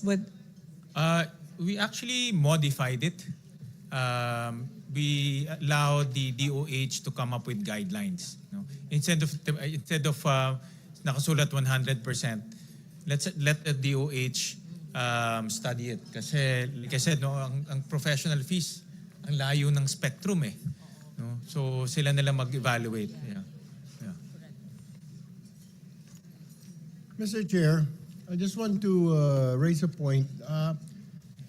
In 2025, it's already that provision that Provision number 6. it's a provision Number 6. number 6, wherein it says that medical assistance to indigent and financially incapacitated patients, the amount appropriated herein under MAIP shall be used for hospitalization and medical assistance to indigent or financially incapacitated patients, including but not limited to inpatient service, outpatient service, comprehensive checkup, emergency service, dental service, drug, medicine as approved by the FDA, and professional fees, Mr. Chair. subject to the guidelines issued by the DOH. In no case shall more than 2% of the said amount be used for administrative expenses. So we already have this, Mr. Chair, Madam Chair, since last year. However po, if I may respond po, what we want to modify in that version of the provision in the 2025 CAA is that we want to stipulate that it has to be 100% of the professional fees. And second, we're actually arguing against the 2% administrative cost being that's stipulated in the 2025 GAA. Kasi po, AIX, Tupad, and even other more labor-intensive programs only charge 1%.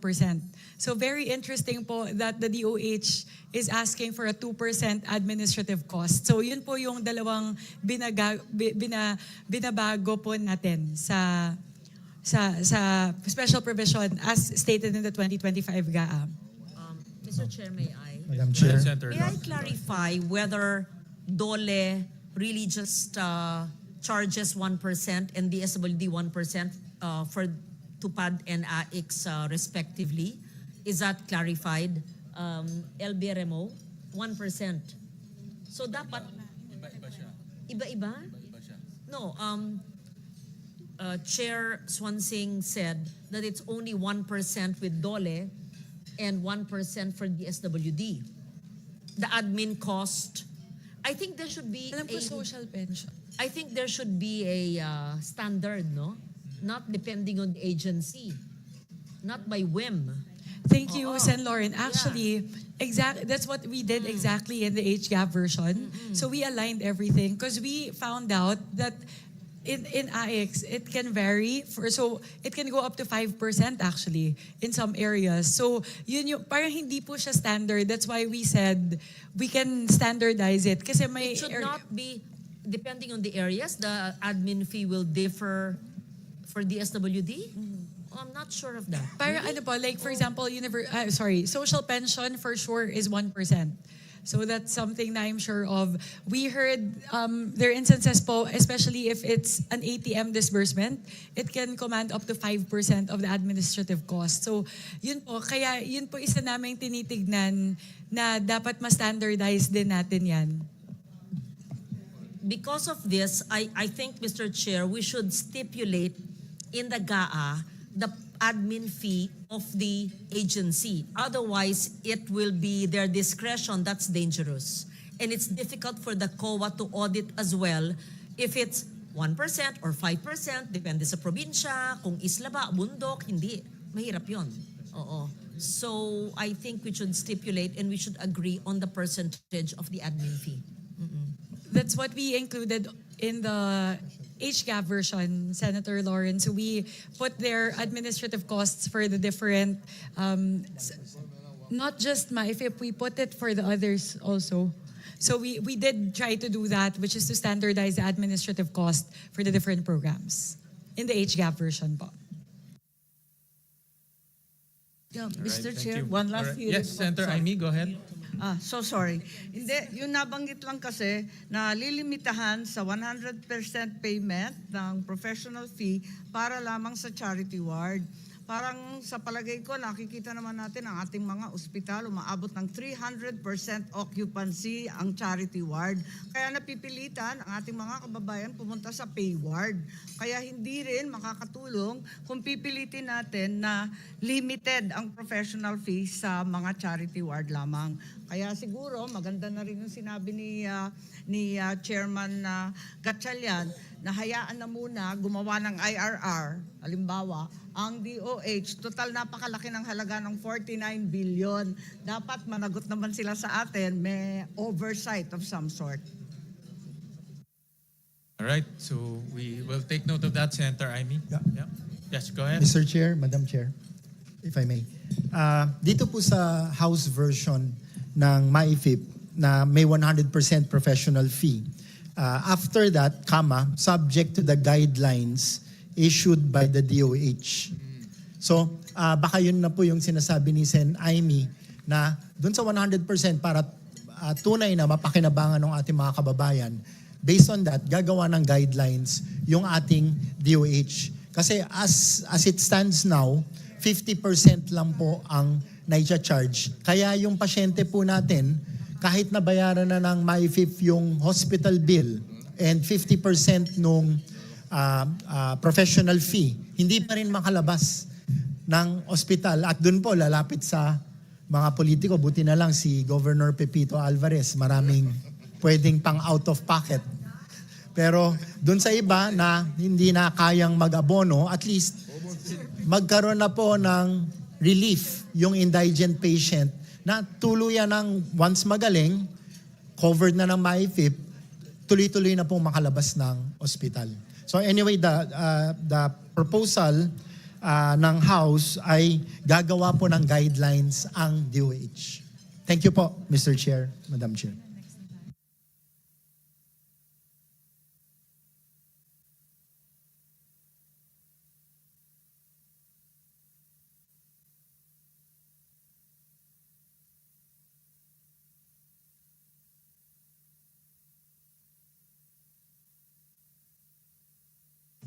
Good evening. Just a quick Let response. me recognize you first. Let me recognize the presence of Senator Pia Cayetano. I feel I've been present because I was monitoring in the 1 hour that I was in traffic. Anyway, on that note, let me just give a quick comment. Congressman Abet, good evening. I think it's been said, so I won't take up everyone's time, that the concern is there are overpriced. No, I think all of us can understand it happens in some places. So if we just say guidelines without saying 50% or 100%, and we will express to DOH this forms part of the record that we're not objecting to 100%. It can be anywhere between the current 50 and in the 2026 budget, it could go up to 100%, but they have to provide the proper guidelines. So if I don't know, if it's in a private hospital and they know that 100% is way above the average price for such a procedure, I think they can provide limits. So that's my recommendation, so that we give DOH that leeway. Thank you.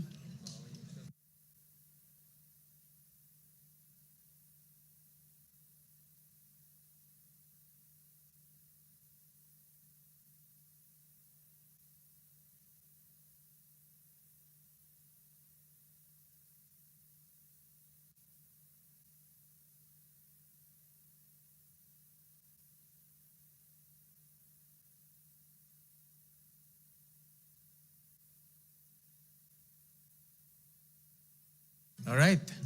Thank you. So we'll take note of the comments of our esteemed senators. Senmin, if we may move to the next item. Yeah. I believe this is also a disagreeing provision pertaining to the Health Facilities Enhancement Program, or the HFEP. Similarly, we appeal to our colleagues in the Senate contingent to please consider restoring the increase effected by the House pertaining to HFEP to have a final amount of 26.26 billion pesos. That includes the 5.69 billion peso increase effected by the House from NEP to HGAB.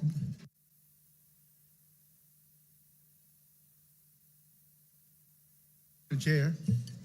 Madam Chair.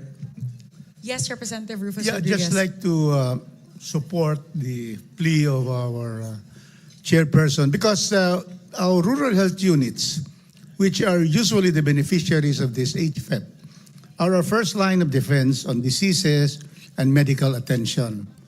And if we do not have sufficient funds for health facilities enhancement program, expansion of rural health units, expansion, the purchase of equipment, and also to have medical care available to our people, then we will fail in making sure that at the frontline level, we are enhancing the ability of our health units to respond to health needs. So I would support our chair in appealing that we retain the 20 or increase it to 26 billion pesos.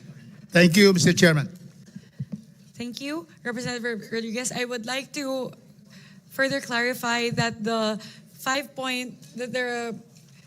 proposed increase of 5.69 billion pesos includes the completion of legacy hospitals.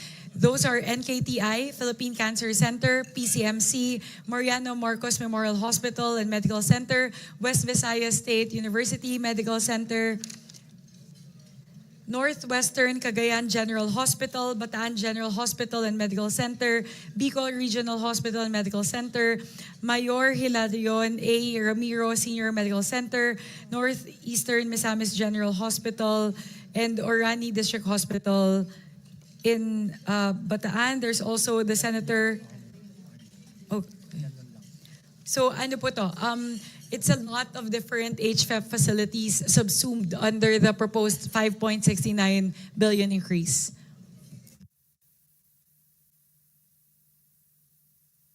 Right. So, how many facilities will be built with those amounts?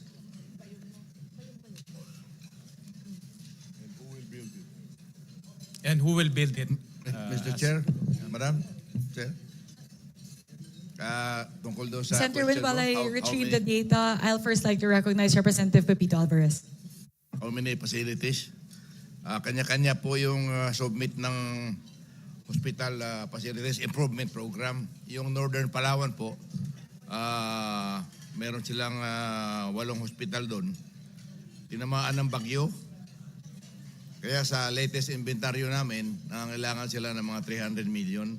But total Palawan, including those na mga sira ng hospital, kailangan namin at least 500. Minimum yun for next year. Para ma-upkeep yung mga hospital na yun, there are 16 LGU-owned hospitals all over Palawan. And there are 2 DOH-owned hospitals. The one in Colyon, which is the Colyon General Hospital, and the one in Puerto Princesa, which is the hospital ng Palawan. Before that was owned by the LGU, it was reverted back to the DOH.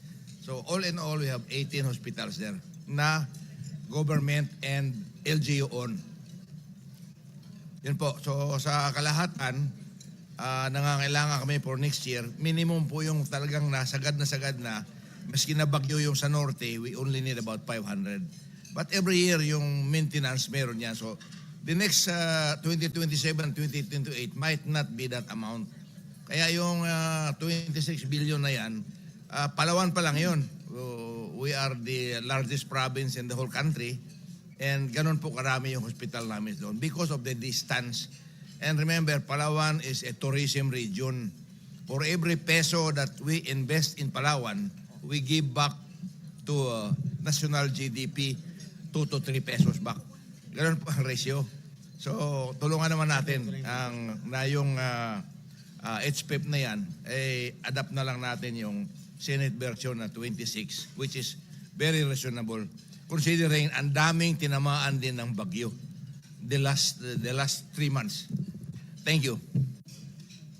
Mr. Chair, I will just, I want to say like tama po yung sinasabi po ni Congressman Alvarez from Palawan. As a matter of fact, hindi na tayo lalayo, Congressman Kong Alvarez. Yung ospital ng Palawan pala sa city, kailangan na mag-expand, kailangan ng tumaas kasi punong-puno na po ng tao at hindi na magkasya. Kaya ang end result, yung mga tao pupunta lang sa Adventist, pupunta sa Co-op, tapos lumalapit sa mga politiko para humingi ng maip para mabayaran. The Co-op Hospital, Mr. Chair, and the Adventist Hospital ay private hospitals. Kasi hindi na nga ma-accommodate ng hospital ng Palawan, yung provincial hospital, dahil kulang na kulang talaga ng mga kama, Mr. Chair. Mr. Chair. Yes, Senator Kiko.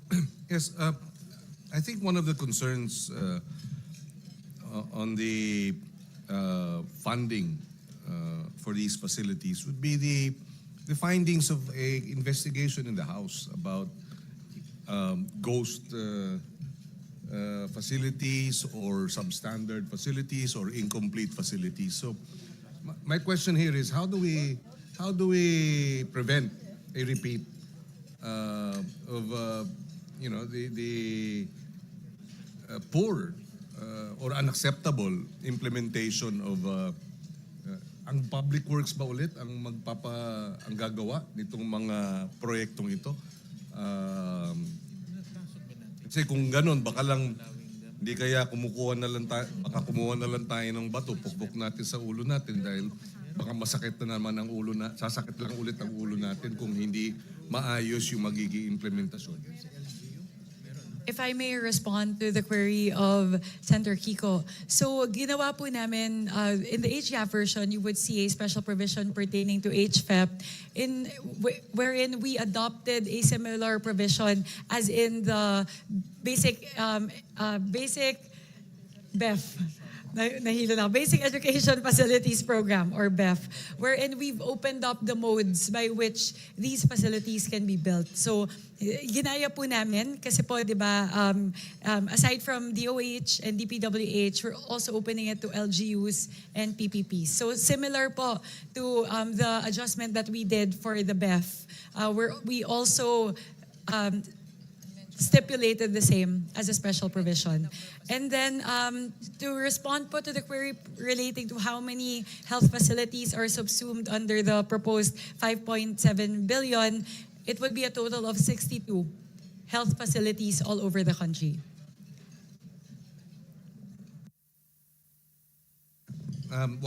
Yes, Mr. Chairman, just to follow through on that, and I recall now when we were hearing the classroom acceleration program. It was mentioned earlier, but I just like to stress that point that when you have the private sector PPP program in place, and you have local matching between the local government and or getting the local government to be a partner in the infrastructure.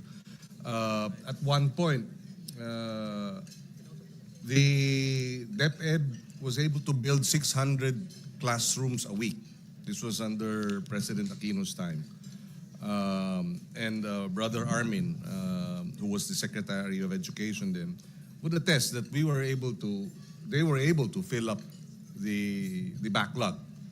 And so we welcome this special provision wherein you have PPP, you have local government engagement to be able to address the infrastructure facilities for the health budget, for the Department of Health budget.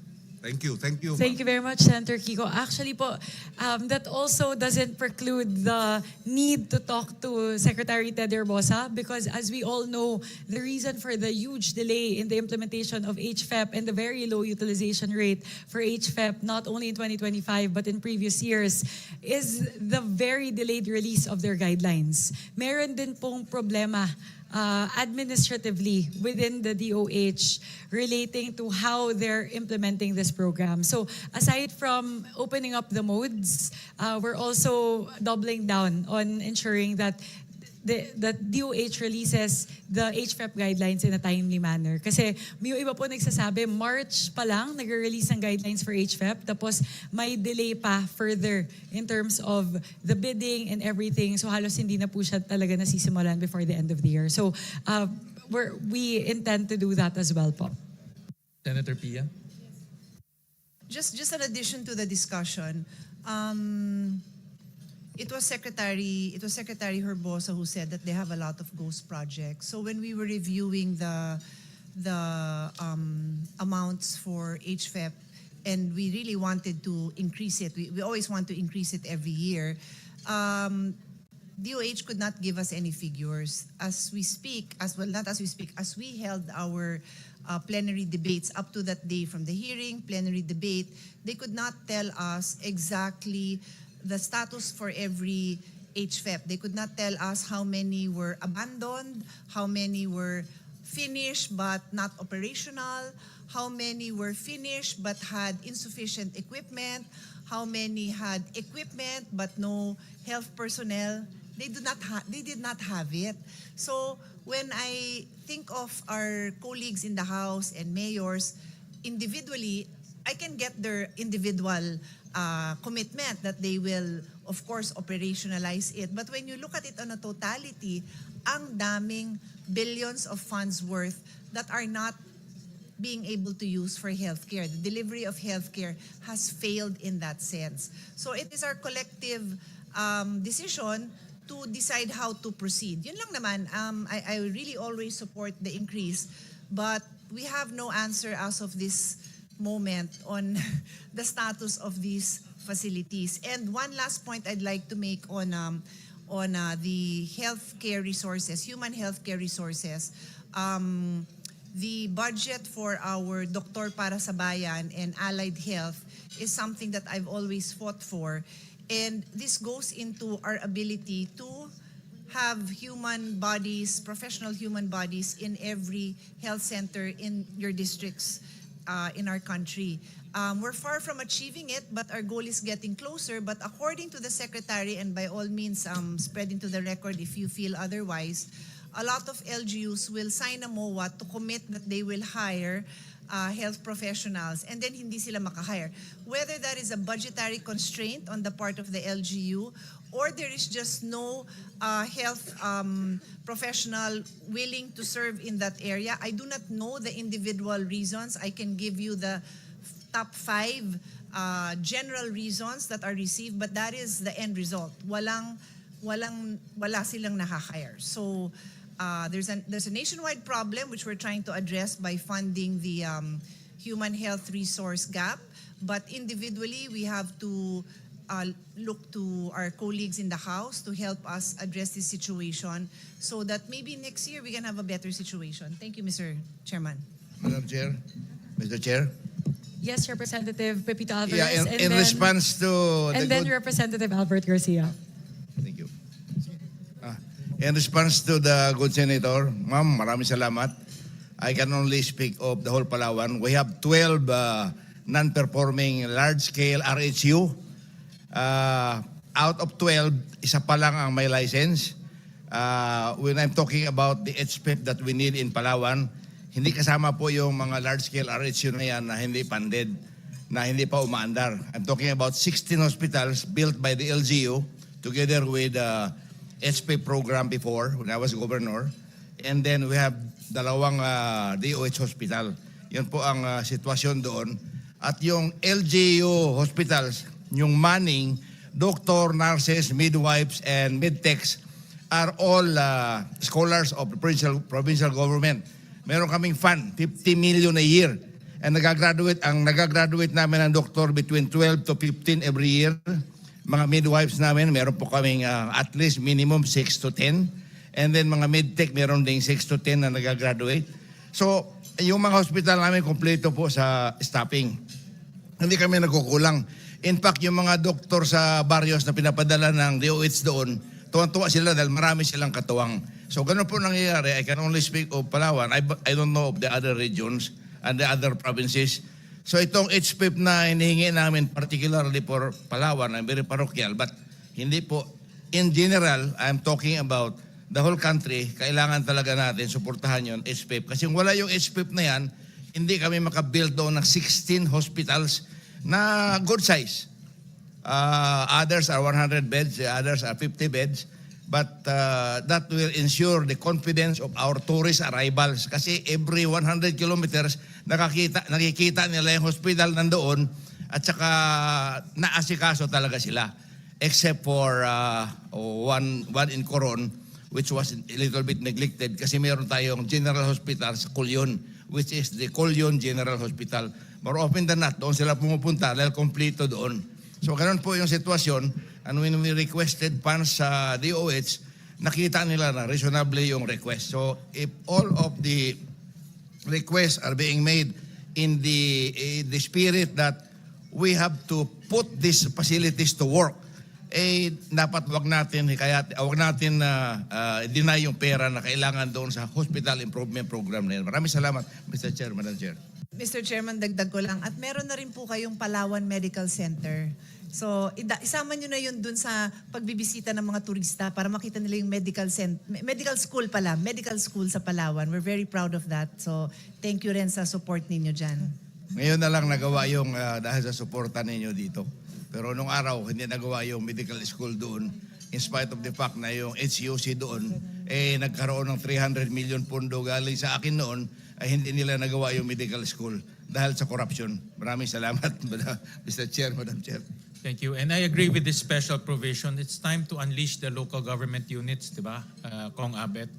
Dahil maraming kagaybatan na very active, very aggressive. Kailangan ma-empower din sila eh. So if DOH can partner with the local government units, mag-counterparting sila, local government na magpagawa, mas mabilis eh. Kasi ngayon, exclusive ang DPWH to build HFEP facilities, kaya hindi natatapos.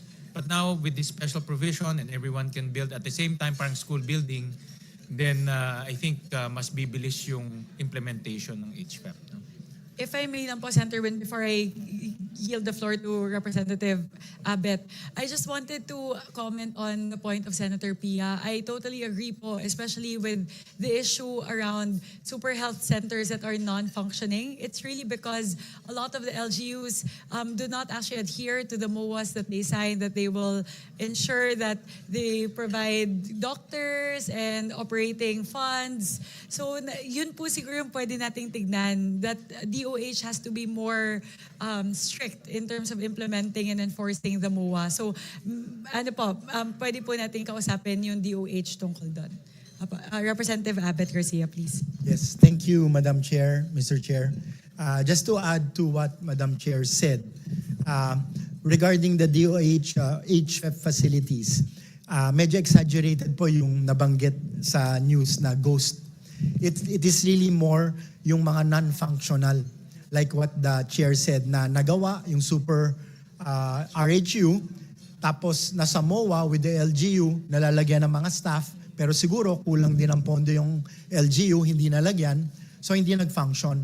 So this also came about during the budget deliberation of DOH, and Secretary Ted Herbosa, doing a catch-up plan on this, said that he would be more diligent in implementing the MOA with the LGU para talagang mabawasan or totally mawala na yung mga non-functioning LGU. Kasi sayang naman kung mapipinalize yung mga proactive LGU like yung kila Congressman Alvarez sa Palawan dahil dun sa kakulangan o dun sa kakulangan sa pagiging proactive ng mga ibang LGU. So sana maging merit-based dun sa mga talagang nakikipagtulungan with the national government, in this particular case, DOH, sana mabigyan din natin ng chance para mas maraming makinabang ng mga kababayan natin. Thank you, Mr. Chair, Madam Chair, and Senator Pia. Salamat po. Mr. Chair, may kausap ka na rin lang, sisingit na ako. Very quickly lang, not for our colleagues, kasi I agree 100% with what Congressman Abet said, but for the listening public, the viewing public, when we checked during the hearing, wala naman talagang lumabas na ghost HFEP. Walang ghost, yung binayaran, tapos hindi na itayo. Yung katulad ng sinabi ko and emphasized by His Honor, Congressman Garcia, yung mga non-functioning for the reasons I mentioned. So for the public to know, kasi baka mamaya ma-headline dyan, sinabi ko may ghost.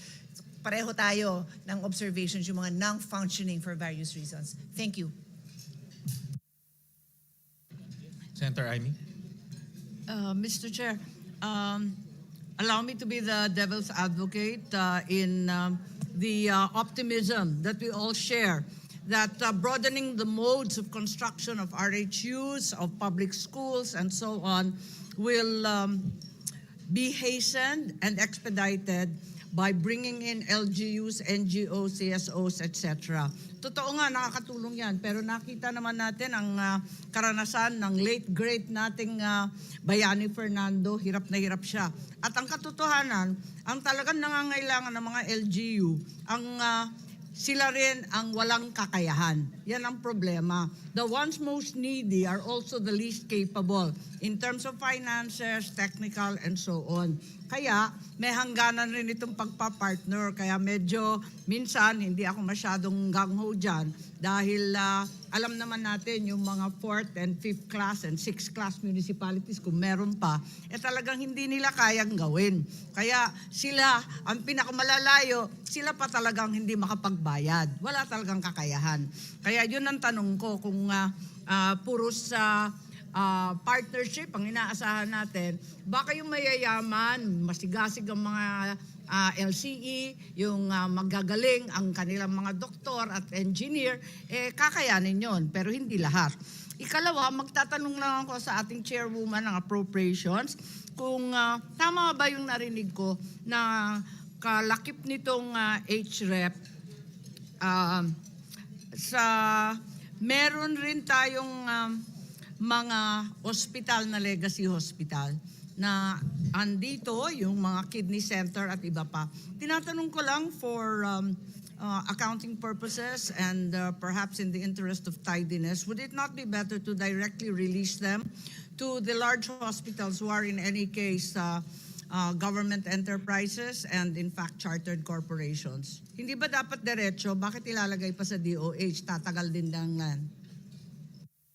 Thank you, Senator Amy. I'll just quickly check in. Kasi po, when we submitted this as an amendment, actually po, it was the advice also of DOH to clump it in under HFEP. But I'll just quickly check po, I agree also with the recommendation of Senator Amy that perhaps rather than lodge it there under HFEP, the 2.4 billion pesos that we've allocated towards the completion of legacy hospitals can be lodged directly in each of the different hospitals. That's something that will be open to considering. We'll just quickly check po, again with DOH as to why they recommended to put the funds under HFEP.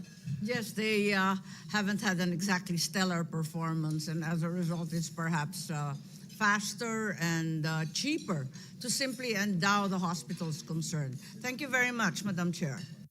Thank you very much, Senator Amy. We'll look into this and we'll get back to you po as soon as we're able because there's a possibility of moving it out from HFEP and lodging it towards the different hospitals. Right. All right. Can you restate the motion? Yes. With what was shared, wherein we ensure that the implementation of HFEP will hopefully be a lot better in 2026, given the special provision increasing the modes by which these health facilities can be implemented, meaning aside from DOH, DPWH, you can also enlist the help of LGUs and PPPs.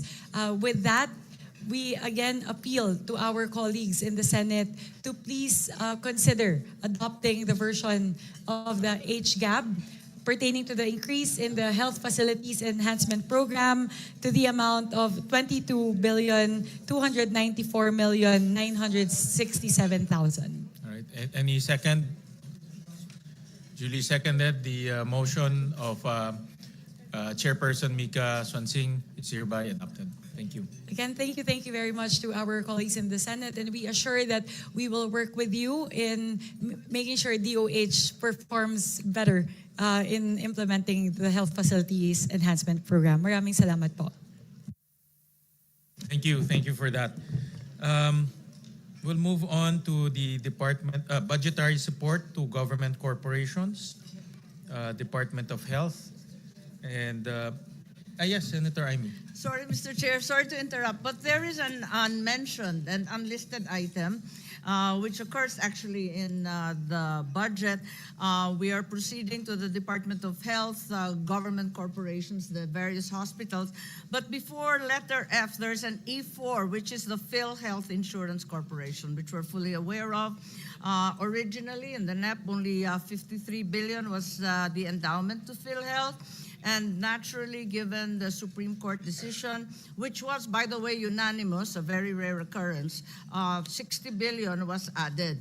Given that there's a specific bill rendering such transfers illegal, and also quoting that fund balance, the term fund balance, while ambiguous, is also very, very important. There's also an indication on the part of the Supreme Court that the specific benefits and packages to be expanded should have been indicated.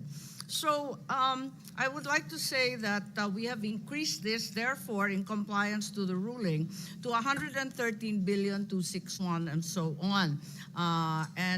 We are right to do so. However, the reality is we should perhaps be reminded that this is no straightforward allocation. But in fact, it's in the nature of a refund of an illegal transfer. I don't think it's perhaps the topic or the agenda of this BICAM, but would it be possible to obtain a breakdown of exactly where this 60 billion went? Kasi kung tutuusin, pag susuma sa accounting po, ito na ang ikalawang release or ikalawang pagbibigay ng GAA sa PhilHealth. So ang mahirap dito, para kang nag-double release. Kasi nagbigay na tayo noon, pagkatapos magbibigay ngayon, pero walang refund as such. I'm fully aware that the Constitution requires that there should be a GAA allocation for any release of any government entity. However, it should be kept in view that this is like a second release na. So anong ginamit? Anong pinaggamitan ng 60 billion? Pwede ba magtanong nun?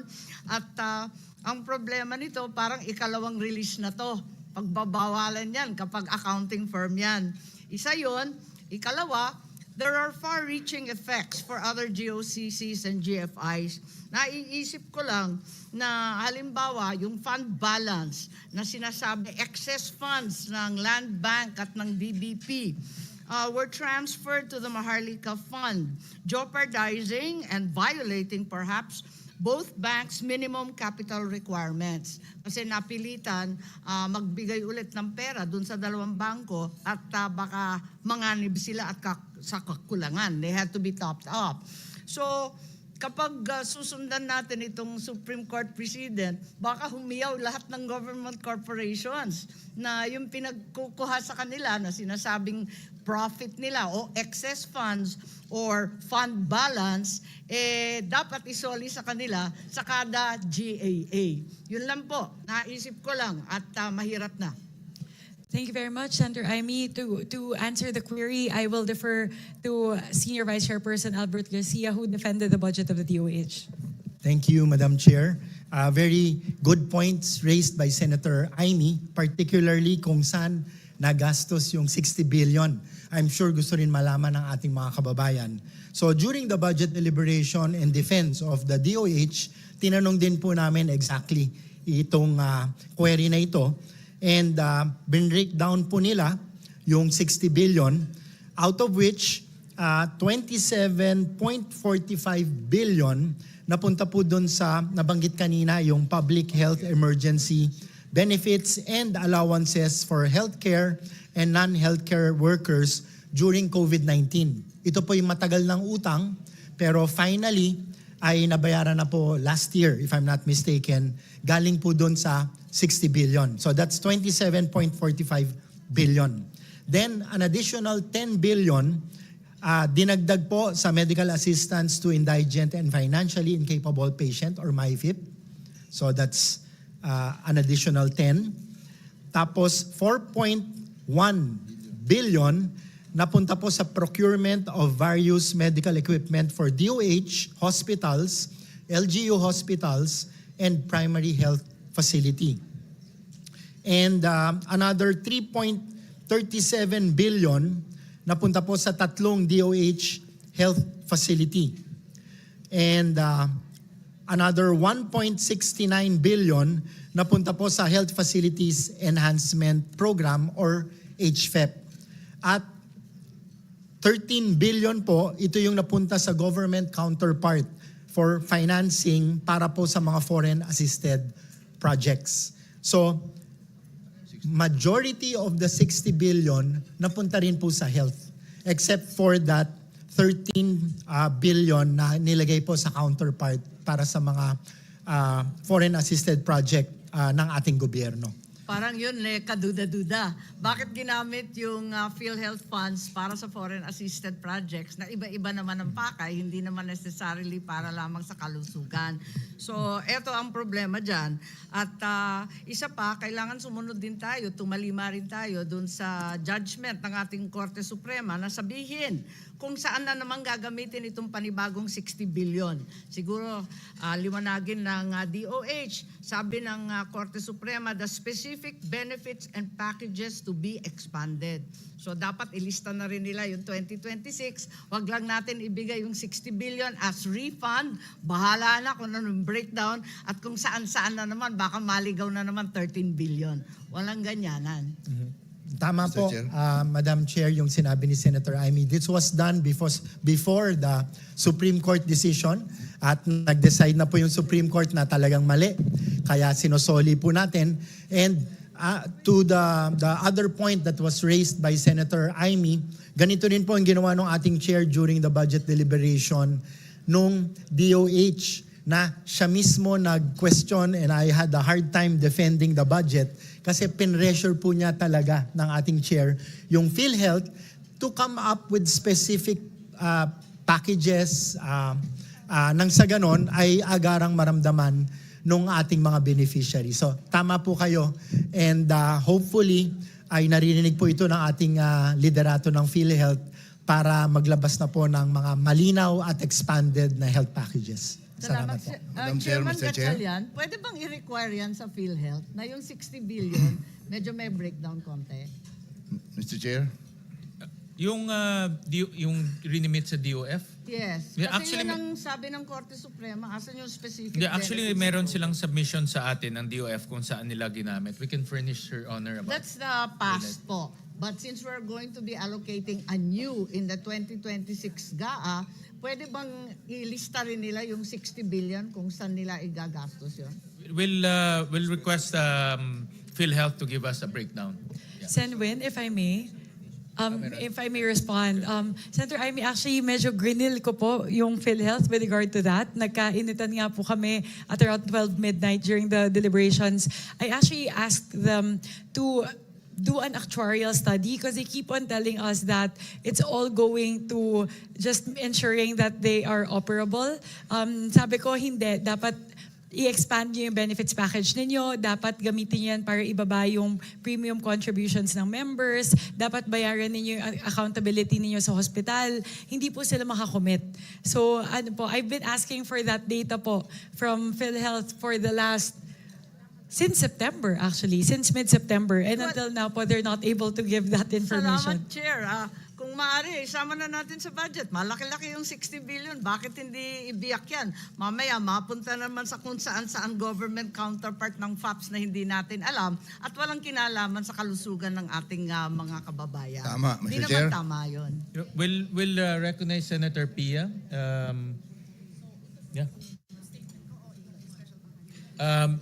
Merong special provision actually to kung saan paggagamitan yung 60 billion, but we'll allow Senator Pia to elaborate on that and also on the PhilHealth issue.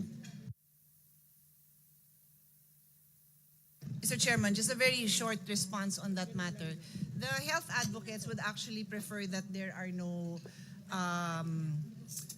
specifics on how that would be used. That the PhilHealth board would be able to make that determination. We do have a special provision which is still very general in nature. It's a continuous implementation of the zero balance billing, introduction and scale-up of benefit packages for catastrophic and high-cost conditions, expansion of coverage for outpatient and YACAP, and implementation of the DRG. Ito yung DRG yung papalit na sa case rates. So, ganun ka-general naman yung special provisions natin. And to be clear, it says including but not limited to. We just want these provisions, which are already programs of PhilHealth, to be implemented. Anyway. Gusto ko lang maliwanagin dahil mabuti na nakikinig yung taong bayan na yung 60 billion ng PhilHealth na yan, this conference will deny exactly where it went yung pera. hindi po sa Facebook na babasa mo na itong 60 billion ginamit sa flood control. Yan lang po ang gusto kong idagdag, na hindi po ito pumunta sa flood control. In fact, 79% of which was used in health facilities and yung mga salaries ng back wages ng mga health workers. Only 21.6% was used doon sa foreign funded project, which the executive will have to explain. Thank you very much. Madam Chair? That was to be clear, what His Honor is referring to is the 60 billion that was removed. Yung binabanggit ko naman is the 60 billion that we are now appropriating. I'm making it very clear that pursuant with the Supreme Court ruling na ibalik sa PhilHealth, nasa PhilHealth yon, and then we put a few guidelines na gastusin ito ng PhilHealth not limited to the following. Yung binanggit ko ng mga zero balance billing, yung papalit sa case rates, yung DRG. Pero tama naman po kayo, yung dati, yun ang hindi natin kagagawan, doon nila ginastos. Madam Chair? Yes, Representative Brian Yamsuan. Tingin ko ang PhilHealth din, kailangan magkaroon sila ng malawakang information drive. Kasi madalas, hindi alam ng mga tao, kahit PhilHealth member, kung ano yung mga pwede nilang makuha ang mga benepisyo. Minsan hindi nasasabi sa ating taong bayan. Gaya nung yakap, 20,000 worth of free medicines for PhilHealth member. Pero walang nakakaalam. Pag binabanggit, kunyari kami, bilang mga representante ng distrito, babanggitin namin sa aming mga constituents, doon lang nila malalaman. Pero yung PhilHealth itself, wala silang conscious effort to promote and to say all the programs that are available for PhilHealth members. And I think yun ang kailangan nating i-push din sa kanila to have that honest-to-goodness information drive that people will really know kung ano yung mga benepisyo na talagang makukuha nila sa kanilang ahensya. Mr. Chair, let me add Senator to that. Erwin, Yeah, the problem with PhilHealth, Mr. Chair, with all these benefits, they do not have this information drive. Hindi po nakakarating sa mga kababayan natin, ika nga, dahil kulang po sila. I don't know why. We have been proposing that since I was still in Congress last year, talking to the different PhilHealth chairmen, pero hindi po nila ginagawa. So that is the problem. Hindi ho, alam ng mga kababayan, kagaya yung mga i-consulta na yan, at saka yung mga hospitals, kung ano yung mga pwede silang pumunta roon, but they don't know. Kailangan pa, tama naman na Mr. Chair, si Congressman Yamsuan, kailangan pa sabihin kung saan sila pupunta. Dapat trabaho po ng PhilHealth. Their problem is they don't have this information dissemination, a proper information dissemination, Mr. Chair. All right, thank you. Thank you for those comments. So we move to the next. So, Mr. Chairman, can I yes. now take the floor? Because I was just responding. All right, I want- okay. yeah, Yes, thank we you. recognize Senator Pia. Thank you. I just wanted to take this opportunity because Senator Aimee already mentioned that 60 billion. So I will just take this opportunity to once again, and to my colleagues who have heard me speak about this so many times, you can take a break, you can take a bathroom break, you can tune out, you can use your cell phone because I am saying this for the 100th time for the sake of the public kasi I think all of our colleagues here have the same position. This is about the sin tax collection. So by law, under the sin tax law, there is a mandate that the collection be earmarked for PhilHealth. Ang ibig po sabihin nun, mga kababayan, earmark, unlike karamihan ng revenue ng gobyerno, walang earmarking yun, pupunta lang yun sa treasury. So lahat ng nakukuhang revenue, treasury. Pero itong revenue na nanggagaling sa sin tax, yan po ay earmarked. Ang ibig sabihin nun, nakaisang tabi yun in a separate fund, merong specific na paggagamitan. Ang paggagamitan nun is PhilHealth. So, in 2023, I'll just go back kasi we passed the law in 2022, it became effective by way of the sin tax collection in 2023. In our General Appropriation Act, itong budget na pinapasa natin in 2023, 79 billion yung na-appropriate sa sin tax, and it is lacking it is lacking by 4.9 billion because the total sin tax earmark in 2023 was 83.90 billion. Kulang ng 4.9. Nasaan? Hindi ko alam. Nalunod, na flood control, hindi ko alam. 2023 po yun. In 2024, the sin tax earmarked amount was 79 billion. What was in the NEP was 80.28, so nadagdagan pa ng konti.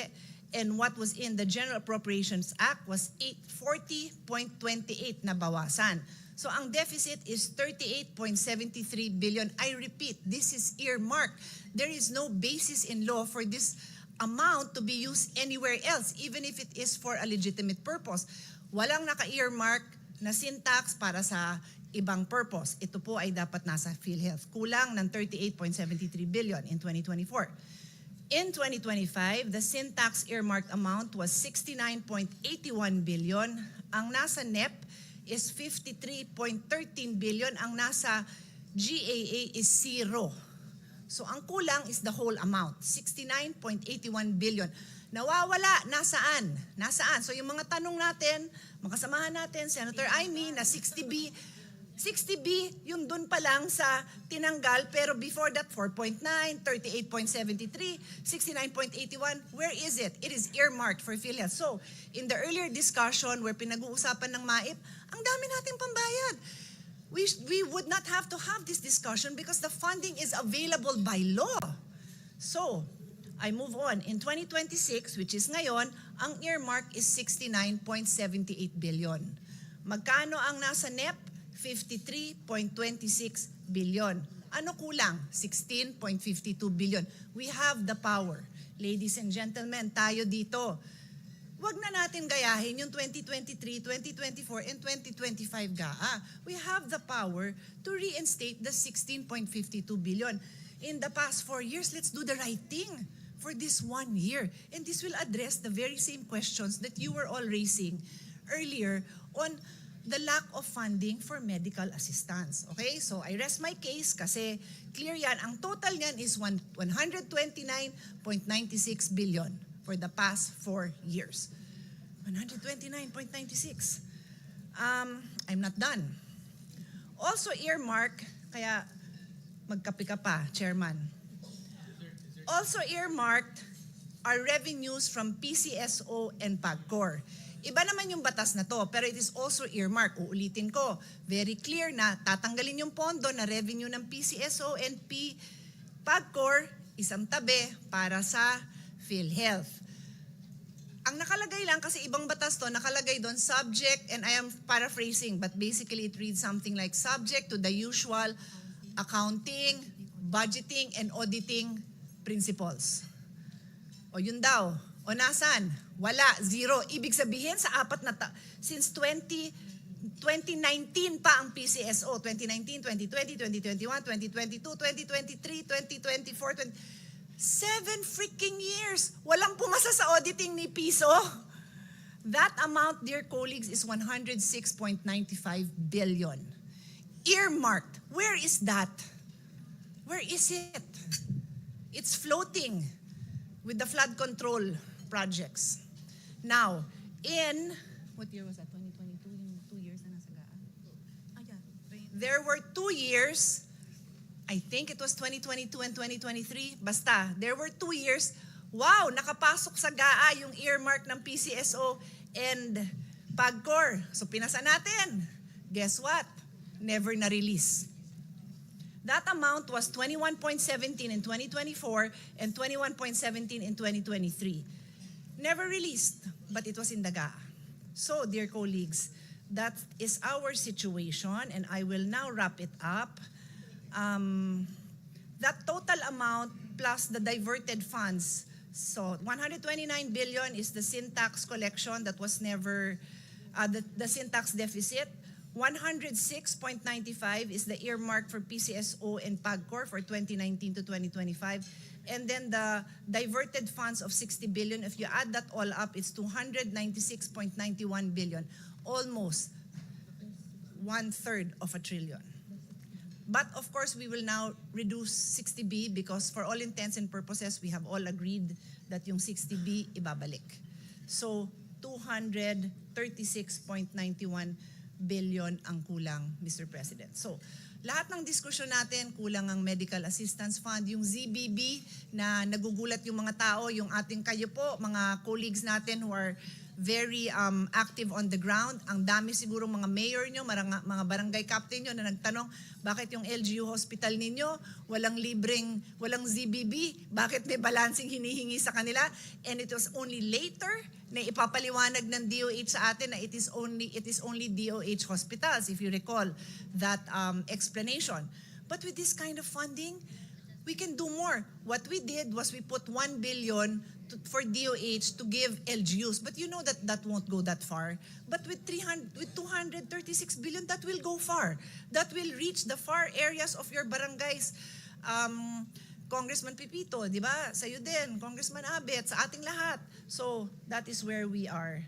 I rest my case, but I will also point out that PhilHealth also by law is supposed to subsidize the contributions for the indirect contributors. Ito po yung mga hindi nakakabayad like certain solo parents, PWDs. So walang nabigay na pondo dyan. Eh magagamit na talaga tong earmarked amounts specifically for this purpose. So, what is my appeal? Why not the whole amount? O sabihin yung sobrang laki, then in the Senate has been discussing possibility of a 3-year plan. Maybe the chairman can expound on that. But for me, let's do the right thing this year. The 16.52 billion should be included so that for the first time, masabi naman na in this Congress, we upheld the law that we ourselves passed, the sin tax law. So 16.52 billion yung kulang po this year. Yun lang po, Mr. Chairman. Thank you very much to everyone for your patience. I know all of my colleagues here, they have participated in our discussions on this. So kasama na sila dyan, seconding, thirding the motion on this. Thank you. Mr. Chair, yes, short lang. Mr. Chair, can I be recognized? Yes, Senator Lauren. Thank you, Senator Pia, for putting that on record. Yes, we discussed that in plenary, and I was hoping that at least a 16B would be completed and we could find it in the BICAM. Unfortunately, it looks like it cannot be completed because it should have been in the NEP, diba? It should have been in the NEP. But what the NEP of 2027 can do is to include the whole 129.96B. I hope, and we're serving notice to the executive to put that in the President's budget of 2027 so that yung kulang sa NEP as discussed by Senator Cayetano would be complete. So thank you for putting that on record. I'm sure our colleagues in the House agree. And kung ganyang karami ang pondo ng PhilHealth, hindi na kailangan mag-beg ang mga ma-IFIP o pagpasok sa ospital at yung 10% na tinatawag na indirect members or the invisible sector, lahat na ng facilities sana libre na lang. Hindi na kailangan pipila pa sa guarantee letter. Yun naman ang gusto natin lahat mangyari, di ba? Oo. So, Mr. Chairman. That's it. Madam Chair, Mr. Chairman, I agree with Senator Cayetano. This is law. And law, under the rule of law regime, we should follow the law. So first, but what has happened before, because of fiscal space, may be difficult. But what you would like to agree to and propose is what Senator Cayetano is saying, that at least for this year, we do it right. And how much is that again? Senator? We add 16.52 billion. 16.52. And I therefore so move that we will do it right this time following the earmark amounts which can never be given to other purposes but should always be to PhilHealth.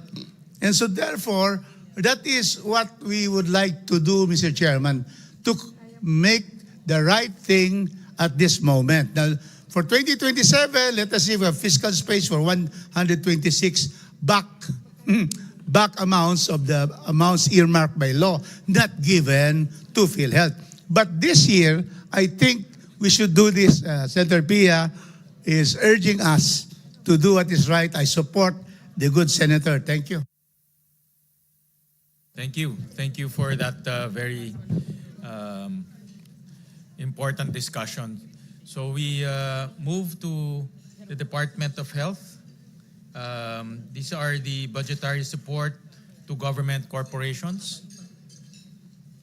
Thank you very much, Sen Win. On the part of the House, under the Long Center of the Philippines, we move to retain. The HGAB version retains the NEP levels at 918.8 million. For the National Kidney and Transplant Institute, the HGAB reflects the same amount as the NEP at 1.51. For the Philippine Children's Medical Center, the House proposes to increase it by 150 million pesos, thereby increasing the amount to 1.8 billion pesos. And for the Philippine Heart Center, the HGAB reflects the same amount as the NEP at 2.42 billion. And for the Philippine Institute of Traditional Alternative Healthcare, the HGAB reflects the same amount as the NEP at 174 million pesos. Thank you, Chair Mika. For the Senate, and I'm pleased to inform everyone, these are all the interventions of our Vice Chairperson, Senator Pia Cayetano. So I'll just mention the proposals from the Senate. Lung Center of the Philippines, 2.7 billion pesos, broken down as follows. Hospital Services Program, 1.7 billion pesos. Implementation of advanced lung integrated interventions and networking for comprehensive endoscopy. Alliance Care Program, 50 million pesos. Establishment of the Integrated Robotic Surgery, IROS, and Endoscopic Center, 200 million pesos. Advancement of Biobanking Phase 3, 50 million pesos. Procurement of Linear Accelerator, LINAC, 400 million pesos. Procurement of Position Emission Tomography, Computed Tomography, PET CT Scanner, 320 million pesos. For the National Kidney and Transplants Institute, 3.2 billion pesos, broken down as follows. Hospital Services Program, 2.3 billion pesos. Construction of an outpatient services building capability, 400 million pesos. Tama. For Philippine, tama ba? Parang dalawa ito. Sorry, there's a misprint. I think for the construction of an outpatient service building is 500 million pesos. Ano itong isa? Yeah, merong isa pa. Hindi na print mabuti. Linear, tama? Ayan, the procurement of a linear accelerator with stereotatic body radiotherapy. Tama ba? 400 million pesos, no? All right. For the Philippine Children's Medical Center, 3.5 billion pesos, broken down as follows. Procurement of medical equipment, 200 million pesos. Construction of a new building phase 200 million pesos. Renovation of old building phase 200 million pesos. Completion of Eskwelahang Munti, 10 million pesos. Harmonization Initiative, MITHI, 595 million pesos. Hospital Services Program, 2.2 billion pesos. Training and Research Program, 215 million pesos. For the Philippine Heart Center, 4 billion pesos. Hospital Service Program, 3.2 billion pesos. Procurement of various medical equipment, 863 million pesos. For the Philippine Institute of Traditional Alternative Healthcare, 206 million pesos. Broken down as General Management and Supervision, 152 million pesos. So any questions, any motion? Just check lang. I don't know if my record is wrong. I only have old building. Walang new building. Which one? Which Children's Hospital? Yeah. New. Old building eh. Meron ba tayo? Renovation of building phase 2. Hindi, old meron, new wala. New ito. Kaya nga meron? Yes, New building phase 2. Meron tayong pinasok? Meron. Galing to sa'yo eh.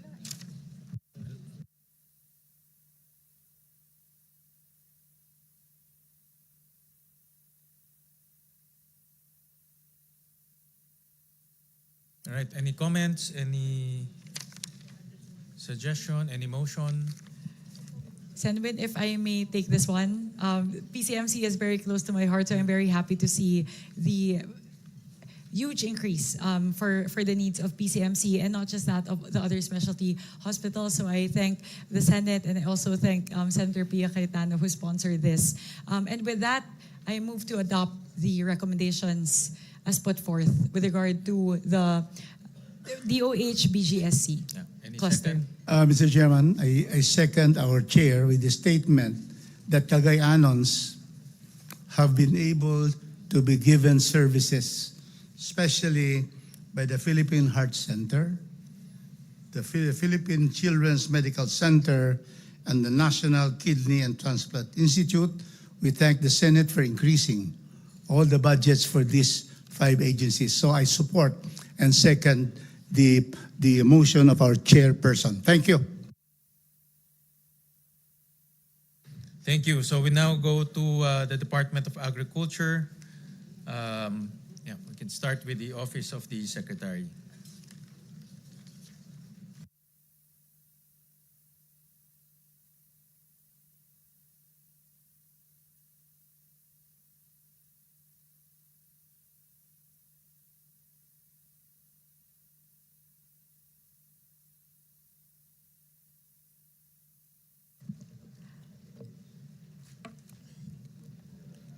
For the department, yun po, napapagod na yung mata ko, lumiliit na, hindi ko na mabasa yung maliit, sandi lang po.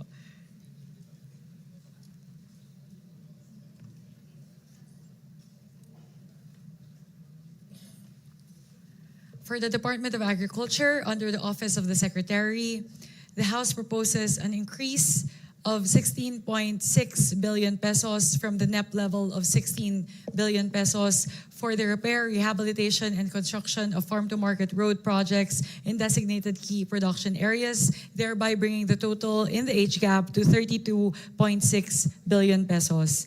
Next would be a proposed 50 million peso increase in the PAEF on the National High Value Crops Development Program, thereby increasing it from 601.9 billion in the NEP to 651.89 billion in the HGAB. Next, and very important for the House, would be the next item, which is to institute a 10 billion peso fund for the presidential assistance to farmers and fisherfolk. This is important because at 7,000 pesos per beneficiary, we will be able to service almost 1.3 million farmers. Next would be Office of the Secretary lang po muna tayo. Yeah. So those would be the 3 major amendments proposed by the House on the part of the Department of Agriculture under the Office of the Secretary. Thank you, Chairperson Mika. We now present the proposals of the Senate, and this is from all the proposals actually came from our Vice Chairperson Senator Kiko Pangilinan, who spearheaded the hearing of all the agriculture offices. So, for the implementation of Kadiwa ni Ani at Kita program,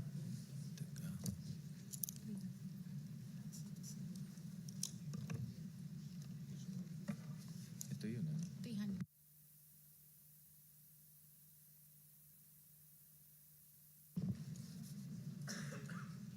first office of the Secretary is 160 billion pesos. Implementation of Kadiwa ni Ani at Kita program 300 million pesos. Young Farmers Challenge program 120 million pesos. 121 million pesos. Rehabilitation, repair and construction of farm to market roads in designated key production areas 16.3 billion pesos. Other extension, support, education and training services activities 650 million pesos. Building sustainable agricultural and fisheries enterprises safe through the Farmers and Fisherfolk Enterprise Development Program under Republic Act number 11321 or the Sagip Saka Act, 500 million pesos. The Digital Agriculture Project, 600 million pesos. Establishment of Agricultural Food Hub Project, 2.6 billion pesos. Biosecurity for Agriculture and Fisheries Enforcement Project, 1 billion pesos. PSS on the National High Value Crops Development, 1 billion Development Program, 1 billion pesos. Assets on the National High Value Crops Development Program, 519 million pesos. PAEF on the National High Value Crops Development Program, 867 million pesos. INS on the National High Value Crops Development Program, 108 million pesos. Presidential assistance.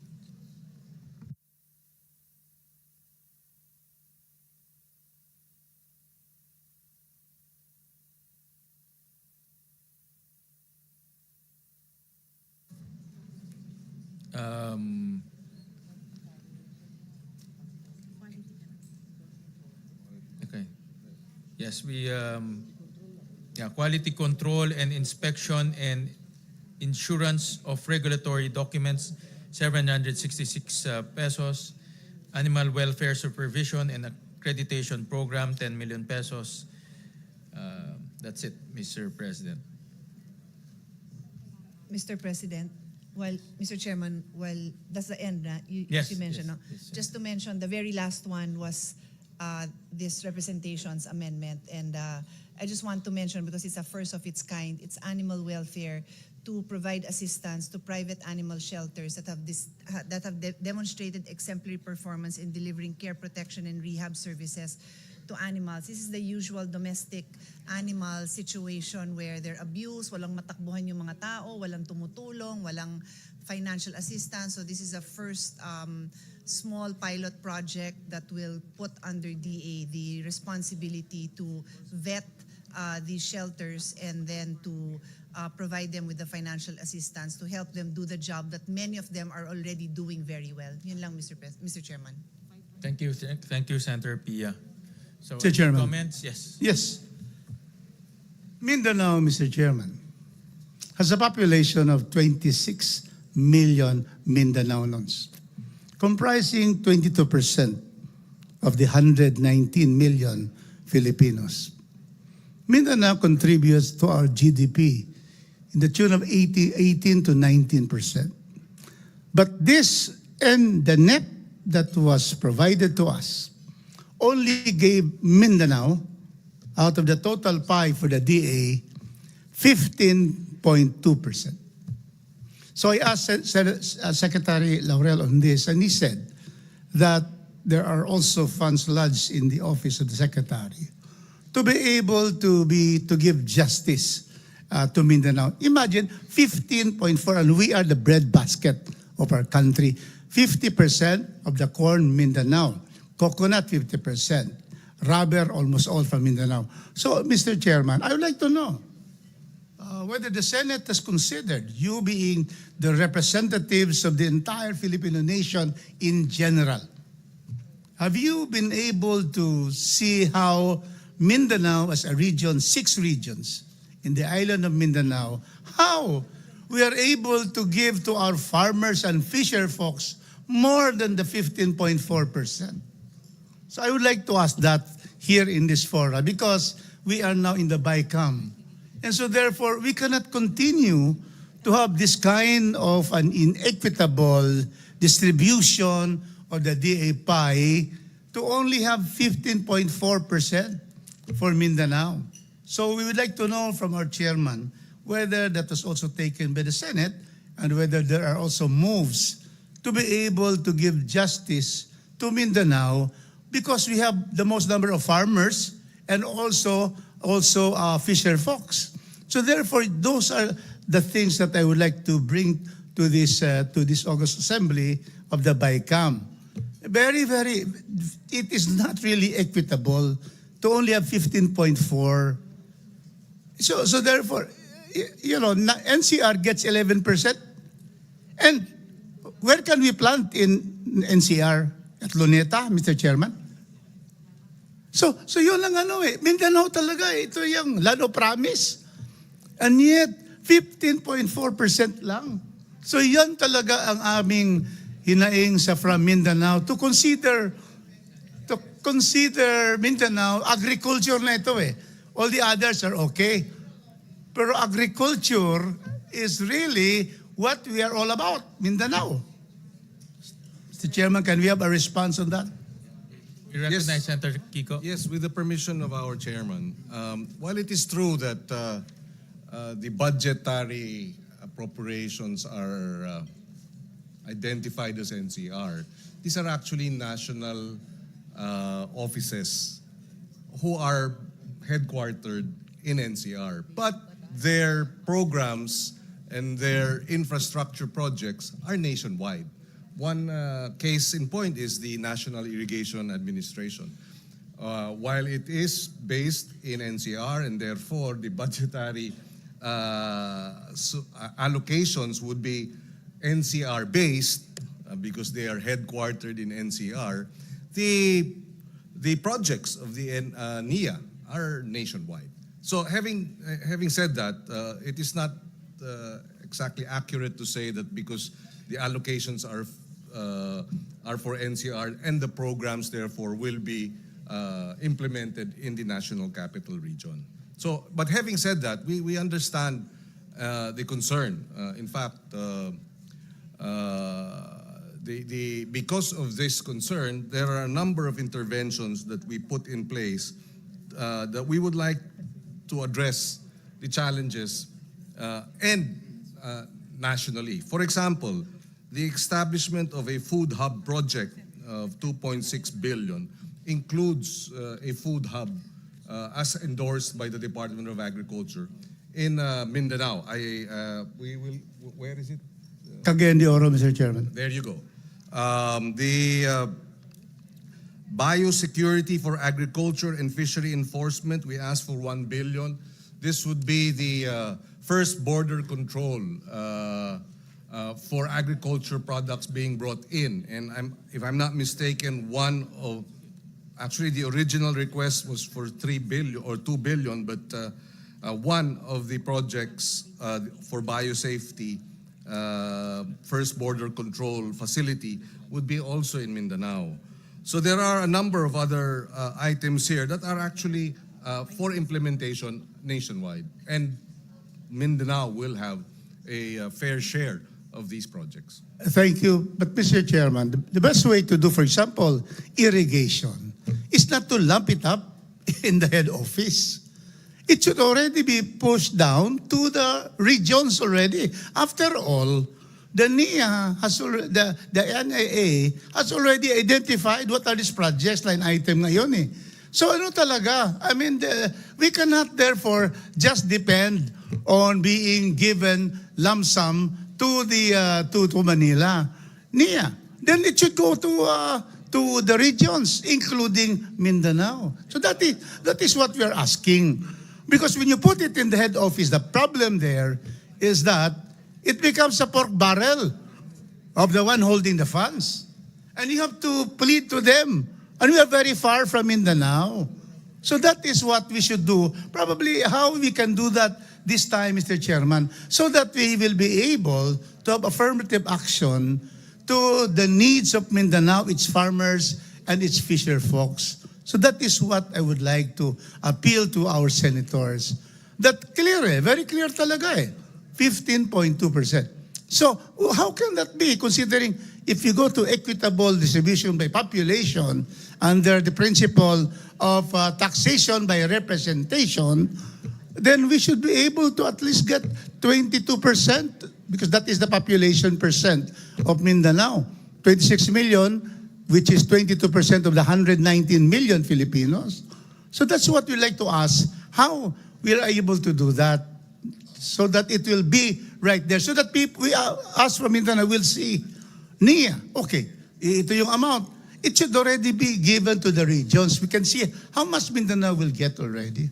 So those are the appeal of those from Mindanao, Mr. Chairman, and of course, Senator Kiko Pangilinan.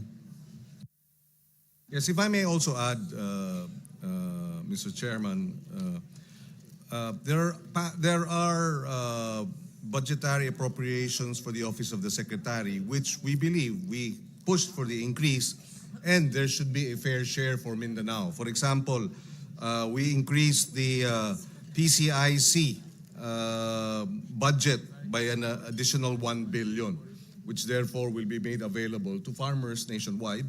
The ACPC, we also increased it by 250 million, again to be made available for our farmers and fisher folk nationwide. So these are some of the programs that we pushed for in terms of additional funding, and definitely we should be able to put in place perhaps maybe even a special provision on ensuring equitable distribution of the programs throughout the country. Thank you for those increases, Senator Kiko. And indeed, if there's a special provision that will have equitable, then it will be okay with us. Equitable distribution in accordance with the number of farmers. In the presentation of Secretary Kiko, we can see that 35% of the farmers are in Mindanao, 35 to 40%. So, and the fisher folk. So therefore, we should have that kind of equitable apportionment. So I would propose that we pass a special provision to have equitable share of those funds lodged in the office of the Secretary. I so move, Mr. Chairman.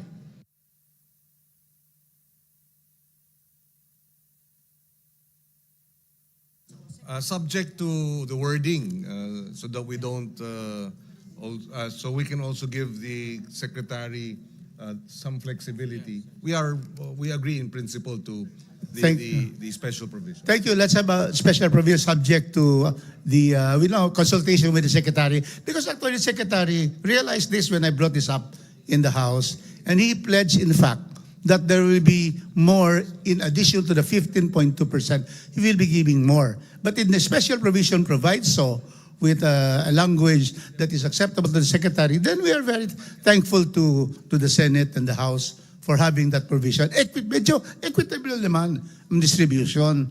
Thank you, Mr. Chairman. Thank you, Secretary Kiko. Thank you. Thank you, Congressman. Mr. Chair. Yes, Senator Lauren. I would just like to express my agreement with the points of Congressman Rodriguez. And I'm also wondering why the lump sums are big. In fact, moving forward in the coming NEPs, coming years, it should be disaggregated. And the more disaggregated it is, equitably distributed in the different regions, even down to the provinces or districts, it's better rather than it's lump sum and it's subject to patronage politics o kung sino ang sinasabing malapit sa kusina. So I agree with you, and especially now with the effects and the impacts of climate change, our farmers and fisher folks in Mindanao need all the support needed. So we would be happy with the permission of the chair to receive a special provision that could guide the funds that are lodged presently in the office of the Secretary. Thank you. Mindanao would like to thank Senator Ligarda for supporting us, the chair, because you were the one who said to support immediately. But of course, together with the chairman, Senator Kiko. So thank you very much for that. And we hope to have that provision. Senator Kiko, you're in charge of agriculture, and we really would like to get your support. Thank you so much. You have it, Congressman. Actually, Congressman. So Mindanao thanks Senator Kiko Pangilinan. Now we wait for the chairman to also pledge. No, I think that concept should be spread out in various agencies, not only in DA, but also, let's say, in DPWH or in DOTR, so that development will spread throughout the country, not centralized in Metro Manila or just Luzon. So that's something that we will be looking at in the next budget cycle or in any discussions. Thank you. Mindanao, thanks Chairman Senator Yun Gatchalian. Thank you. Maraming salamat, Kong Rufus. So, any comments? To continue, Mr. Chairman, on another matter. This is regarding our proposal for the farm-to-market road. This is affirmative action, especially in Mindanao, where we have already highways. But the problem is how our people in our far-flung barangays will be able to bring their produce to the city, lowering costs and enabling them to bring their products. So I have been requested by the chair, and I always obey my chair. So whatever the chair would want. Thank you very much. Thank you for indulging me, Representative Rufus Rodriguez. Before we go to the question on the farm-to-market roads, I would first like to focus the matter on something of great importance to the House, which is the funding for the presidential assistance to farmers and fisher folk. In the HGAB, there is a allocation of 10 billion pesos for this program, and we appeal once again to our colleagues in the Senate to please help us fund this in the final version of the GAA. The reason being that this is a critical program, one of the flagship programs of the President that enables him to provide assistance, enables the administration to provide assistance to farmers and fisher folk all throughout the country. Several instances where it has been given in the past, in Navotas when there was an oil spill, in Cavite as well, I believe, also due to the oil spill, when there in Camarines and in other areas when there were times of calamities, especially when typhoons would strike, and this would damage the crops of the farmers. And finally, in cases wherein crop prices are so low that farmers get prices below their investment. So siguro po yun po hihingiin namin. Napakahalaga po kasi ng programa na ito para po sa ating mga magsasaka at mangingisda. At I will also personally advocate for this as a representative from the 1st District of Nueva Ecija, which is the rice granary of our country. And it is very important for us to be able to have this fund to help our farmers. Siguro po, more recently, siguro po gusto ko pong banggitin yung nangyari nitong nakaraang cropping cycle na napakababa po ng presyo ng pagbili ng palay. At napakalaki po ng nalugi sa ating mga magsasaka. At ito po sana, itong PAF na to ay posibleng maging susi. Malaki po yung papel na gagampanan nito para matulungan po yung ating mga magsasaka na una po kahit papaano ay makarecover doon sa nawala nilang puhunan sa nakaraang cropping cycle at magkaroon din po sila ng puhunan para naman po sa susunod na pagtatanim. Napakahalaga po nito. At siguro po nung isa-cite ko na din po yung nakaraan, nung natamaan po ng Bagyong Carding, yung aming distrito, halos higit 1 bilyon po yung nasalanta na mga pananim at mga bukirin. At kung meron po sanang PAF nung mga panahon na yon na agad-agad po na pwedeng mai-disburse para po matulungan yung ating mga magsasaka, napakalaking tulong po sana nun para sa mga nasalanta ng bagyo. And sa parte naman po ng mga magsasaka, napakalaki po na itinulong nito doon po sa mga natamaan ng oil spill. Kasi hindi po sila makapagpangisda. Kaya po ilang buwan po, mahina na yung ilang buwan na hindi sila makapamingwit. Makapamingwit ba yung term pag malakihan? Pero hindi sila hindi sila makapangawil sa kanila pong mga kadagatan dahil po doon sa oil spill. So, ang aming pong proposal, ang aming panukala ay itong 10 billion pesos po na ito ay hahatiin po sa 7,000 pesos bawat benepisyaryo. At ito po ay, ang inirepresent po nito ay 1.3 million farmers na pwede po nating matulungan sa taong 2026. Kaya umaapela po muli ang aming delegasyon mula sa Kongreso na sana po matulungan po kami ng aming mga kasamahan sa Senado na sa pinal po na version ng ating budget ay maipasok po yung 10 billion pesos para sa presidential assistance for farmers and fisher folk. Maraming salamat po. May we hear from our colleagues from Mindanao? Sorry, I'm sorry, Senator. I think Senator Kiko first, and then If I can, Senator yes. Dorn. Well, we were reviewing first it was not in the NEP. I think it was considered after the series of typhoons, calamities, and the drop in palay prices, which happened after the NEP was prepared. No, so our concern there was how do we secure, where do we source the money? But having said that, my initial inclination really was to endorse it precisely because talagang hirap na hirap yung ating mga farmers and lalo na sa palay prices, no? Bagsak na bagsak talaga, luging-lugi. Ayaw na nga magtanim muli, no? And then sunod-sunod yung bagyo. There are some concerns, however, in terms of the implementation. For example, sa RCEF of 2025, up until today, of the 13 billion that was supposed to be released, including for our rice farmers, 6 billion for cash assistance. The entire 13 billion has yet to be released.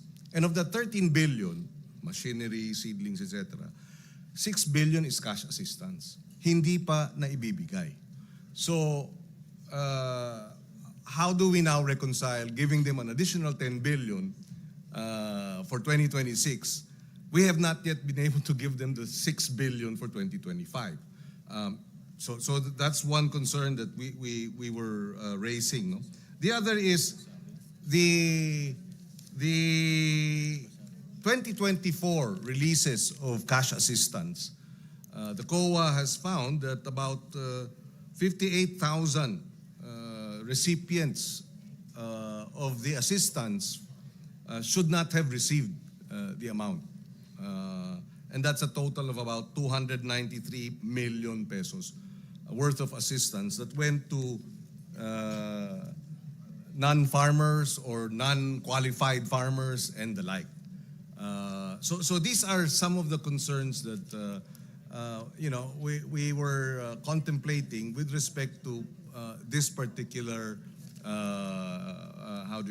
budgetary appropriations. Now,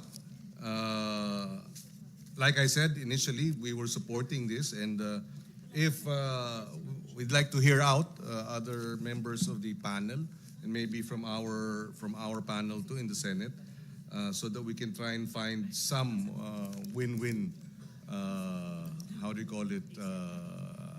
compromise.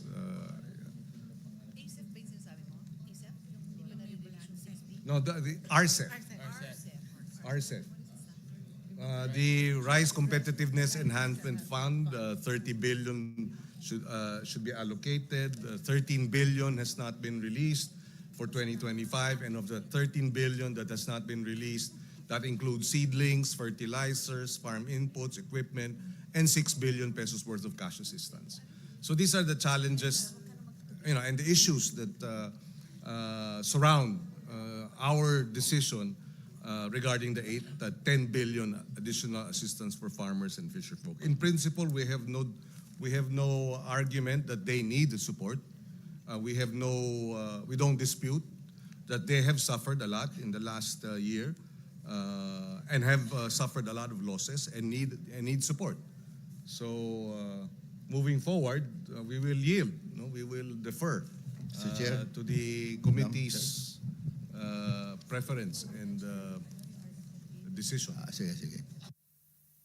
If I may respond po, with regard to the 6 billion mentioned in the RCEF, I was one of the principal authors of the amendments to the Rice Competitiveness Enhancement Fund. And I believe that the 6 billion is tagged under the RFFA, which is the Rice Farmers Financial Assistance. And I think one of the chokehold points there would be the recognition of the funding source. Kasi po ang source po nito would be the tariff revenues. And yun po yung isa sa mga naging problema. Nagkaroon po ng late recognition, late reporting from the part of the BOC. Kaya nagkakaroon po ng delays.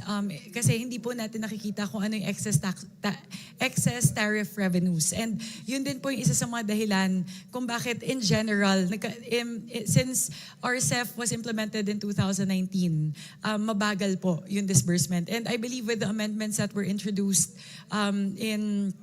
was it December of 2024 when it was signed? Hopefully po maayos na po yun. But I believe it's tagged, it's linked to the funding source in the case of RCEF kasi it's a SAG-F po. That's why it might be that. So it's not really the disbursement, it's the source of fund that may be the chokehold point, the choking point for RFFA.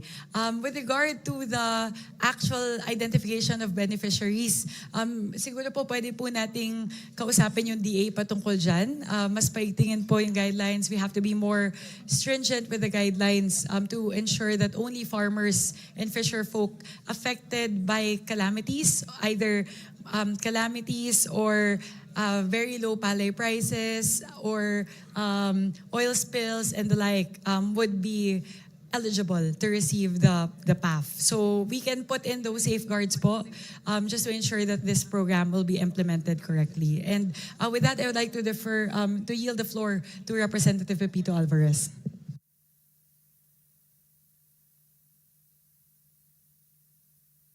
Sorry, follow-up lang. Sana i-adapt ng aming Senate counterparts yung requested ng administration na 10 billion. Kasi I can only cite Palawan, kailangan talaga. So, meron mang nagkamali doon, meron mang finding ang COA. Let's minention ni Senator Kiko na nawalaan tayo dahil hindi mayroong mga nagpapanggap na farmers at saka fisher folks, but sa next cycle siguro mas mabuti, mas mababa na yan. Kaya tuloy na lang po natin ito. Nakikiusap kami. Thank you very much. Madam Chair, if I may. Representative Marcelino Libanan and then Representative Rufus Rodriguez. Thank you, Madam Chair, Mr. Chair. Gusto ko lang mag-propose ng amendment na hindi lang 7,000 yung ceiling bawat isang tao. Kasi napakaliit ng 7,000 kasi parang AX na po yan. Kung maaari, maglagay na po tayo ng ceiling. We are dealing here with the backbone of our economy, farmers and fisher folks na bibigyan. Kaya laki-lakihan na po natin yung may bibigay natin sa mga beneficiaries. Thank you, Maino. To respond to that, po, actually, this is not something that we will stipulate in the GAA. Rather, it's based on the internal guidelines that the DA has issued when they implemented PAF in recent years. So, pwede po natin kausapin yung DA kung ano po yung gagawin nila na entitlement per beneficiary moving forward. Representative Rufus Rodriguez. Thank you, Madam Chair. And certainly, we support the fund for the presidential assistance to farmers and fisher folks. President Bongbong Marcos was in the city of Cagayan de Oro.